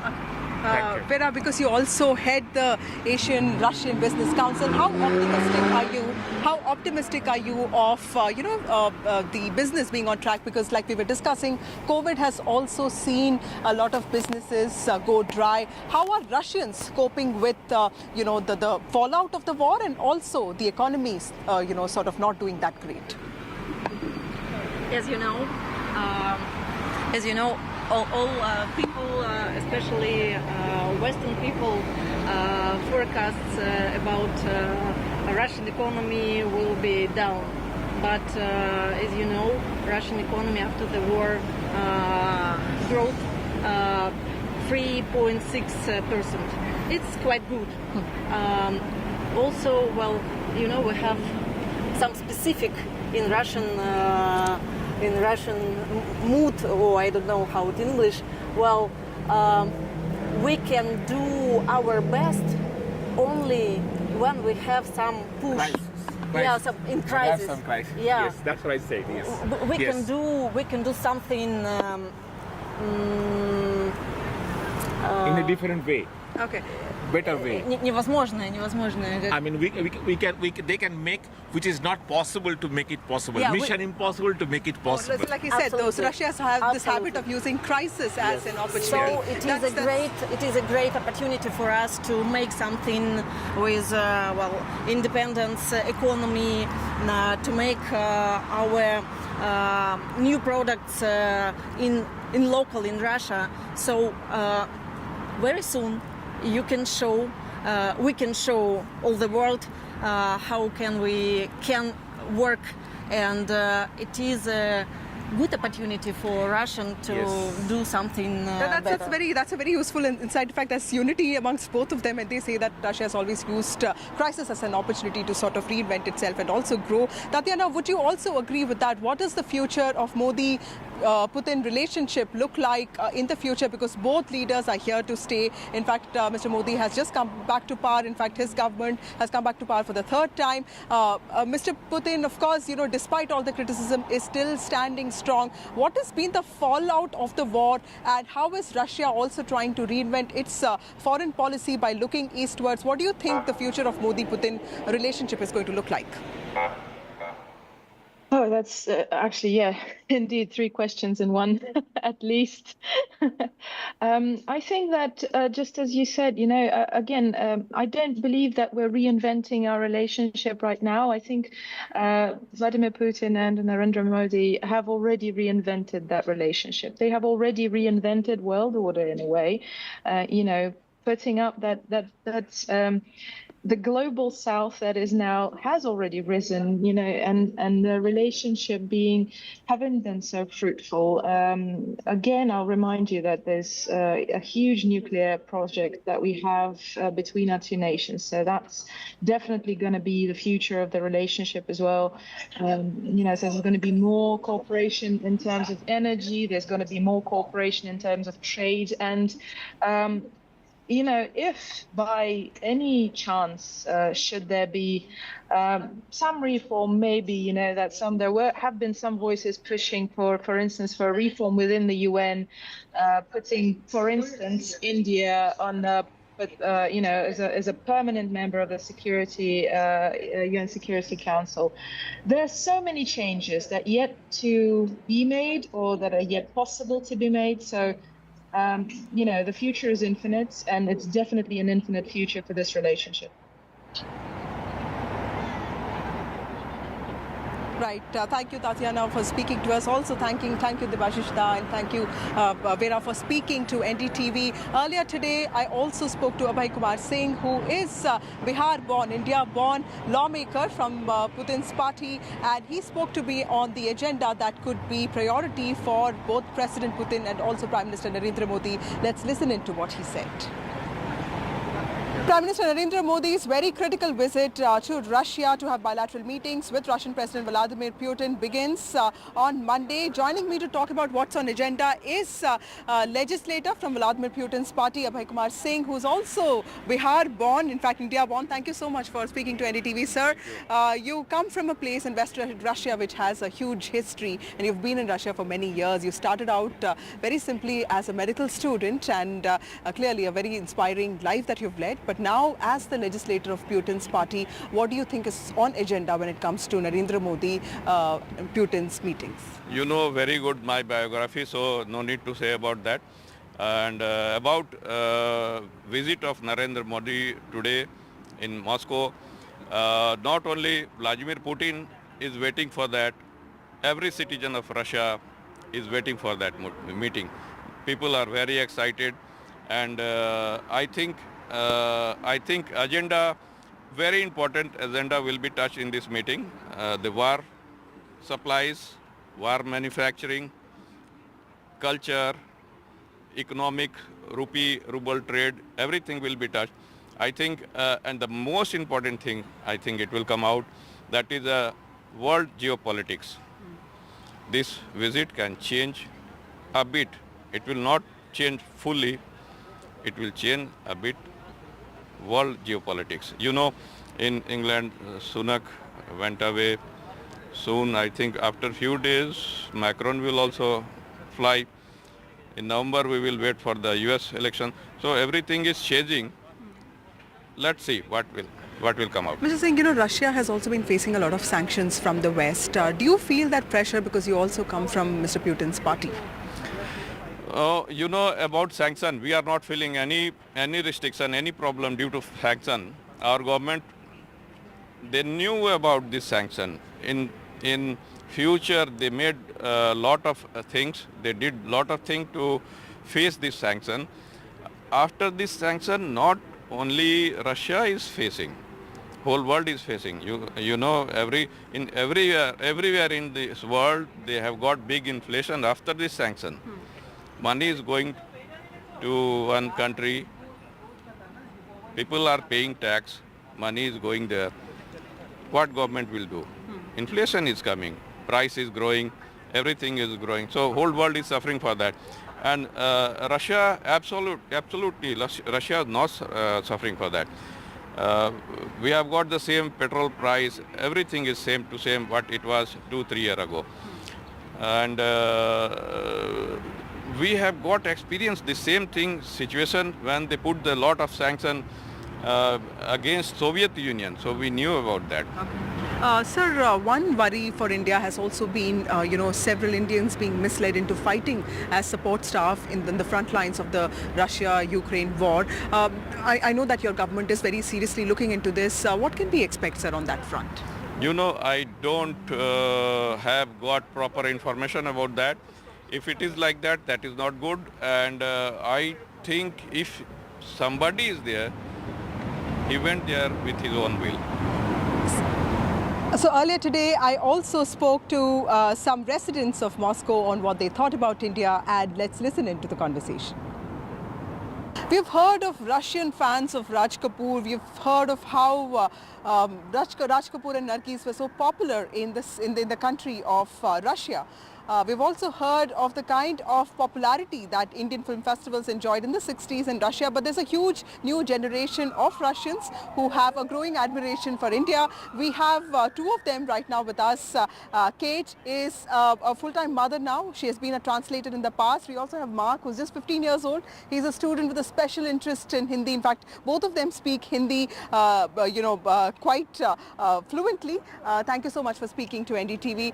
Kate, tell us what is your interest in India and when did you start learning Hindi? Actually, hello. I met my husband 10 years back, so it was kind of like a deal. It's a love marriage. He's from India, from Mumbai originally, so it was kind of a deal that we have to learn each other's languages so we could speak to each other's family and, to keep rishta strong. So after having our wedding ceremony in India and in Russia, I have learned Hindi fluently through the movies, through talking with family. So who's your favorite hero? Salman Khan. And actor, female actor? Kareena Kapoor. Oh, very nice. That's your daughter? Yes, that's our daughter. She's 3. Her name is Darina. Does she like India? She dances to Indian songs every morning. She has a lot of friends because we stay actually at the society where a lot of foreigners and a lot of people from India, from embassy and from different kinds of businesses. So she has a lot of friends from India. So. Mark, tell us, you were talking to me about the war and how that really prompted you to also increase your interest in India and the East. Tell us what really made you so much interested in India. As the war in Ukraine started, I understood that many European countries became our enemies, and I decided to try to find friends for my fatherland in the East. I think that India is the greatest friend for Russia. Our relationship is very strong since 1947. Soviet Union helped to young Indian Republic when it only appeared. Moreover, in 1971, Soviet Union helped India with the war for Bangladesh. I started learning Hindi only 5 months ago. I don't speak fluently, but I know some basic phrases. I can give a small talk about myself. Okay. Namaste, मेरा नाम mark है. मैं रूस से हूँ. मैं Moscow में रहता हूँ.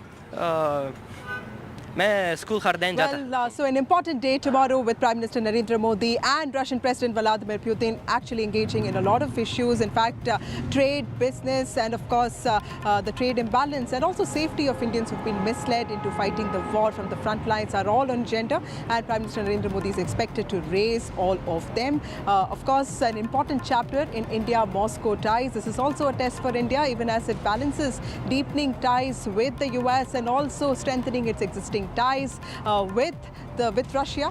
Of course, it is a test for it has to do what is right and what is right for its own interest. That's all we have for you in this bulletin, and we will be back. Keep watching NDTV.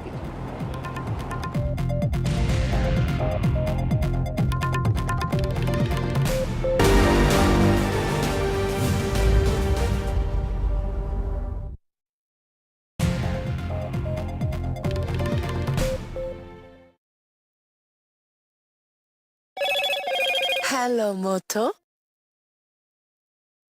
Motorola, India's best 5G smartphone brand.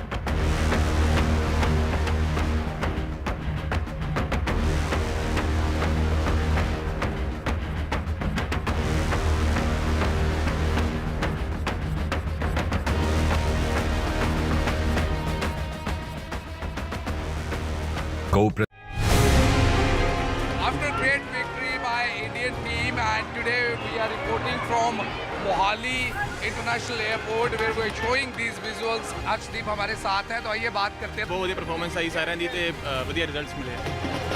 कैसे feel कर रहे हैं? बहुत बढ़िया feel कर रहे हैं, बहुत मान महसूस हो रहा है.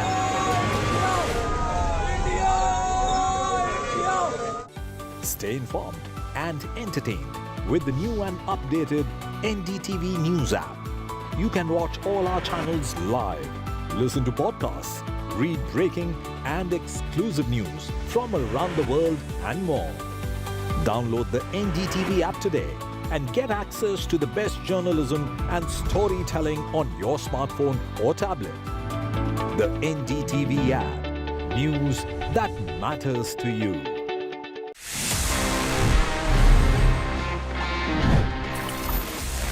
Here we are, and ये है, आप सभी जैसे जानते हैं, मेरा पर्सनल फेवरेट सेक्शन जहां पे मैं देता हूं आपके सवालों के जवाब in this segment that we call ask TG. देखते हैं इस एपिसोड में हमको क्या सवाल मिले हैं. Hi TG, is the Insta360 X4 worth upgrading from the Insta360 X3 camera? Also, do you think there are any other alternatives? I'll give you my honest takeaway. Insta360 is doing really good in terms of these 360 cameras, action cameras, small cameras and everything. But I would say please don't upgrade to the X4 if you already have an X3, because X3 is really powerful in itself. और Insta360 X3 बहुत अच्छे options लेके आता है. It's a well-rounded deal altogether. So if in case you already have it, there is no point for you to upgrade to the X4 or any other camera for that matter. आप उसको अभी use कर सकते हैं for at least I would say एक और साल तक before you see any substantial upgrade in this technology. और हो सकता है अगले आने वाले जो मॉडल्स होंगे वो आपको ज़्यादा एक्साइटिंग लगेंगे. नमस्ते टेक्निकल गुरुजी, मैं ऑनलाइन क्लास में पढ़ती हूँ और मुझसे ज़्यादा टाइम के लिए ईयरफोन्स नहीं पहने जाते. क्या आप मुझे ऐसी Good evening, welcome to Left, Right and Centre. I'm Vishnu Shom. On the program tonight, terrible news coming in. 4 soldiers killed in an action in an encounter in Kathua in Jammu and Kashmir. The truck that they were in was part of a convoy that was ambushed. As many as 6 Jawans are injured, their condition not known. This is the latest incident in the Jammu region where the army has sustained major losses. In fact, the third such incident in approximately 48 hours. This all in the battle against terror. We'll bring you the very latest. Next on the show, the Supreme Court has advised caution as it heard a clutch of petitions for a retest of the May 5th Neet undergraduate exam, the results of which were released last month and have been marred by leaked questions and the award of grace marks or preferential marking for more than 1,500 students. At the same time, the court said one thing is clear, questions were leaked. The sanctity of the exam has been compromised. This is beyond doubt. Now we have to establish the extent of the leak. This on a day when the conduct of another exam appears to have gone disastrously wrong. In the QET or Common University Entrance Test, the National Testing Authority failed to meet the result deadline. The answer key was released on the 7th of July and the National Testing Authority announced a retest if students had valid grievances. Later on the program, the Prime Minister is in Russia, his first visit since the Ukraine war began. What is this visit all about? We'll bring you the very latest. But first, this very unfortunate situation in a terror attack in Katwa in Jammu and Kashmir. I'm now joined by my colleague Nazir Masoodi. Nazir, what are the details? Well, Vishnu, this afternoon there was an attack on an army truck in a place called Badnota in Katwa district, which is a far-off village. On one side it is bordering Bhadarwah, then Basoli, large area. So there was first they used rifle grenades, and one rifle grenade exploded inside the army truck, which actually caused most of the casualties. 4 army soldiers have been killed, among them a JCO, and 6 others are reportedly injured.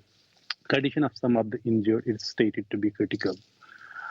Massive counter-militancy operation was launched there, but so far there's no information or confirmation if any of the attackers has been tracked down or cornered so far. This is the second attack on army in Jammu province in last 2 days. Yesterday morning, there was an attack in Rajouri's Manjakot area on an army post. Before the army repulsed the attack, 1 army soldier was injured in that attack as well. While the police and the army has launched relentless anti-militancy operations across Jammu and Kashmir, for example, yesterday during twin encounters, 6 militants were killed in Kulgam district in South Kashmir. Army also suffered 2 casualties, including a special forces paratrooper was killed. This area, which has now been where this attack has taken place, the Army's 9 Corps is controlling this area, which falls under the jurisdiction of the Western Command, unlike the Northern Command, which deals with the situation in the rest of the Jammu and Kashmir. But this area falls under the jurisdiction, operational control of the Western Command, and 9 Corps is dealing with the situation. Police has rushed its reinforcement there, so has the Army. This last month, we saw there was an encounter in Katwa, the area which was free from militancy, and 2 militants were killed. 1 army CRPF Jawan was also killed during the encounter. It happened after people, locals, raised alarm about, presence of militants. Yeah. Largely talking about how Jammu is high on terror radar and the theatre of militancy largely shifting from the plains of the valley to the mountains of Jammu. First, it started from the Pir Panjal mountains, now shifting to the right up to Kutwa. No, it is absolutely terrible. Nazir, just half a second, let me go across to General Satish Dua, who also joins us at this stage. General, Katwa, Jammu, Rajouri, Poonch, Doda, Bhadarwah, Kulgam. It's not a coincidence, it's not one-off. We have a problem now. And the loss of 4 soldiers, apparently the condition of some of those injured is very bad. What's going wrong? Why are we unable to take out these terrorists? First of all, Vishnu, allow me to express my condolences. Yes, of course. To the families and the units of those killed in action, and also pray for speedy recovery of those who are wounded. Vishnu, we have seen spate of these attacks, firstly in south of Pir Panjal, that is in Jammu region, and now as far south as Katwa, which is bordering Punjab. Clearly, there is a design to activate, move away from Kashmir, leave Kashmir region alone, but move down south to Pir Panjal, the Jammu region. In Kathua, last month also we saw these attacks, and now this ambush on an army vehicle. There is clearly a design to activate the dormant areas. And as Nazir was saying, this area comes under Western Command. It is also, I'd like to explain to the viewers that this area, the border here in Kathua, Samba, is not line of control, it's an international border. So the border is manned by BSF. Police and CRPF are deployed in the depth. Military units are there, but it is not a sort of a grid that is obtaining in Jammu and Kashmir. So the terrorists are trying to activate these areas now in the summers. We know that elections are imminent, the state elections, and they are trying to make their presence felt because there is an overall feeling that, tourists are moving there and there's development activities taking place in Kashmir, and after abrogation of Article 370, the people are moving towards normalcy, there is no violence on the streets and all. So the terrorists are now trying to instill fear in the minds of the populace, and that is why initially soft targets, now they're even targeting the army vehicles. The idea is to activate the area that is by these terrorists and their handles across. No, but General, why are we unable to A, detect them, B, eliminate them? Right. Like I said earlier, there are multiple agencies involved over here. There is BSF on the borders. There is the police and the CRPF here. It's not LOC. It's not. This is under Western Command. So there is a different command which takes place over here. While the grid is, there is a grid in place, but the fact remains that terrorists are trying to take advantage, or wherever there have been, when different agencies are involved, it becomes so much more difficult to gather intelligence. But then I agree, we should have had better intelligence and we should have been able to react in a more effective manner. Because General Dua, the problem is that these are always, almost always ambushes. We've seen this on vehicles, remote trucks going by, convoys going by. The terrorists have the upper hand because they choose the place and time. It's their choice, and then they go and attack. And this has been happening for a while now. And these are not suicide attacks. These soldiers aim to try and fight these terrorists aim to try and fight another day as they take on our soldiers. Is this, hardened Afghan soldiers? Are they Pakistani forces? Who are these people? Well, that time will tell. I'm sure relentless operations will be carried out and we will get these terrorists in due course. But we will know by and by whether they are Afghan soldiers coming in. I have my doubts. That may not be the case. The idea is that there has been a sense of normalcy that is coming in. So terror ranks and their handlers across are planning these things.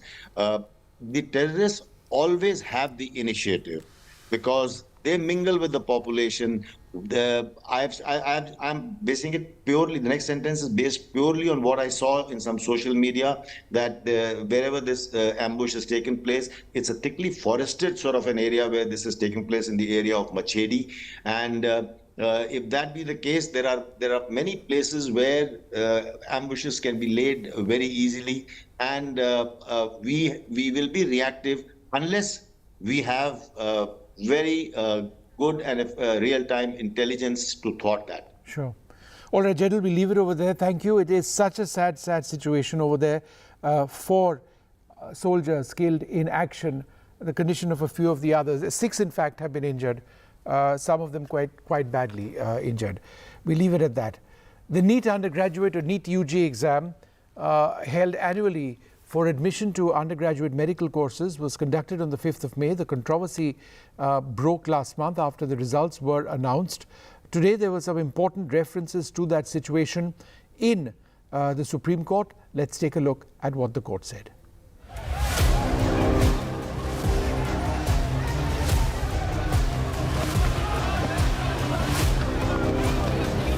Tough words from the Supreme Court of India on the Neet UG 2024 exam mess, as it heard a bunch of petitions demanding a retest of the crucial medical entrance exam. Chief Justice of India D.Y. Chandrachud asked the government why it was in denial about a paper leak, saying it was clear the sanctity of the exam had been compromised. The court said it could order a retest if the leak beneficiaries were not identified. The court, however, sounded a note of caution, saying a retest would be the last option since lakhs of students were involved. The Chief Justice proposed a multidisciplinary panel for a comprehensive probe. It's like clear there was a clear incident of paper leak. Hopefully this will go to the recancellation of exam. The Article 14 and 16 says the justice and first should be based on equality for all. So if paper leak has happened at one place, so other people also should get that justice. So hopefully we are hopeful that this re-exam should happen and justice will come on behalf of us. भले ही solicitor general और NTA इस बात कह रहे थे कि paper leak proof नहीं हुआ है, पर सीजेआई साहब ने बार बार ये बोला कि हम ये सारी चीजें दिखा रही है कि पेपर लीक तो हुआ है, अब इस बात को आप डिनाई मत करो. During the hearing, the Supreme Court stressed a retest could only be ordered once the extent of the leak was known, and also once the court got a sense if there was sufficient time. The judges did not specify how much there should be between the leak of the questions and the conduct of the exam. The Chief Justice of India and his bench said the last resort would be to conduct a re-examination for the 24 lakh students who want to apply for the NEET exam. But having said that, it would first have to determine the extent of the leak, when it happened, and the date of the conduct of the examination, and more importantly, how many students who were guilty of wrongdoing have been identified. The Supreme Court asked the CBI to file a report indicating the status of investigation. Over 15 people have been arrested so far, mostly from Bihar and Jharkhand, with a probe by the Bihar Police's Economic Offences Unit first indicating the possibility of a paper leak.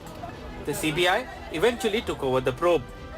The court also asked the NTA that what steps have been taken to identify the center and cities where the leak took place and the manner in which the leaked question papers were disseminated. All the concerned agencies have to file their affidavit by 5 p.m. on Wednesday. The next hearing will now take place on Thursday.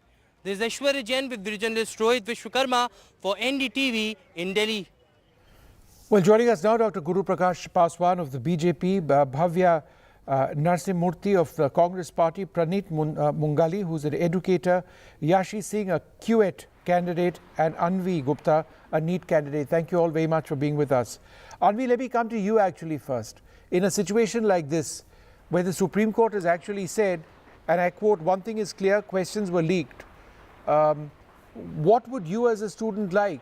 Would you like to go on and hope that there isn't a retest, or would you want a retest to take place?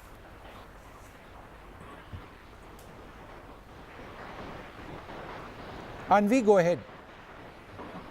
Yes, sir. Yes, sir.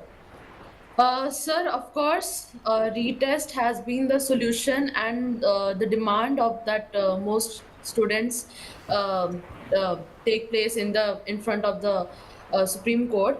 And because there has been a significant increment in the No, Anvi, let me repeat my question to you.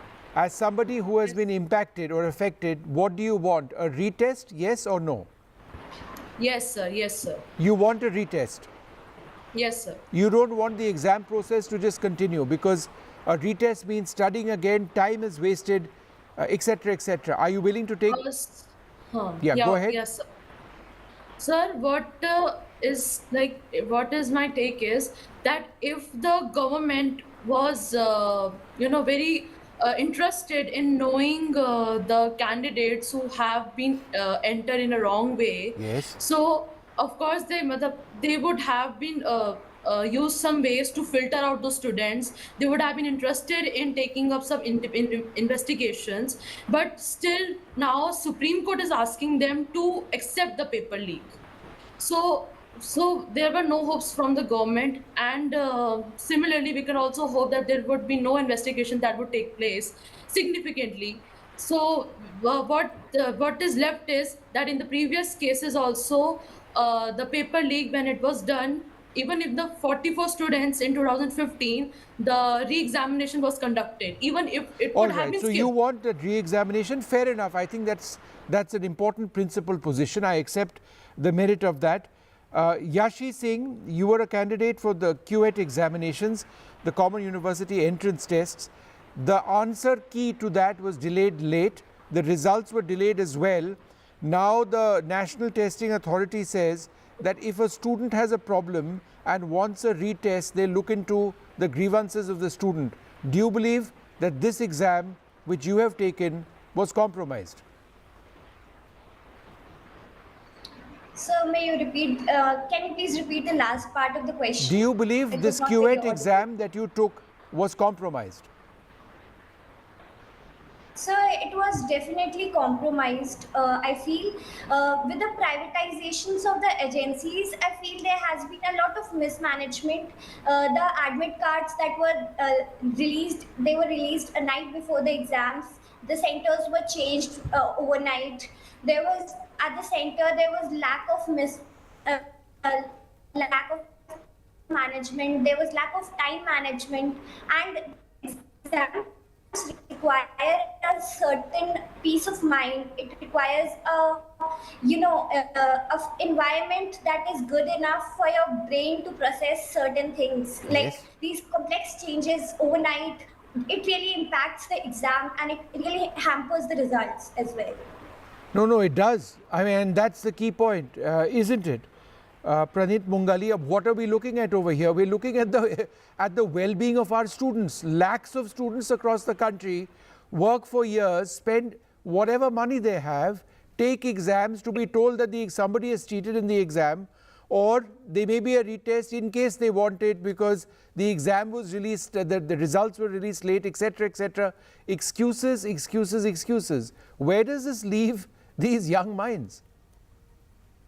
I think it's very important firstly to recognize that specifically in the case of the Neet UG examinations, these examinations are as important to the future of the country, and the integrity of these exams is as important as the defense examinations, because we are speaking about a generation of future doctors, healers, and it's very important that from the outset that the integrity not be impugned in any way. So the question at hand really is not the extent, it's not just limited to the extent of the paper leak this year and whether or not there should be a re-examination, which the Supreme Court in the due course, it's already given a mechanism, but how do we prevent things like this in the future? And there cannot be any doubt in the mind of not just the 24 lakh students who've taken the exam this year, but the future generation of students where everyone who has to go ahead has to believe that the process is fair, it's transparent, and it's equal for all. And it's incumbent upon all stakeholders who are associated with this, whether it's the civil society, the government, and everyone else, to make sure that the process is beyond any element of doubt, that it's absolutely robust and there is no scope for any kind of malpractices. Dr. Guru Prakash Paswan, do you believe the National Testing Agency has to be disbanded completely? I know their leadership has been changed, but do you believe it needs to be disbanded and replaced with something that works? No, Vishnu, I think it is definitely one of the topmost priorities of the government of India right now. And we can understand this because the Honorable President of India has spoken about it in her speech. Honorable Prime Minister has went on record and said that strictest action would be taken. Even the former Prime Minister of India, Shri Deve Gowda, also went on record and has indicated the seriousness of this. But the fact of the matter remains that the government, since the controversy broke out, has come out with a high-level committee under the chairmanship of Dr. Radhakrishnan. The NTA chief, obviously, like you mentioned, have been removed, have been put on compulsory wait. We have, for the first time in the history of our country, Public Exam Prevention of Unfair Means Act 2024, which in a sense provides for 1 crore fine and 10 years of imprisonment. You are aware of the fact that the CBI has taken this investigation. So absolutely the government has taken it with a lot of sensitivity, with a lot of empathy. But the Supreme Court has also mentioned a very important thing in today's observation, that a retest could be the last option. In a sense, obviously there are some indications, but is there a presence of a pan-India malpractice? No, but isn't that Dr. Paswan, really the problem that here we have the Supreme Court of India and the Chief Justice saying, in the interest of lakhs of students, that we really don't want to cancel these exams. We just have to see whether it's limited or not, while at the same time saying it is compromised, let's accept it. At the end of the day, it's quite possible for the Supreme Court, with no option but to say that no, let's let the exam results remain. What does that feel for all those students that some cheated and have gotten away with it? Let's face it. No, Vishnu, like I said, if you look at the observations of the Supreme Court today, essentially the Supreme Court and the government of India, they are on the same page.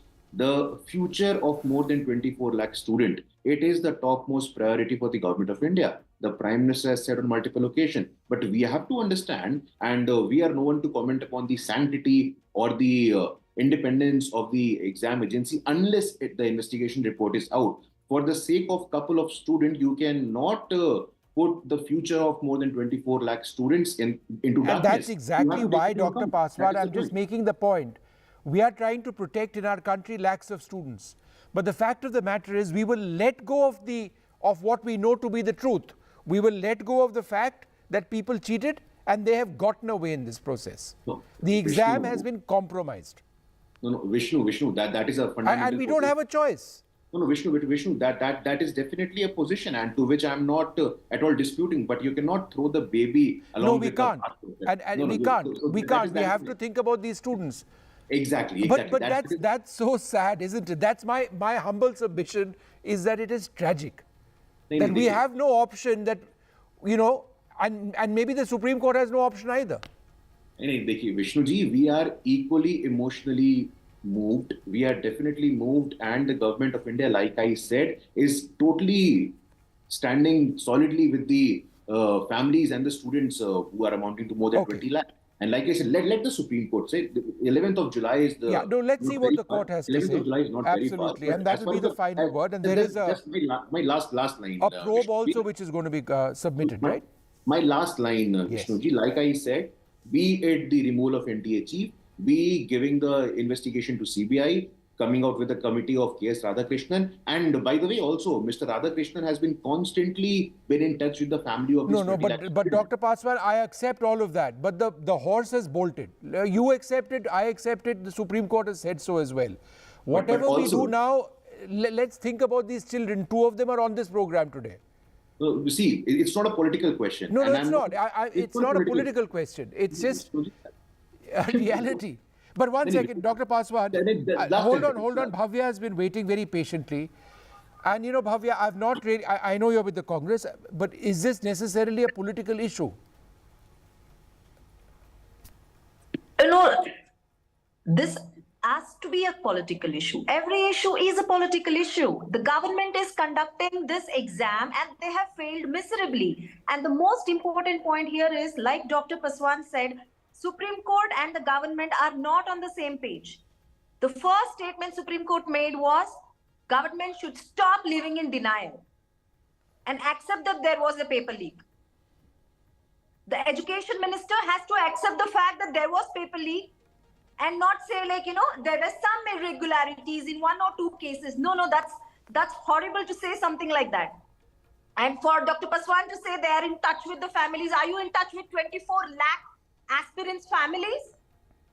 You know what your priority should be, the government's priority? First, to acknowledge that you have failed miserably. Second, to make sure these young minds, the 2 young girls here on this show, and the millions of young students out there, they don't lose trust on this system. By denying this, you are actually telling them that you are not going to work on this anymore. No, but Bhavya, is the BJP necessarily denying it?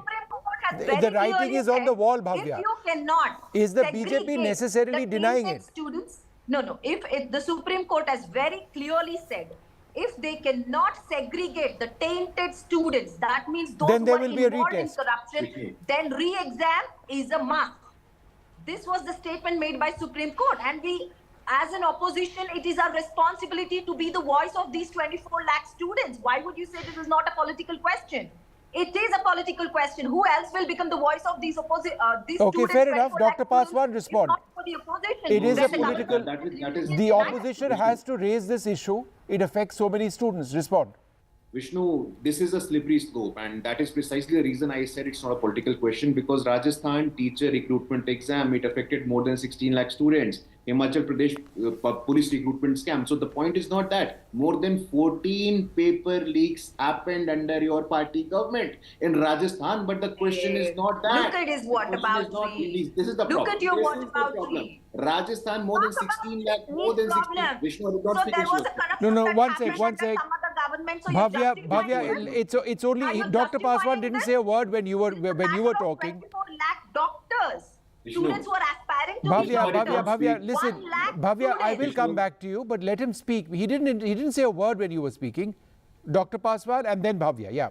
Vishnu, I have been told and I have observed that left, right, center, your show is a very prestigious show where dignity is shown to all the panelists. But this is the true sanskar of the Congress party. It is about whataboutery. This is not the question of whataboutery. More than 16 lakh students, madam, in Congress ruled Rajasthan, more than 14 paper leaks happened. What did you do about it? For the first time in the history of our country, we have a public exam prevention of unfair means. It was clearly established that your alliance partner, Mr. Tejasvi Yadav, Rashtriya Janata Dal, he was hand in glove with the paper leak expert. The point is not that. The simple point is that the government, the opposition, the judiciary, all of us, all the stakeholders, we must stand solidly with the families of 24 lakh children. And this is the point. We have to rationally look at it. We have to rationally justify it. For the sake of certain students, we cannot. The question is about the future of 24 lakh students here and their families. When I say the committee of Radhakrishnan, there is a domain which is open for the last 10 days. Okay. Constantly the commission is... Okay, Dr. Paswan, hold on for 1 second. Bhavya, go ahead. Dr. Paswan, I'm not sure if you updated yourself before talking about Rajasthan. Our own government brought in this revolutionary bill, based on which maybe your center is bringing it now, you know, regarding any such corruption in public recruitment, whoever, whether it is a public employer or, someone from a government servant or any private person, they will be imprisoned and fined really high, literally to 1 crore rupees. Or their property will be seized. Correct? Remember to do your homework before coming. That was a Rajasthan bill. And you're talking about Tejasvi Yadav. Why haven't you arrested him still? Why haven't you arrested him yet? Why are you speaking now? You spoke about big sanskar that BJP has. 14 paper scams. 14 paper Dr. Paswan, now wait. No, Dr. Paswan, now you have to wait. Raise a personal question. Maintain your sanskar and listen to me. 14 paper leaks happened. No, Dr. Paswan, 1 second. Let her make her point. Why didn't you arrest him still? Instead of your whataboutery, if you have any evidence against him, he has given a statement. If you find any evidence against me, arrest me is what he has said. What are you doing? The government is yours. In Bihar, the government is yours. Both the places where the police have arrested the culprits, your government is in power. In Gujarat, your government is in power. In Bihar, your government is in coalition with the government. And what are you saying? You are living in denial. Both of you, hold on. I want to take this back to the students. I don't want to make this too meh between students. And I know Praneet also has a point, but let me go across to Anvi first. Anvi, when you see two political leaders from two political parties fight about education and ultimately about the future of students like you and Yashi, what does it make you feel? How do you feel? Sir, it would be very constructive when it comes to the students. It should always be in whenever discussions like this takes place, you should remove the political parameter as much as possible, and you should try to, take a subject as students and think about them and work upon with each other. All right. Think as a student, work with students. Yashi, when you see political leaders fight with each other, A, do you look at this as a political issue?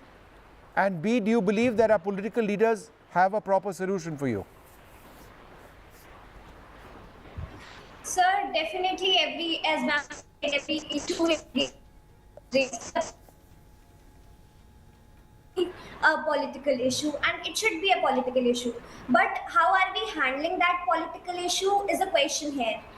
It should not be about a blame game. It should be about a constructive debate which should happen, and the political angle, keeping that aside, what we really need to focus upon is what is being hampered here. We call India a future, the future led by the youth. So if the youth is being hampered in such a way, if their future is being played in this manner, I really doubt, I really fear what the future is going to look like. So it should be a political issue, but but blame game should not be the right way of dealing with it. Praneet, last word to you. Go ahead.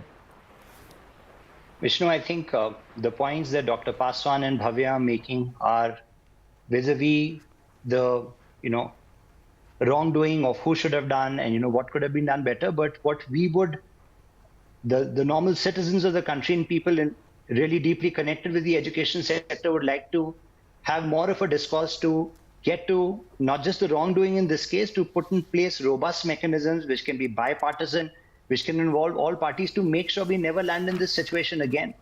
A deep inquiry to make sure that the integrity of the exam in the future, a mechanism needs to be set for where the faith of the students and the faith of the country cannot be compromised, whether that needs a bipartisan dialogue to move forward. That's where more of the attention needs to be focused as well. All right, look, ladies and gentlemen, thank you very much for being on this program. At least this discussion, we're not done with the program as yet. We're going to take a short break. Up after that, a very important story. The Prime Minister is in Moscow. The first visit of Mr. Modi to Moscow since the Ukraine war began. What's the significance, the importance of this visit? I'll explain with my colleague Vasudha Venugopal, who joins me live from Moscow.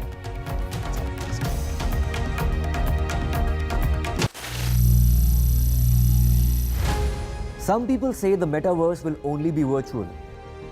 One day this lecture hall will be made of code, and driverless cars would be trapped in intersections.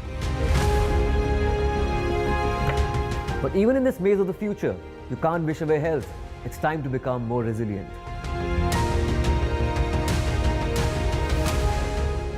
"10 years of Banega Swasth India, we have grown and achieved so many milestones.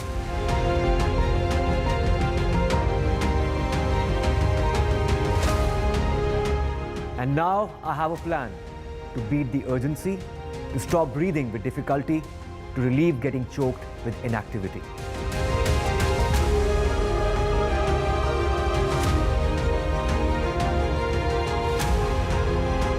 Energize our government, our environment, our society, and ourselves. Everyone, everywhere, every day.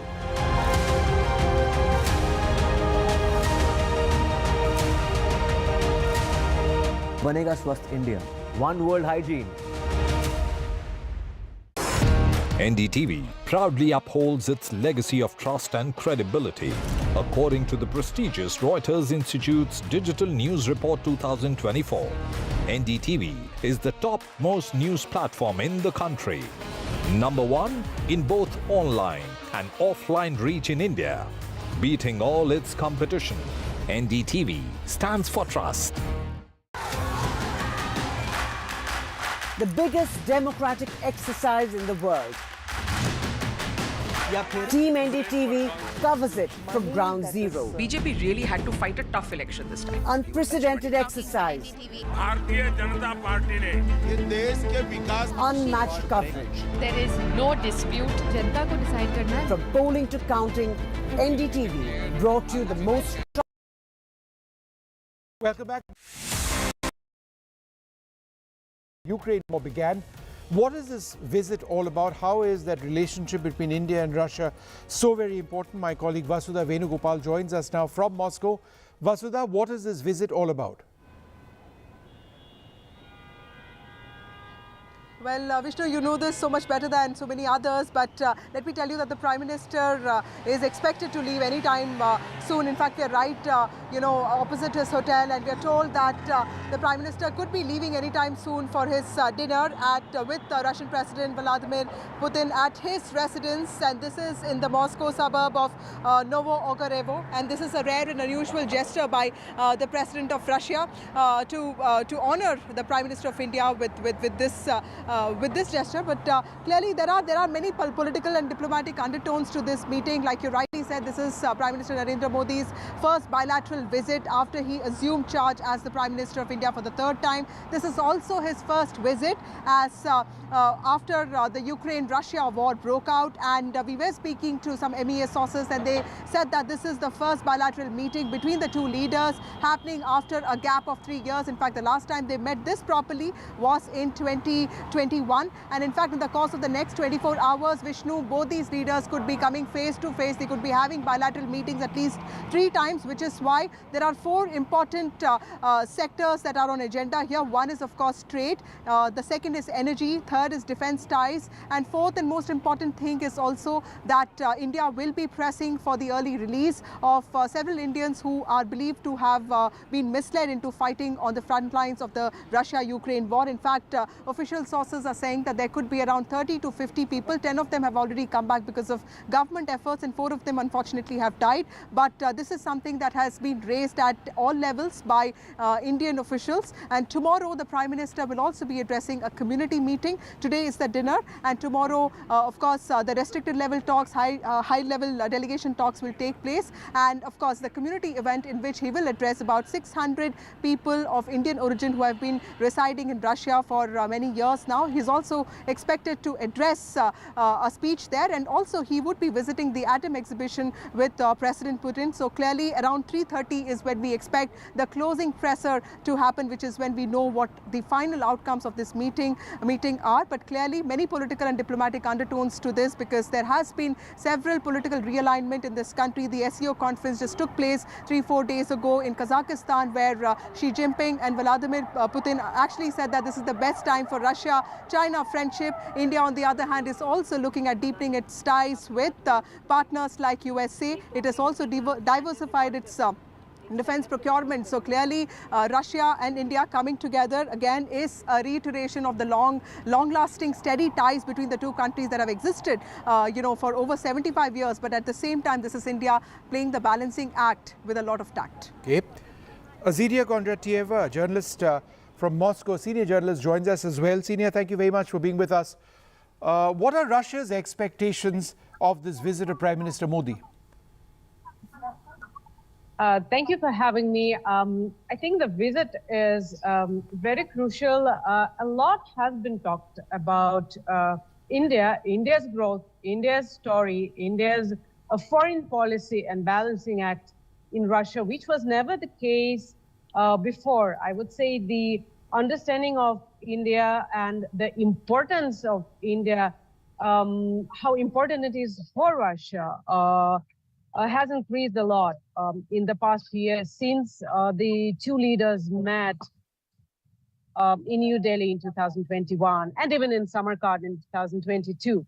So I think, it's not the bilateral meetings is not about expectations. It's about the ability of leaders to talk frankly. And I'm sure that would be a frank talk, because both countries have no doubts at where their relationships stand.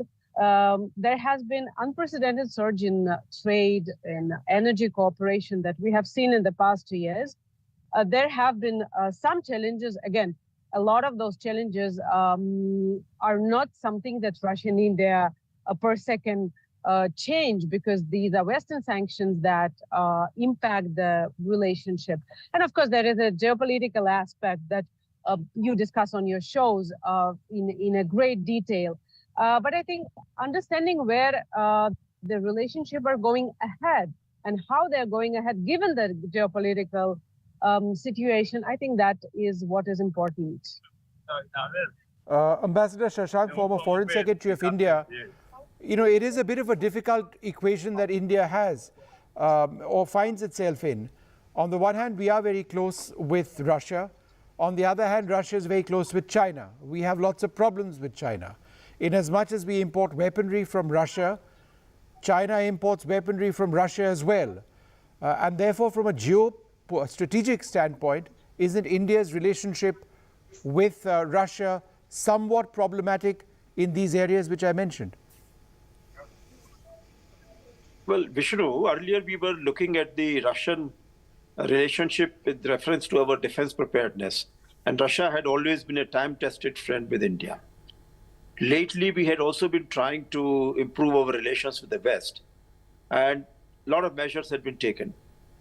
But somehow we find that, ever since the trouble over Ukraine started, ever since the Houthis started attacking the international shipping routes, we find that the whole scenario has changed. And unless India takes a more balanced, more multi-aligned kind of position with reference to our relations with Russia, we will not be able to either take care of our own interests vis-a-vis China or Pakistan, or we will not be able to take care of the interests of this region as a whole and of the world peace. And I think India has a special role just now to play, where we find that the Americans want to befriend India, but they're not able to give us the highest level of defense equipment because they have some hitches there.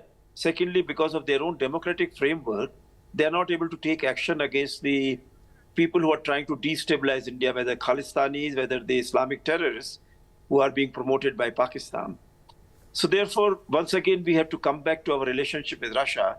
And I think that this is in this new term of our Prime Minister Modi, that he has seen that people in India are extremely keen that this relationship with Russia should be carried forward.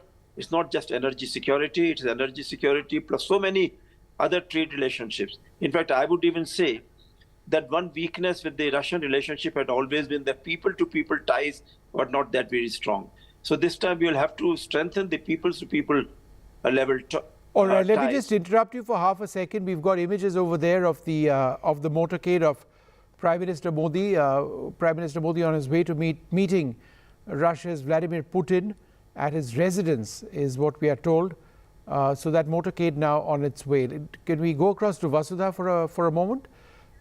All right, we've just lost the line with her, but these images live from Moscow at the stage, that motorcade of Prime Minister Narendra Modi on his way now for dinner at the residence of the Russian President Vladimir Putin. We've got a few more images over there of Prime Minister Modi getting into his vehicle. He seems to have gotten on and it would shortly thereafter be on his way. So this is all coming in from Moscow at this stage.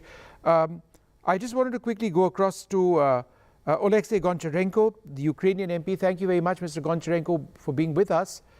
I'm just trying to understand, you see India and Prime Minister Modi having a potential role in convincing the Russian leadership that it's time for a peace, for peace in Europe between Russia and Ukraine? First of all, today Russia attacked the biggest children's hospital, one of the biggest children's hospitals in the world in Kiev, with the ballistic missiles, killing small children even during operations which we have. I don't want this to happen with any country, but just imagine that I hope this will never happen with India. But imagine somebody is attacking in India children's hospital. At the same time, Ukrainian leader is coming to the leader of the country, which is really a terrorist state. Russia is a terrorist state and committing genocide against Ukrainians. It's very painful for us. And I understand that India has its interest. I realize that India has what to discuss with Russia. But it's painful for us to see Putin is a war criminal. There is a warrant against him issued by International Criminal Court for what he did. And that's the first what I want to tell you, and because I want to be frank with you. Secondly, definitely we want peace, but it doesn't look like Russia really wants peace, and they are attacking children's hospitals with missiles. And today there was one of the biggest attacks in Ukraine from the beginning of full-scale invasion. And again, more than 30 civilians killed, including children and doctors. and more than 100 wounded. It doesn't look like a peace style. I think Putin does not want peace. And I think India should be very concerned about Russian-Chinese ties, because I think all these axes of chaos, Russia, Iran, North Korea, all of these axes exist just because China is standing behind them. And I don't think it's in the best interests of India these axes of chaos can cause a lot of problems for India too. So I think it's more important for India and more interesting as the biggest democracy in the world to be in democratic world, to develop cooperation there, and not to be aligned with the countries like these which I mentioned. Okay. Ambassador Yogendra Kumar, you know, you were listening over there to Mr. Goncharenko, you know, expressing a Ukrainian concern. Prime Minister Modi has said that this is not a time for war, but frankly, beyond that, it's not. There hasn't been any perceptible change in Russia's sort of attitude towards this war, despite, you know, efforts to a small extent by India. Do you believe that ultimately India can actually have a role, or do you believe that India just doesn't have the ability to change the course or to push the peace process forward? Well, the first point, of course, is that what the Honourable Member of Parliament from Ukraine has said. I think all countries have a relationship with Russia as well as with Ukraine. And every country has certain equities in that relationship. Now, how the other countries are describing their relationship is a matter which, I think is very difficult to comment upon, because everybody has a strong view on a situation as grave as the Ukraine conflict is. So I would only say one thing, that, and I say with all about respect to all countries. I mean, the External Affairs Ministers talked about that great length, so there's no need to repeat that. Now, the question actually is that different countries are trying their best to see in what manner they can see that this process goes forward. Now, how it's done that, of course, it depends upon the status of conflict, the nature of relationship between Ukraine and Russia, and the other countries involved in that.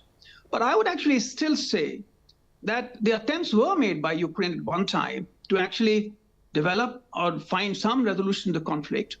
And we've seen some, leaked documents and all that which has come out in New York Times and Washington and Foreign Affairs and so on and so forth. So the point still is, of course, there was a meeting in Austria, but in that meeting, which was supposed to be a peace conference, Russia was not invited. And our delegation took the position that while we have a lot of things on which we can, convergent position, and a lot of issues raised there, but you cannot have a peace conference without the parties concerned actually being involved and being present there. So what I'm trying to say is that different countries are involved in that. We've heard about Turkey. We also knew recently the Hungarian president, who is now the head of the European Union. He had gone to Russia. And even Austria has been trying, its good officer, the UN Secretary General has been trying. In fact, it was in Switzerland where this peace conference was held. And Ambassador, as I understand it, in speaking to the Swiss government, there were efforts which were made to reach out to Russia. Russia chose not to attend. But be that as it may, let me just go across to Fred Ware, who also joins us. Fred, the energy relationship which India now enjoys with Russia, it's at one level deeply problematic to a country such as Ukraine, but for India it's always been, national priorities first. We have a very large population. In terms of the relationship between Russia and India, how important is energy security? Well, I think it's tremendously important. In fact, it's shifting global supply chains probably permanently. This surge in coal and oil imports to India has replaced Russia's trade with other parts of the world in this wartime environment, and it's also led to a huge disparity in the trade balance. I think $65 billion trade turnover, but most of that is Russian profit from its energy exports to India. So what I'm sure is at the top of the agenda here in this meeting is for them to talk about ways that Russian companies can use those huge rupee bank accounts that they've built up to get their profits out because there are restrictions, and nobody can use dollars or euros in the sanctions environment. So there have to be innovative new ways. And some of them, I think, it's an opportunity for India to get Russia to invest in Indian companies, Indian projects, spend that money in India, and also to buy more Indian goods, because India is a big producer of consumer goods, of really high quality stuff, and Russia could stand to, since it has to replace a lot of things that it had been importing from Western countries, could definitely, there's a lot of potential there just on that economic front, not only for everybody to benefit, but for permanent new ties to be forged. Right. All right, well, I'd like to thank you all very much for being with us. I'm just going to quickly remind our viewers of what we are seeing right now. President Putin is likely to be having dinner with Prime Minister Modi in just a little while from now. Prime Minister Modi arrived in Russia earlier on today, a very important meeting. It's his first visit to Russia since the time of the Ukraine war starting. There is an important trade relationship over there, a military relationship, a defense relationship, and certainly an energy relationship. And all of these issues will be addressed by the Prime Minister once he is over there. You're going to quickly move on to some other news. And election results show that French voters have chosen to give a broad leftist coalition the most parliamentary seats in pivotal legislative elections, keeping the far right away from power. Yet no party won an outright majority, putting France in an uncertain, unprecedented situation. President Macron's decision to call for snap polls seems to have backfired for him.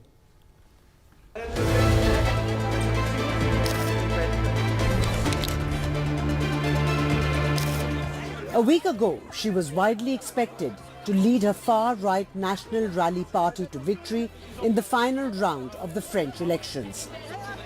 Fast forward 7 days and the tables seem to have turned on Marine Le Pen, as France's left-wing New Popular Front won the largest number of seats, a result no one had expected. In a relief for French President Emmanuel Macron, the results stopped the far-right juggernaut. However, the near future would still be agonizing for him, as left-wing leader Jean-Luc Mélenchon, soon after the results started coming in, asked for his resignation or a new prime minister from the ranks of his New Popular Front coalition.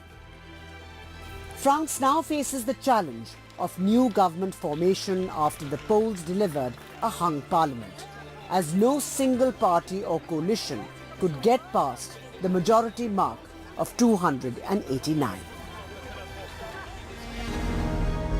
The reason for the far right's loss can be attributed to a large extent to a tactical deal between Macron's centrist and the leftist parties. Under the deal, more than 200 candidates from the three-way races pulled out to avoid splitting the anti-far right vote. The other important factor in Le Pen's loss could be voters turning out in force to defeat the far right. Macron's term as president extends until 2027, and he appears to be mulling his options. According to reports, he said that he's waiting for the National Assembly to organize itself before he makes any decisions as to who he'll appoint as Prime Minister. But whoever he picks faces a confidence vote in the National Assembly, which will convene on July 18th. The surge of the far right may have been stopped by the French people, but they still stare at an uncertain future. With Vishal, Vivek, Bureau Report, NDTV.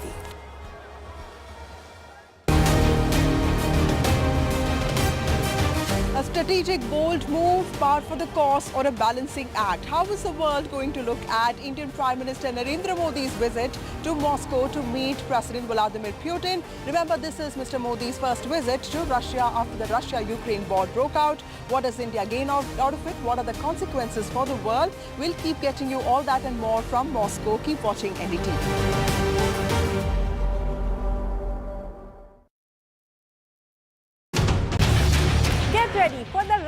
Russia live. NDTV brings you the NDTV Auto Show with me, Mugdha Mishra. From the fastest supercars to the sleekest new energy vehicles to your trusted daily ride, we cover it all. Every Saturday at 10:30 a.m. and Sunday at 8:30 p.m. only on NDTV 24/7. Your next great escape starts here. Stay informed and entertained with the new and updated NDTV News app. You can watch all our channels live, listen to podcasts, read breaking and exclusive news from around the world and more.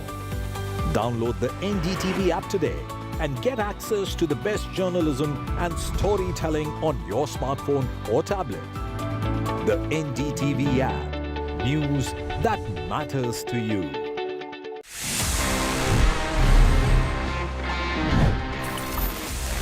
You know that the world's first smartwatch was like 1977 में develop कर लिया था.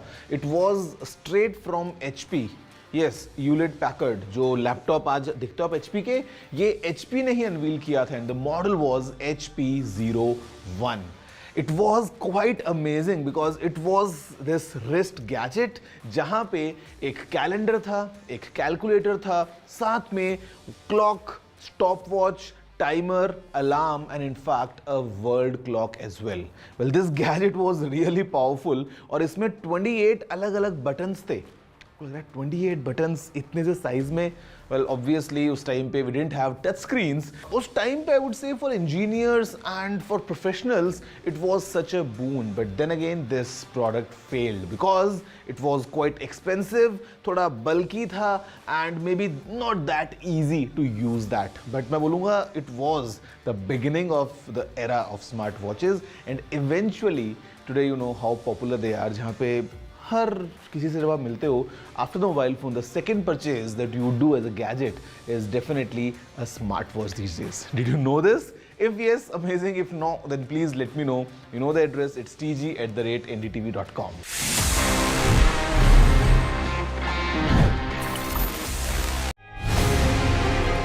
After a great victory by Indian team, and today we are reporting from Mohali International Airport where we are showing these visuals. Arshdeep हमारे साथ हैं, तो आइए बात करते हैं. बहुत बढ़िया परफॉर्मेंस आई साਰਿਆਂ ਦੀ ਤੇ ਵਧੀਆ ਰਿਜ਼ਲਟਸ ਮਿਲੇ. कैसे फील कर रहे हैं? बहुत बढ़िया फील कर रहे हैं, बहुत मान महसूस हो रहा है.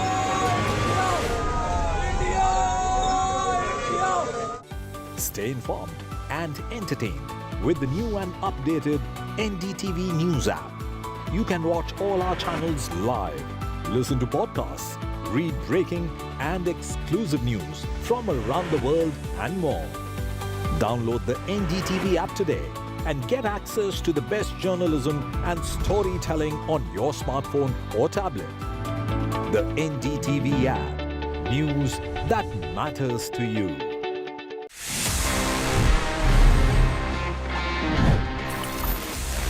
Here we are and ये है, आप सभी जैसे जानते हैं, मेरा पर्सनल फेवरेट सेक्शन जहाँ पे मैं देता हूँ आपके सवालों के जवाब. In this segment that we call ask TG. देखते हैं इस एपिसोड में हमको क्या सवाल मिले हैं. Hi TG, is the Insta360 X4 worth upgrading from the Insta360 X3 camera? Also, do you think there are any other alternatives? I'll give you my honest takeaway. Insta360 is doing really good in terms of these 360 cameras, action cameras, small cameras and everything. But I would say please don't upgrade to the X4 if you already have an X3 because X3 is really powerful in itself. और Insta360 X3 बहुत अच्छे options लेके आता है. It's a well-rounded deal altogether. So if in case you already have it, there is no point for you to upgrade to the X4 or any other camera for that matter. आप उसको अभी use कर सकते हैं for at least I would say एक और साल तक before you see any substantial upgrade.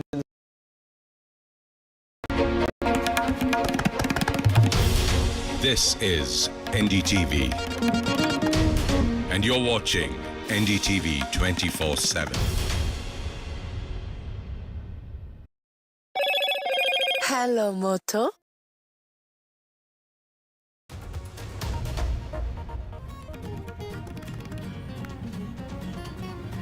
Prime Minister Modi is on a two-day state visit to Russia. President Putin hosts Prime Minister Modi over dinner.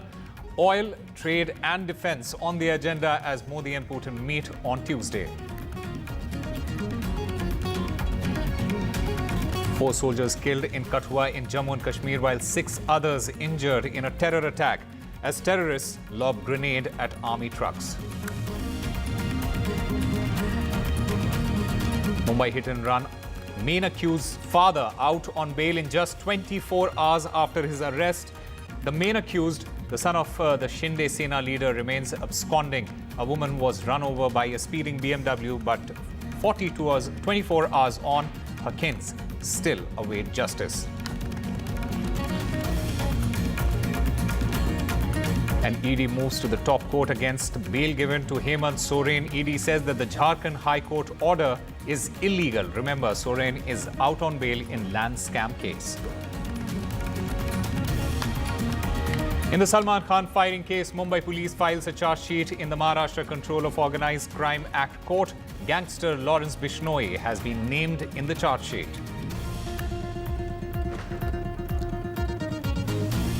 Double Olympic medalist PV Sindhu to be the flag bearer for India at the Paris Olympics alongside TT legend Sharad Kamal, while 2012 bronze medalist Gagan Narang, he replaces Mary Kom as chef de mission.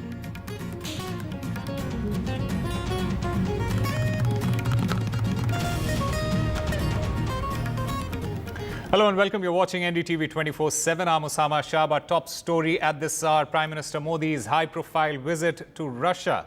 Prime Minister Narendra Modi arrived in Moscow on a 2-day visit to Russia for the 22nd India-Russia Annual Summit, during which he will hold summit talks with President Vladimir Putin to review all aspects of bilateral ties and explore opportunities to further boost cooperation in sectors like trade, energy and defense. It is Prime Minister Modi's first trip to Russia in nearly 5 years. His last visit to Russia was in 2019 when he attended an economic conclave in the Far East city. Prime Minister Modi and Vladimir Putin are meeting. That meeting will see the world media, including the Chinese, zeroing in on the high-profile meeting that is bound to have a wide geopolitical impact in the region. And my colleague Vasudha joins us at this hour. Vasudha, firstly, how significant is this particular meeting, and a kind gesture, a great gesture there by President Putin inviting Prime Minister Modi over to dinner, especially at his residence? That's right, Osama. I know it's about 10 p.m. in India, but in Russia, it's just 7:15 p.m. and it's bright and sunny. And Prime Minister Narendra Modi just left, 15 minutes ago. In fact, 12 minutes ago, he left for the residence of Vladimir Putin. And in fact, his residence, his private residence, is in the suburbs of Russia. It's in a place called Novo Ogarevo, and that's where this lavish dinner is going to be spread out for Prime Minister Narendra Modi. It's an unusual, rare gesture by the President of Russia, who's not really known to throw such dinners, private dinners, but it also shows the kind of importance that India has in Russia's imagination of how geopolitics needs to work in its own interest. Remember, India and China have been allies for a long time. In fact, over 75 years. They've been friends for over 75 years, even before the Cold War. So there is a lot of emphasis on the steadiness of this relationship, even as political realignment happens across the world, with India itself deepening ties with other countries such as United States of America, but at the same time not really condemning Russia's actions against Ukraine, but all this at the same time emphasizing on the importance of dialogue and disagreement. What we hear from government sources is that in the next 2 days, in the next 1 day, in fact, in the next 24 hours, Prime Minister Narendra Modi and President Putin will come face to face. They'll have at least 3 bilateral meetings and high-level engagement. All of that is going to happen tomorrow, apart from the dinner that's going to happen, in fact, in a short while from now, and we'll get you those visuals as well. But in these meetings that will be held today and tomorrow, there's going to be a lot of emphasis on trade, on restoring the balance of imports and exports when it comes to India. Remember that India's imports with Russia have been increasing because India has been getting a lot of discounted oil, crude oil from Russia, but at the same time the exports are not really going up. So that is something that India will look at. But at the same time, there are also talks about space collaboration, defense ties, the need for procuring a greater limited defense equipment, but remember, India has also been diversifying its defense procurement with ties with other countries such as the United States of America and also France. Also, there'll be a lot of emphasis on bringing back Indians who have been in some ways misled into fighting the Russian-Ukraine war. Apparently, there are about 30 to 50 such Indians, and the Indian embassy and in fact the MEA has been focusing on ensuring the safety of such Indians, and it has been asking the Russian government to ensure their release as fast as they can. So that is something that will be primary on Prime Minister Narendra Modi's agenda. Apart from that, this is also a big opportunity for Russia to also increase its credibility. Remember that it faces a lot of sanctions from the West. It is almost considered a pariah in the West because of the war atrocities that have been committed in Russia and Ukraine. But clearly, with Narendra Modi's visit to Moscow in a bilateral meeting, this also shows that India is playing the balancing act by trying to walk the tightrope in balancing its ties with Russia and the United States of America. How this will play out politically, diplomatically is something that we will have to watch out, and also how the West sees will be interesting. Tomorrow, the Prime Minister will also be addressing a community event in Moscow, and that will be interesting as to understand what the Indian community living here for many years wants from the government. All right, Vasudha Venugopal, thank you very much for getting us all the latest straight from Moscow there.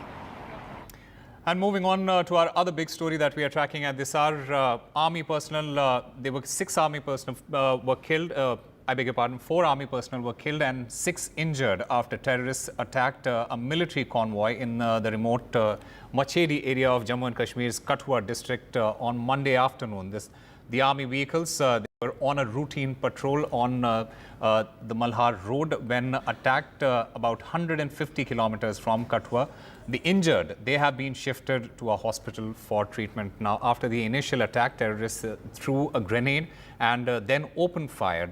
The security forces retaliated, but the terrorists, they fled into the nearby forest.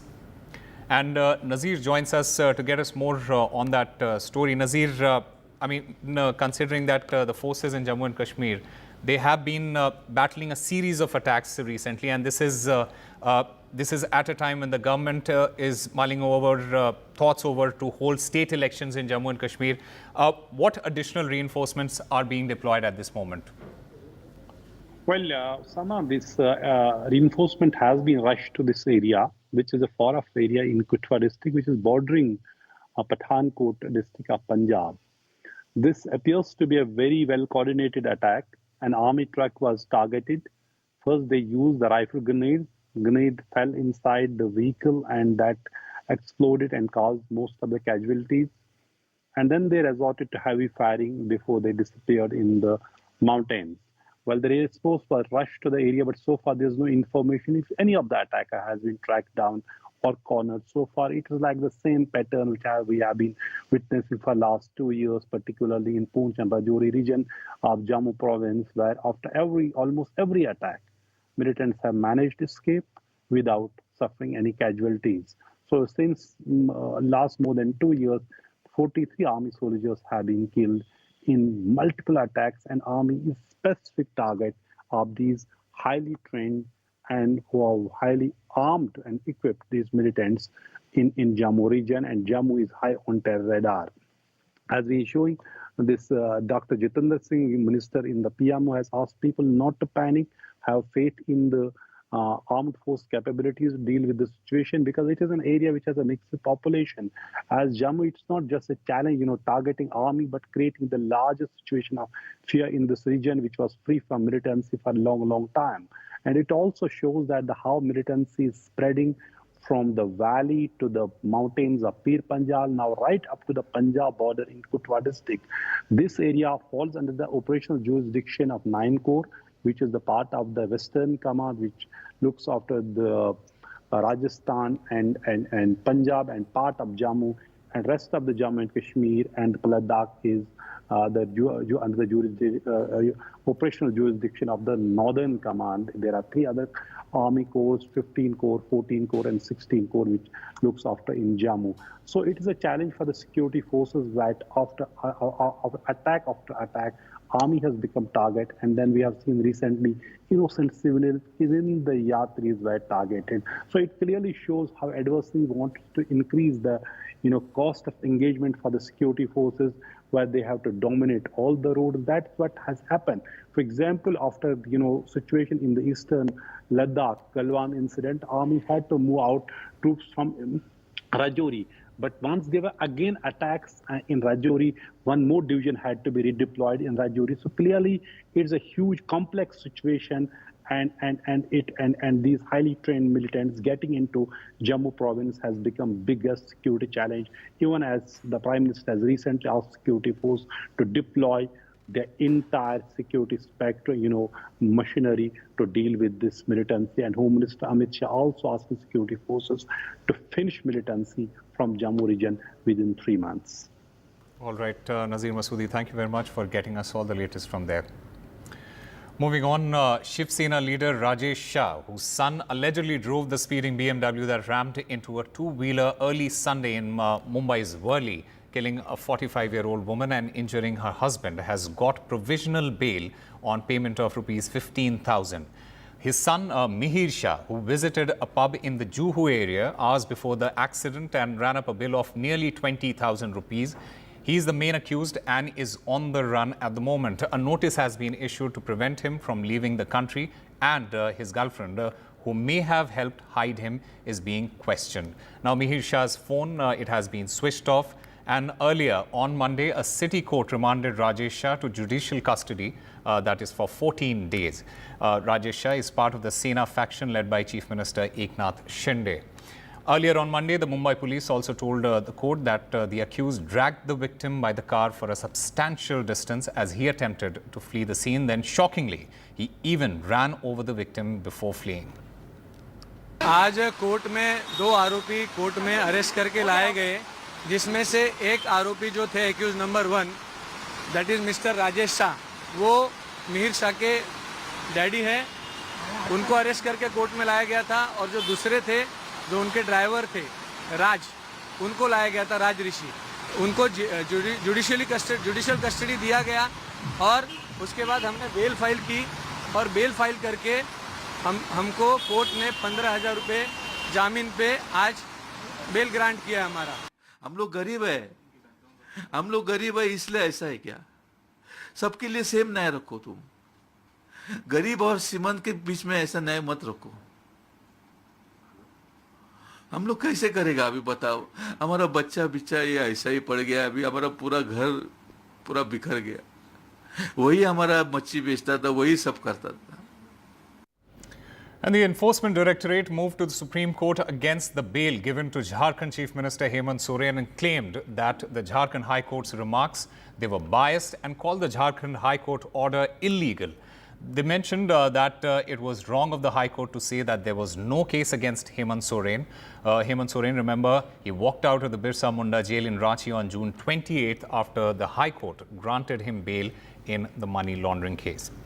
And my colleague Prabhakar joins us to get us more on this story. Prabhakar, firstly, the ED, it has moved to the Supreme Court, but more importantly, it has claimed that the Jharkhand High Court's remarks, they were biased and, in fact, even calling it illegal. Yeah, precisely they have done that. And the reason why they have chosen to do so is because the High Court judgment in favor of Hemant Soren when he was granted bail, the High Court not only grant bail to Hemant Soren but actually came down heavily on Enforcement Directorate, calling it illegal detention of Hemant Soren, calling the charges flimsy, and the High Court actually observed that prima facie Hemant Soren, there's no concrete charges against Hemant Soren. That's the reason why Enforcement Directorate has now moved the Supreme Court, and they're wanting the cancellation of bail. Remember, Hemant Soren has remained behind bars for 6 months. Champai Soren replaced him as a Chief Minister, and after he was granted bail and after the kind of verdict which Ranchi High Court gave in his favor, he has now again been sworn in as a Chief Minister, and today he passed the test on the floor of the House and expanded his cabinet. And remember, Jharkhand is a poll-bound state. 6 months down the line, you will have polls in Jharkhand. The state polls would happen. So JMM would certainly be contesting this case in the Supreme Court and would try and ensure that Hemant Soren remains in the forefront and remains the face of the JMM when the state goes to poll. All right, Prabhakar Kumar, thank you very much for getting us all the latest. And the charge sheet in the case registered in connection with the firing on Bollywood star Salman Khan's house at Bandra has been filed in Mumbai today in the Maharashtra Control of Organised Crime Act court. This charge sheet is filed against 6 arrested accused and 3 wanted accused, including gang leader Lawrence Bishnoi. This charge sheet, it also includes various investigation documents incorporated in the 3-volume containing a total of 1,735 pages. And Radhika joins us to get us more on this story. Radhika, the most important point here is that gang leader Lawrence Bishnoi, he has been named in this particular charge sheet. That's a gangster. Lawrence Bishnoi has been named in the charge sheet. In fact, several details emerging from this charge sheet has been filed by the Mumbai Crime Branch before the MCOCA court today. This is in connection to the firing incident that took place outside Salman Khan's residence. In fact, this has been filed against 6 arrested accused as well as several other accused who are wanted, which is Lawrence Bishnoi, who's already behind bars in a different case, and also his brother Anmol Bishnoi. Now, it includes various documents and also contains a total of over 1,700 pages. In fact, the charge sheet talks about how Lawrence Bishnoi was aiming to establish supremacy in Maharashtra just the way he established it in other parts of India, especially the northern part.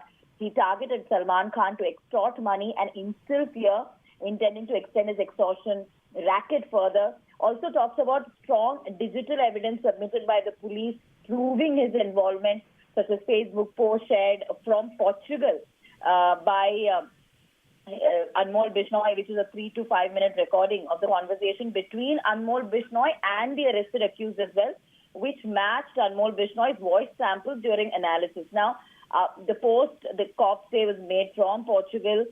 In fact, it was also found on the cell phone of one of the arrested accused, which is Vicky Gupta. And another recording also found in his phone where he's heard talking to Anmol Bishnoi as well. So clear connection between the arrested accused and Anmol Bishnoi being established here. And the charge sheet also contains extensive details of statement by Salman Khan also, in which he has said he's done nothing wrong, yet his family is being targeted, he's being targeted. And he also said that he believes that Bishnoi is doing this to extort money from him, and also narrating all the other incidents that happened in which he's received threats.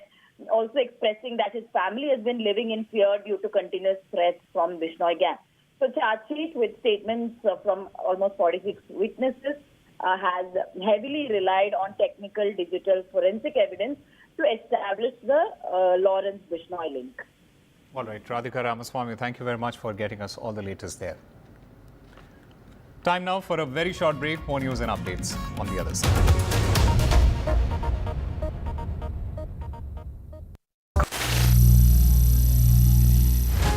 Some people say the metaverse will only be virtual. One day this lecture hall will be made of code, and driverless cars would be trapped in intersections. But even in this maze of the future, you can't wish away health. It's time to become more resilient.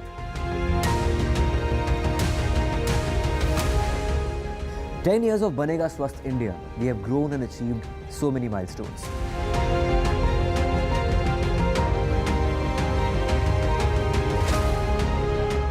And now I have a plan to beat the urgency, to stop breathing with difficulty, to relieve getting choked with inactivity.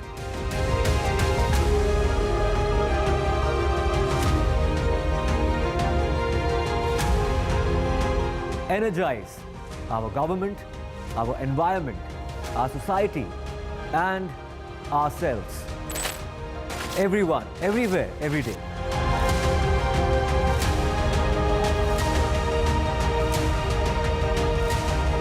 Banega Swasth India. One world hygiene.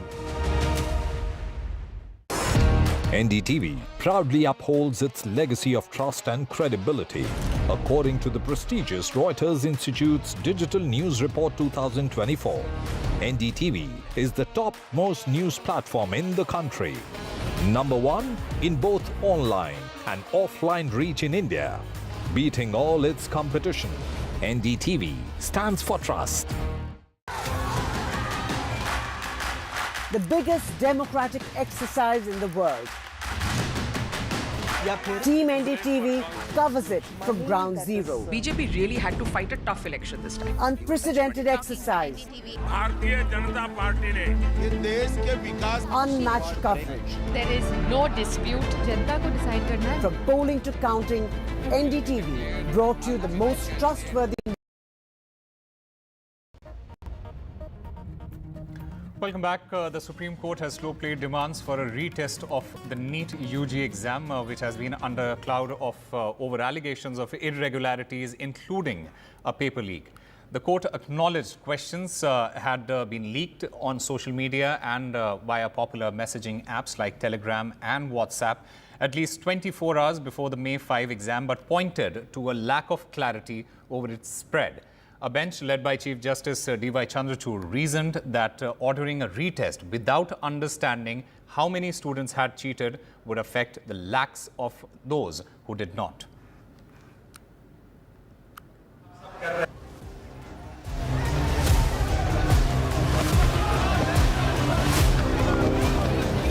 Tough words from the Supreme Court of India on the Neet UG 2024 exam mess, as it heard a bunch of petitions demanding a retest of the crucial medical entrance exam. Chief Justice of India D.Y. Chandrachud asked the government why it was in denial about a paper leak, saying it was clear the sanctity of the exam had been compromised. The court said it could order a retest if the leak beneficiaries were not identified. The court, however, sounded a note of caution, saying a retest would be the last option since lakhs of students were involved. The Chief Justice proposed a multidisciplinary panel for a comprehensive probe. It's like clear there was a clear incident of paper leak. Hopefully this will go to the recancellation of exam. The Article 14 and 16 says the justice and should be based on equality for all. So if paper leak has happened at one place, so other people also should get that justice. So hopefully we are hopeful that this re-exam should happen and justice will come on behalf of us. भले ही solicitor general और NTA इस बात कह रहे थे कि paper leak proof नहीं हुआ है, पर सीजेआई साहब ने बार-बार ये बोला कि हम ये सारी चीजें दिखा रही है कि पेपर लीक तो हुआ है, अब इस बात को आप डिनाई मत करो. During the hearing, the Supreme Court stressed a retest could only be ordered once the extent of the leak was known, and also once the court got a sense if there was sufficient time. The judges did not specify how much there should be between the leak of the questions and the conduct of the exam. The Chief Justice of India and his bench said the last resort would be to conduct a re-examination for the 24 lakh students who want to apply for the NEET exam. But having said that, it would first have to determine the extent of the leak, when it happened, and the date of the conduct of the examination, and more importantly, how many students who were guilty of wrongdoing have been identified. The Supreme Court asked the CBI to file a report indicating the status of investigation. Over 15 people have been arrested so far, mostly from Bihar and Jharkhand, with a probe by the Bihar Police's Economic Offences Unit first indicating the possibility of a paper leak. The CBI eventually took over the probe. The court also asked the NTA that what steps have been taken to identify the center and cities where the leak took place and the manner in which the leaked question papers were disseminated. All the concerned agencies have to file their affidavit by 5 p.m. on Wednesday. The next hearing will now take place on Thursday. This is Aishwarya Jain with video journalist Rohit Vishwakarma for NDTV in Delhi. All right, Prime Minister Modi, he is there in Russia on a high-profile visit. Prime Minister Modi, in fact, he arrived in Moscow, and as you can see on your screens right now, he's having dinner with President Putin. It's a rare gesture from President Putin to invite Prime Minister Modi. for dinner at his residence. Remember, Prime Minister Modi, he is on a 2-day state visit to Russia for the 22nd India-Russia Annual Summit, during which he will hold summit talks with President Putin to review all the aspects of bilateral ties and also explore opportunities to further boost cooperation in sectors like trade, energy and defense. Remember, this is Prime Minister Modi's first trip to Russia in nearly 5 years. His last visit was in 2019 when he attended an economic conclave in the Far East city of Vladivostok. Prime Minister Modi and Vladimir Putin meeting will see the world media, including the Chinese, zeroing in on the high-profile meeting that is bound to have a wide geopolitical impact in the region. So, as you can see, Prime Minister Modi there having dinner with President Putin. It's a rare gesture from President Putin to invite Prime Minister Modi to have dinner at his residence.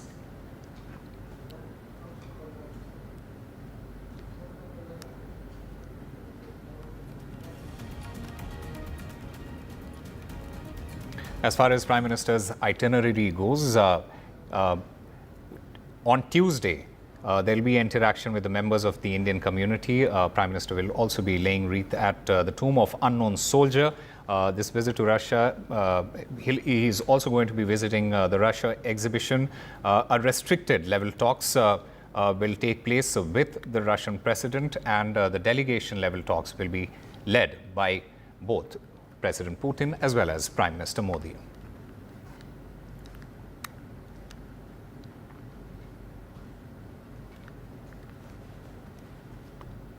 And double Olympic medalist PV Sindhu will be the flag bearer for India at the Paris Olympics, along with table tennis legend Sharat Kamal, while the 2012 bronze medalist Gagan Narang, he replaces Mary Kom as the chef de mission. Now, 4-time Olympian and 2012 Olympic Games men's 10-meter air rifle bronze medalist Gagan Narang, he was on Monday chosen by the Indian Olympic Association to replace Mary Kom as the chef de mission of the Indian contingent to compete in the Paris 2024 Olympic Games that begins on July 26, while PV Sindhu, she will accompany table tennis star Sharat Kamal as India's female flag bearer in the Olympics.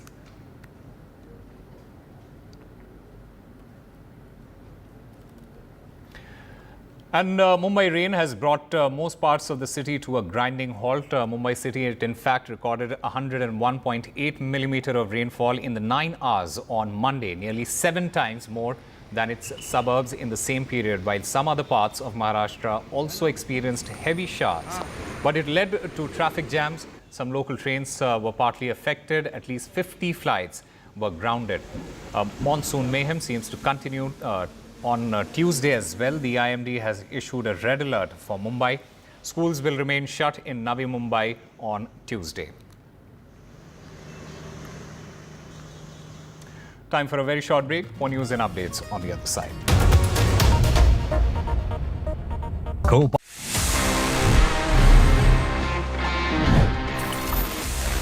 कैसे आप technology को use करते हुए अपने gadgets का potential और enhance कर सकते हो. And this time it's about AI. It's about Google's latest Gemini, because ये अभी इंडिया में आ चुका है and you should use that because it can do a lot. मतलब अगर आपको ईमेल लिखना है and you need some help composing that email, यहाँ पे just by using the help me write option आप ईमेल्स जेमिनाई से लिखवा सकते हैं. ये आपकी ईमेल्स को समराइज कर सकता है और आपके लिए बहुत सारे अच्छे तरीके से हेल्प कर सकता है all across scenarios, all thanks to the power of AI. तो जेमिनाई अभी इंडिया में अवेलेबल हो चुका है. Well, as of now it's only for the premium Google customers या फिर ये गूगल वर्क प्लेसेस में अवेलेबल है, but I am sure it's coming soon for everyone. और आप सभी जब इसको फोन में यूज करेंगे, you can utilise the full potential of Google's AI to make your life and your phones even smarter.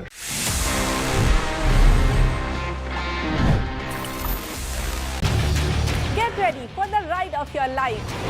NDTV brings you the NDTV Auto Show with me, Mugdha Mishra.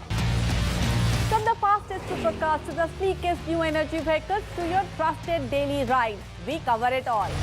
Every Saturday at 10:30 a.m. and Sunday at 8:30 p.m. only on NDTV 24/7. Your next great escape starts here. Stay informed and entertained with the new and updated NDTV News app. You can watch all our channels live, listen to podcasts, read breaking and exclusive news from around the world and more.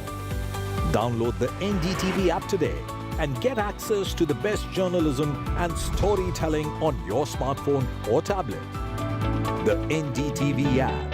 News that matters to you.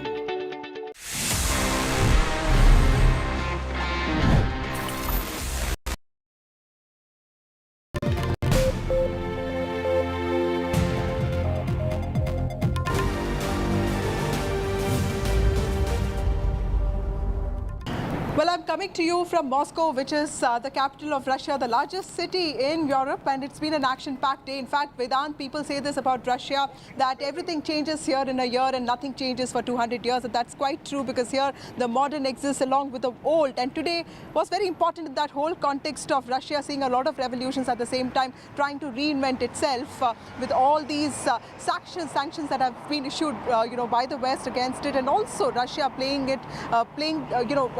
Russia itself finding it very difficult to sort of defend its own actions, especially with the war getting prolonged for over 2 years. Prime Minister Narendra Modi arrived today afternoon at 3 p.m. He was basically welcomed by several Indians, most of them dancing, and the music was all Indian. And yes, of course, today he's also going to be part of this private dinner that will be hosted by President Vladimir Putin. It's going to be very interesting next 2 days because in the course of the next 24 hours, there'll be at least 3 times that President Putin and Prime Minister Narendra Modi will meet each other. This is the first proper bilateral meeting that's happening between these two leaders after 3 years, and this is Prime Minister's first visit to Russia after the Ukraine-Russia war broke out. So clearly many firsts there, but of course we can expect a lot of announcements in the sectors of economy, specifically trade and also tech transfer. Most importantly, India is also pressing for the early release of Indians, over 35 to 50 of them who have been in some ways misled to fight on the front lines of Russia-Ukraine war. So that is something that India is focusing on. Tomorrow, during the course of the entire day, Prime Minister will hold several meetings. At the same time, he will also be addressing a community event in Moscow. He'll be talking to people of Indian origin. With me now are two important people, and they've been living in Russia for several years. Starting with you, Debashish Sengupta, who is an engineer and he's been here for the last 40 years. He is into business development now. So how has the life of the Indian community changed in the last 40 years, and how do you think the war has in some ways impacted you? There are a lot of changes definitely. In 40 years, if you take it, in Russia is changing every 5 years. That's why you have to understand in the 40 years there are several changes. I had seen Russia, before anything had happened, before even the Perestroika. And I was in the time of Perestroika, and then, now, you can say the modern Russia, when the Soviet Union is no more than we are not, we don't know what is Soviet Union, this new generation doesn't know. A lot of changes had come. We, being an Indian, definitely we always feel that this country, likes us, and we also like them a lot because there are a lot of cooperations between us, and we believe that this cooperation will be going on and on. Okay. War is definitely having an impact, but I think it is not the right time to discuss about that. It's a very vast issue. Let us not touch that issue now. Okay. We also have Vera Pronkina, who's the president of the Asian Russian Business Council. You have a very important job. Tell us, as a Russian, what is your expectation from this meeting? Well, first of all, it's great that when two great leaders of superpower countries meet together, and it's a really great sign. I think the main question is a payment system. And, if honestly, I believe that India very soon will be fight for the first place in the world economy. And when it will, United States and West will be pushed. And not only Russia, but India also very interested in the new payment system for our country, and do business and do economy together. So this is the main key, I think so. That's very important. We also have Tatiana Kukreva, who's a senior journalist. Tatiana, can you also tell us how important is it for Russia and India to maintain these steady, solid ties, even as there is political realignment happening across the world? Because, if you look at India also is deepening its ties with America. And then on the other hand, you see Russia and China getting closer. The Ukraine-Russia war doesn't seem to be ending anytime soon. There's another war in West Asia with Hamas and, of course, Israel. So clearly many things happening there. How do you see the latest bilateral meeting between Narendra Modi and President Putin, and also Mr. Modi choosing to come to Russia for this meeting, especially the first bilateral visit after he took over as the Prime Minister of India for the third time? Well, I think that the timing here is obviously incredibly important. And also, let's not forget that it happens at the same time as the NATO leaders are convening, in another part of the world. And that's also no surprise. We have to look at timings with these things. But as you said, there's a massive realignment in the world. But I would actually suggest that Russia and India have been at the forefront of that realignment, and that realignment being the emergence of this multipolar world, the emboldened, global south that we've been talking about for quite some time now, and Russia being crucial to this process, as is India, as rightfully mentioned, your country is looking to be the world's third economy very, very soon, then, probably going to go even further up. So this relationship and the relationships within the BRICS bloc, within the Shanghai Cooperation Organization, are extremely important for this new world order, which is a multipolar, multi-voice, stepping away from everything that, is very close to, I think, to Indian hearts, which is, a post-colonial kind of uncertainty and coming into its own. And India has finally, found its footage, taken the place in the world. And I find the relationship with Russia to have been extremely important for that process. Right. Devashish, coming to you again, you were talking about how certain things are really complex and nuanced, but when you look at the community here, it's not as big as the diaspora in the United States of America. How do you guys manage to stick together, and what kind of impact does this have on you psychologically, on your children growing up here, the war, and also what is your expectation from Modi 3.0 specifically with relations with Russia? Okay, it is not one question. Basically, you have to understand that you are asking me three questions. I'm trying to make it very fast. The community here, we are all together because we have different associations here.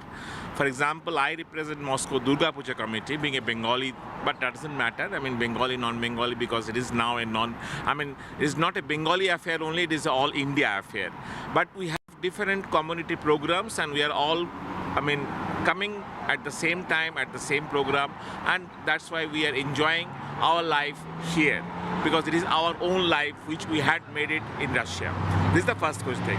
Second thing, Modi 3.0 and the relationship, I believe that it should grow, it will grow, because we are all part of BRICS, and Russia always grows when there are crises. If you see the history of Russia, it always grows. And for India, this is very much important that we are growing together with our relationship. Previously, if you see, we have only the relationship of just for the arms. Now it is not only that, there are so many. For agri, you can see now Russia is supporting India with so many agricultural products. That's why I'm saying that there is a good, you can say the forecast should be the fantastic. We can grow together. That is the most important point.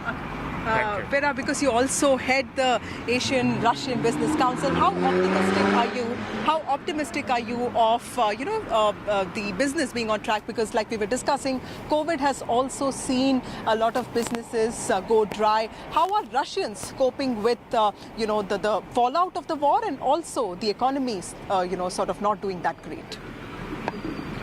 As you know, all people, especially Western people, forecasts about Russian economy will be down. But as you know, Russian economy after the war growth 3.6%. It's quite good. Also, well, you know, we have some specific in Russian mood, or I don't know how it in English. Well, we can do our best only when we have some push. Crisis. Yeah, some in crisis. Some crisis. Yeah. Yes, that's what I said. Yes. We Yes. can do something. In a different way. Okay. Better way. Невозможно. I mean, they can make, which is not possible to make it possible. Yeah, Mission impossible to make it possible. Like you said, those Russia have this habit of using crisis as an opportunity. So it is a great opportunity for us to make something with independence economy, to make our new products in local in Russia. So very soon we can show all the world how we can work, and it is a good opportunity for Russian to do something better. That's a very useful insight. In fact, there's unity amongst both of them, and they say that Russia has always used crisis as an opportunity to sort of reinvent itself and also grow. Tatiana, would you also agree with that? What does the future of Modi Putin relationship look like in the future, because both leaders are here to stay? In fact, Mr. Modi has just come back to power. In fact, his government has come back to power for the third time. Mr. Putin, of course, you know, despite all the criticism, is still standing strong. What has been the fallout of the war, and how is Russia also trying to reinvent its foreign policy by looking eastwards? What do you think the future of Modi-Putin relationship is going to look like? Oh, that's actually, indeed, 3 questions in one, at least. I think that just as you said, you know, again, I don't believe that we're reinventing our relationship right now. I think Vladimir Putin and Narendra Modi have already reinvented that relationship. They have already reinvented world order in a way, you know, putting up that's the global south that is now has already risen, you know, and the relationship haven't been so fruitful. Again, I'll remind you that there's a huge nuclear project that we have between our two nations. So that's definitely going to be the future of the relationship as well. You know, so there's going to be more cooperation in terms of energy. There's going to be more cooperation in terms of trade. And you know, if by any chance should there be some reform, maybe, you know, that have been some voices pushing for instance, for reform within the UN, putting, for instance, India on you know, as a permanent member of the UN Security Council. There are so many changes that yet to be made or that are yet possible to be made. So you know, the future is infinite, and it's definitely an infinite future for this relationship. Right. Thank you, Tatiana, for speaking to us. Also, thank you, Debashishda, and thank you, Vera, for speaking to NDTV. Earlier today, I also spoke to Abhay Kumar Singh, who is Bihar-born, India-born lawmaker from Putin's party, and he spoke to me on the agenda that could be priority for both President Putin and also Prime Minister Narendra Modi. Let's listen into what he said. Prime Minister Narendra Modi's very critical visit to Russia to have bilateral meetings with Russian President Vladimir Putin begins on Monday. Joining me to talk about what's on agenda is legislator from Vladimir Putin's party, Abhay Kumar Singh, who's also Bihar-born, in fact India-born. Thank you so much for speaking to NDTV, sir. You come from a place in West Russia which has a huge history, and you've been in Russia for many years. You started out very simply as a medical student, and clearly a very inspiring life that you've led. But now, as the legislator of Putin's party, what do you think is on agenda when it comes to Narendra Modi, Putin's meetings? You know very good my biography, so no need to say about that. And about visit of Narendra Modi today in Moscow, not only Vladimir Putin is waiting for that, every citizen of Russia is waiting for that meeting. People are very excited, and I think I think agenda, very important agenda will be touched in this meeting. The war supplies, war manufacturing, culture, economic, ruble trade, everything will be touched. I think, and the most important thing, I think it will come out, that is world geopolitics. This visit can change a bit. It will not change fully. It will change a bit world geopolitics. You know, in England, Sunak went away. Soon, I think after few days, Macron will also fly. In November, we will wait for the US election. So everything is changing. Let's see what will come out. Mr. Singh, Russia has also been facing a lot of sanctions from the West. Do you feel that pressure because you also come from Mr. Putin's party? You know about sanction, we are not feeling any restriction, any problem due to sanction. Our government, they knew about this sanction. In future, they made a lot of things. They did lot of things to face this sanction. After this sanction, not only Russia is facing, whole world is facing. You know, everywhere in this world, they have got big inflation after this sanction. Money is going to one country, people are paying tax, money is going there. What government will do? Inflation is coming, price is growing, everything is growing. So whole world is suffering for that. And Russia, absolutely, Russia is not suffering for that. We have got the same petrol price, everything is same to same what it was 2-3 years ago. And we have got experienced the same situation when they put the lot of sanction against Soviet Union. So we knew about that. Sir, one worry for India has also been, several Indians being misled into fighting as support staff in the front lines of the Russia-Ukraine war. I know that your government is very seriously looking into this. What can we expect, sir, on that front? You know, I don't have got proper information about that. If it is like that, that is not good. And I think if somebody is there, he went there with his own will. So earlier today, I also spoke to some residents of Moscow on what they thought about India, and let's listen into the conversation. We've heard of Russian fans of Raj Kapoor. We've heard of how Raj Kapoor and Nargis were so popular in the country of Russia. We've also heard of the kind of popularity that Indian film festivals enjoyed in the 60s in Russia, but there's a huge new generation of Russians who have a growing admiration for India. We have two of them right now with us. Kate is a full-time mother now. She has been a translator in the past. We also have Mark, who's just 15 years old. He's a student with a special interest in Hindi. In fact, both of them speak Hindi, quite fluently. Thank you so much for speaking to NDTV. Kate, tell us what is your interest in India and when did you start learning Hindi? Actually, hello. I met my husband 10 years back, so it was kind of like a deal. It's a love marriage. He's from India, from Mumbai originally, so it was kind of a deal that we have to learn each other's languages so we could speak to each other's family and, to keep rishta strong karna chahta tha. So after having our wedding ceremony in India and in Russia, I have learned Hindi fluently through the movies, through talking with family. So who's your favorite hero? Salman Khan. And actor, female actor? Kareena Kapoor. Oh, very nice. And that's your daughter? Yes, that's our daughter. She's 3. Her name is Darina. Does she like India? She dances to Indian songs every morning. She has a lot of friends because we stay actually at the society where a lot of foreigners and a lot of people from India, from embassy and from different kinds of businesses. So she has a lot of friends from India. So. Mark, tell us, you were talking to me about the war and how that really prompted you to also increase your interest in India and the East.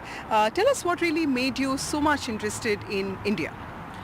As the war in Ukraine started, I understood that many European countries became our enemies, and I decided to try to find friends for my fatherland in the East. I think that India is the greatest friend for Russia. Our relationship is very strong since 1947. Soviet Union helped to young Indian Republic when it only appeared. Moreover, in 1971, Soviet Union helped India with the war for Bangladesh. I started learning Hindi only 5 months ago. I don't speak fluently, but I know some basic phrases. I can give a small talk about myself. नमस्ते, मेरा नाम mark है, मैं रूस से हूँ, मैं Moscow में रहता हूँ, मैं स्कूल खरीदने जाता हूँ. Prime Minister Narendra Modi is on a very critical visit to Moscow in Russia to meet President Vladimir Putin. This is his first bilateral meeting since he assumed charge as the Prime Minister of India for the third time. But while politics goes on, there are also people-to-people ties here. In fact, I'm joined by two students from India who are studying medicine here, Rushti and Gayatri. Thank you so much for speaking to NDTV.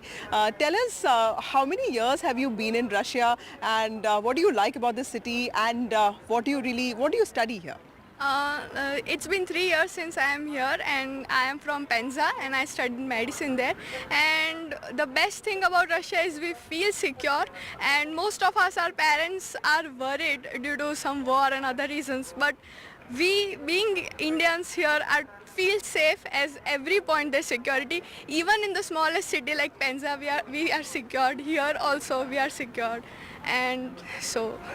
Gayatri, did you know that the Prime Minister was coming? In fact, you guys knew about it, right? So have you been following what's happening in India? Yes, when we came here and we talked to our parents, and she also talked to her father on phone, then उन सब ने ऐसा बोलने लगा कि अरे यार तुम लोगों को पता है हमने मतलब वीडियो भेजा, देखो हमारे मोदी साहब वहीं पे है. तो पेरेंट्स सब बोलने लगे कि बोला कि मोदी सर हम यहीं पे हैं, we heard to appreciate you and we all are very happy that you came here. Russia India के बीच में बहुत सारे टाइज बहुत पहले से थे, लेकिन अभी ये वॉर चल रहा है यूक्रेन में. आप ही की तरह बहुत सारे मेडिकल स्टूडेंट्स को वापस आना पड़ा. But how is has there been any impact at all on your lives, on your education? Economically, there have been some impacts as our foreign exchange cards have not been working since long. So there are challenges about that. But keeping those things aside, we have no as such challenges. We are safe and we are secured, and there's everywhere security. So our routine university life is continued. So has the cost of living gone up here? Cost of living in Russia, see, Russia is not as a very stable economy as India is. So we have challenges throughout the year, and not only during war, but yes, there have been some ups and downs, and yes, financially the costs are difficult.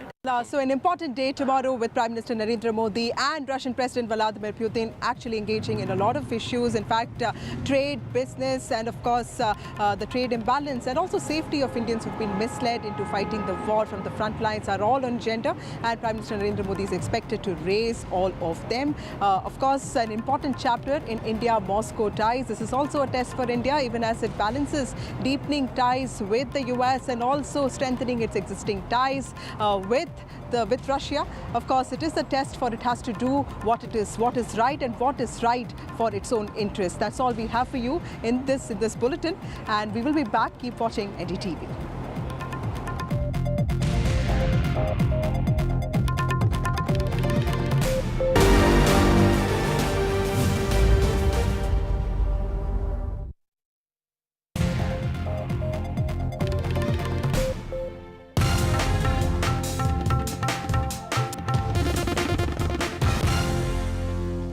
French voters have chosen to give a broad leftist coalition the most parliamentary seats in pivotal legislative elections, keeping the far right away from power.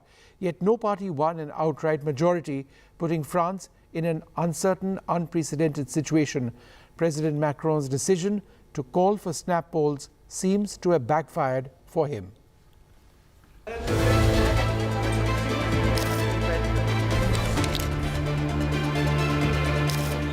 A week ago, she was widely expected to lead her far-right National Rally Party to victory in the final round of the French elections. Fast forward 7 days and the tables seem to have turned on Marine Le Pen, as France's left-wing New Popular Front won the largest number of seats, a result no one had expected. In a relief for French President Emmanuel Macron, the results stopped the far-right juggernaut. However, the near future would still be agonizing for him, as left-wing leader Jean-Luc Mélenchon, soon after the results started coming in, asked for his resignation or a new prime minister from the ranks of his New Popular Front coalition. France now faces the challenge of new government formation after the polls delivered a hung parliament, as no single party or coalition could get past the majority mark of 289. The reason for the far right's loss can be attributed to a large extent to a tactical deal between Macron's centrist and the leftist parties. Under the deal, more than 200 candidates from the three-way races pulled out to avoid splitting the anti-far right vote. The other important factor in Le Pen's loss could be voters turning out in force to defeat the far right. Macron's term as president extends until 2027, and he appears to be mulling his options. According to reports, he said that he's waiting for the National Assembly to organize itself before he makes any decisions as to who he'll appoint as Prime Minister. But whoever he picks faces a confidence vote in the National Assembly, which will convene on July 18th. The surge of the far right may have been stopped by the French people, but they still stare at an uncertain future. With Vishal, Vivek, Bureau Report, NDTV.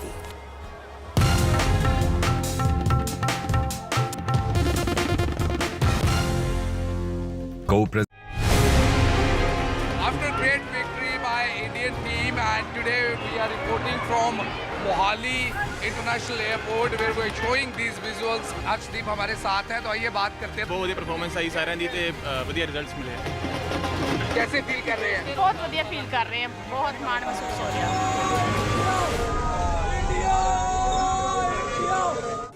Stay informed and entertained with the new and updated NDTV News app.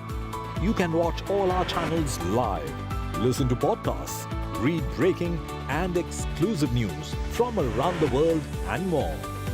Download the NDTV app today and get access to the best journalism and storytelling on your smartphone or tablet.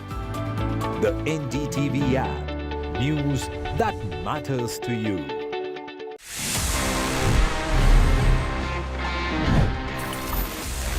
Here we are and ये है, आप सभी जैसे जानते हैं, मेरा personal favourite section जहाँ पे मैं देता हूँ आपके सवालों के जवाब. In this segment that we call ask TG. देखते हैं इस एपिसोड में हमको क्या सवाल मिले हैं. Hi TG, is the Insta360 X4 worth upgrading from the Insta360 X3 camera? Also, do you think there are any other alternatives? I'll give you my honest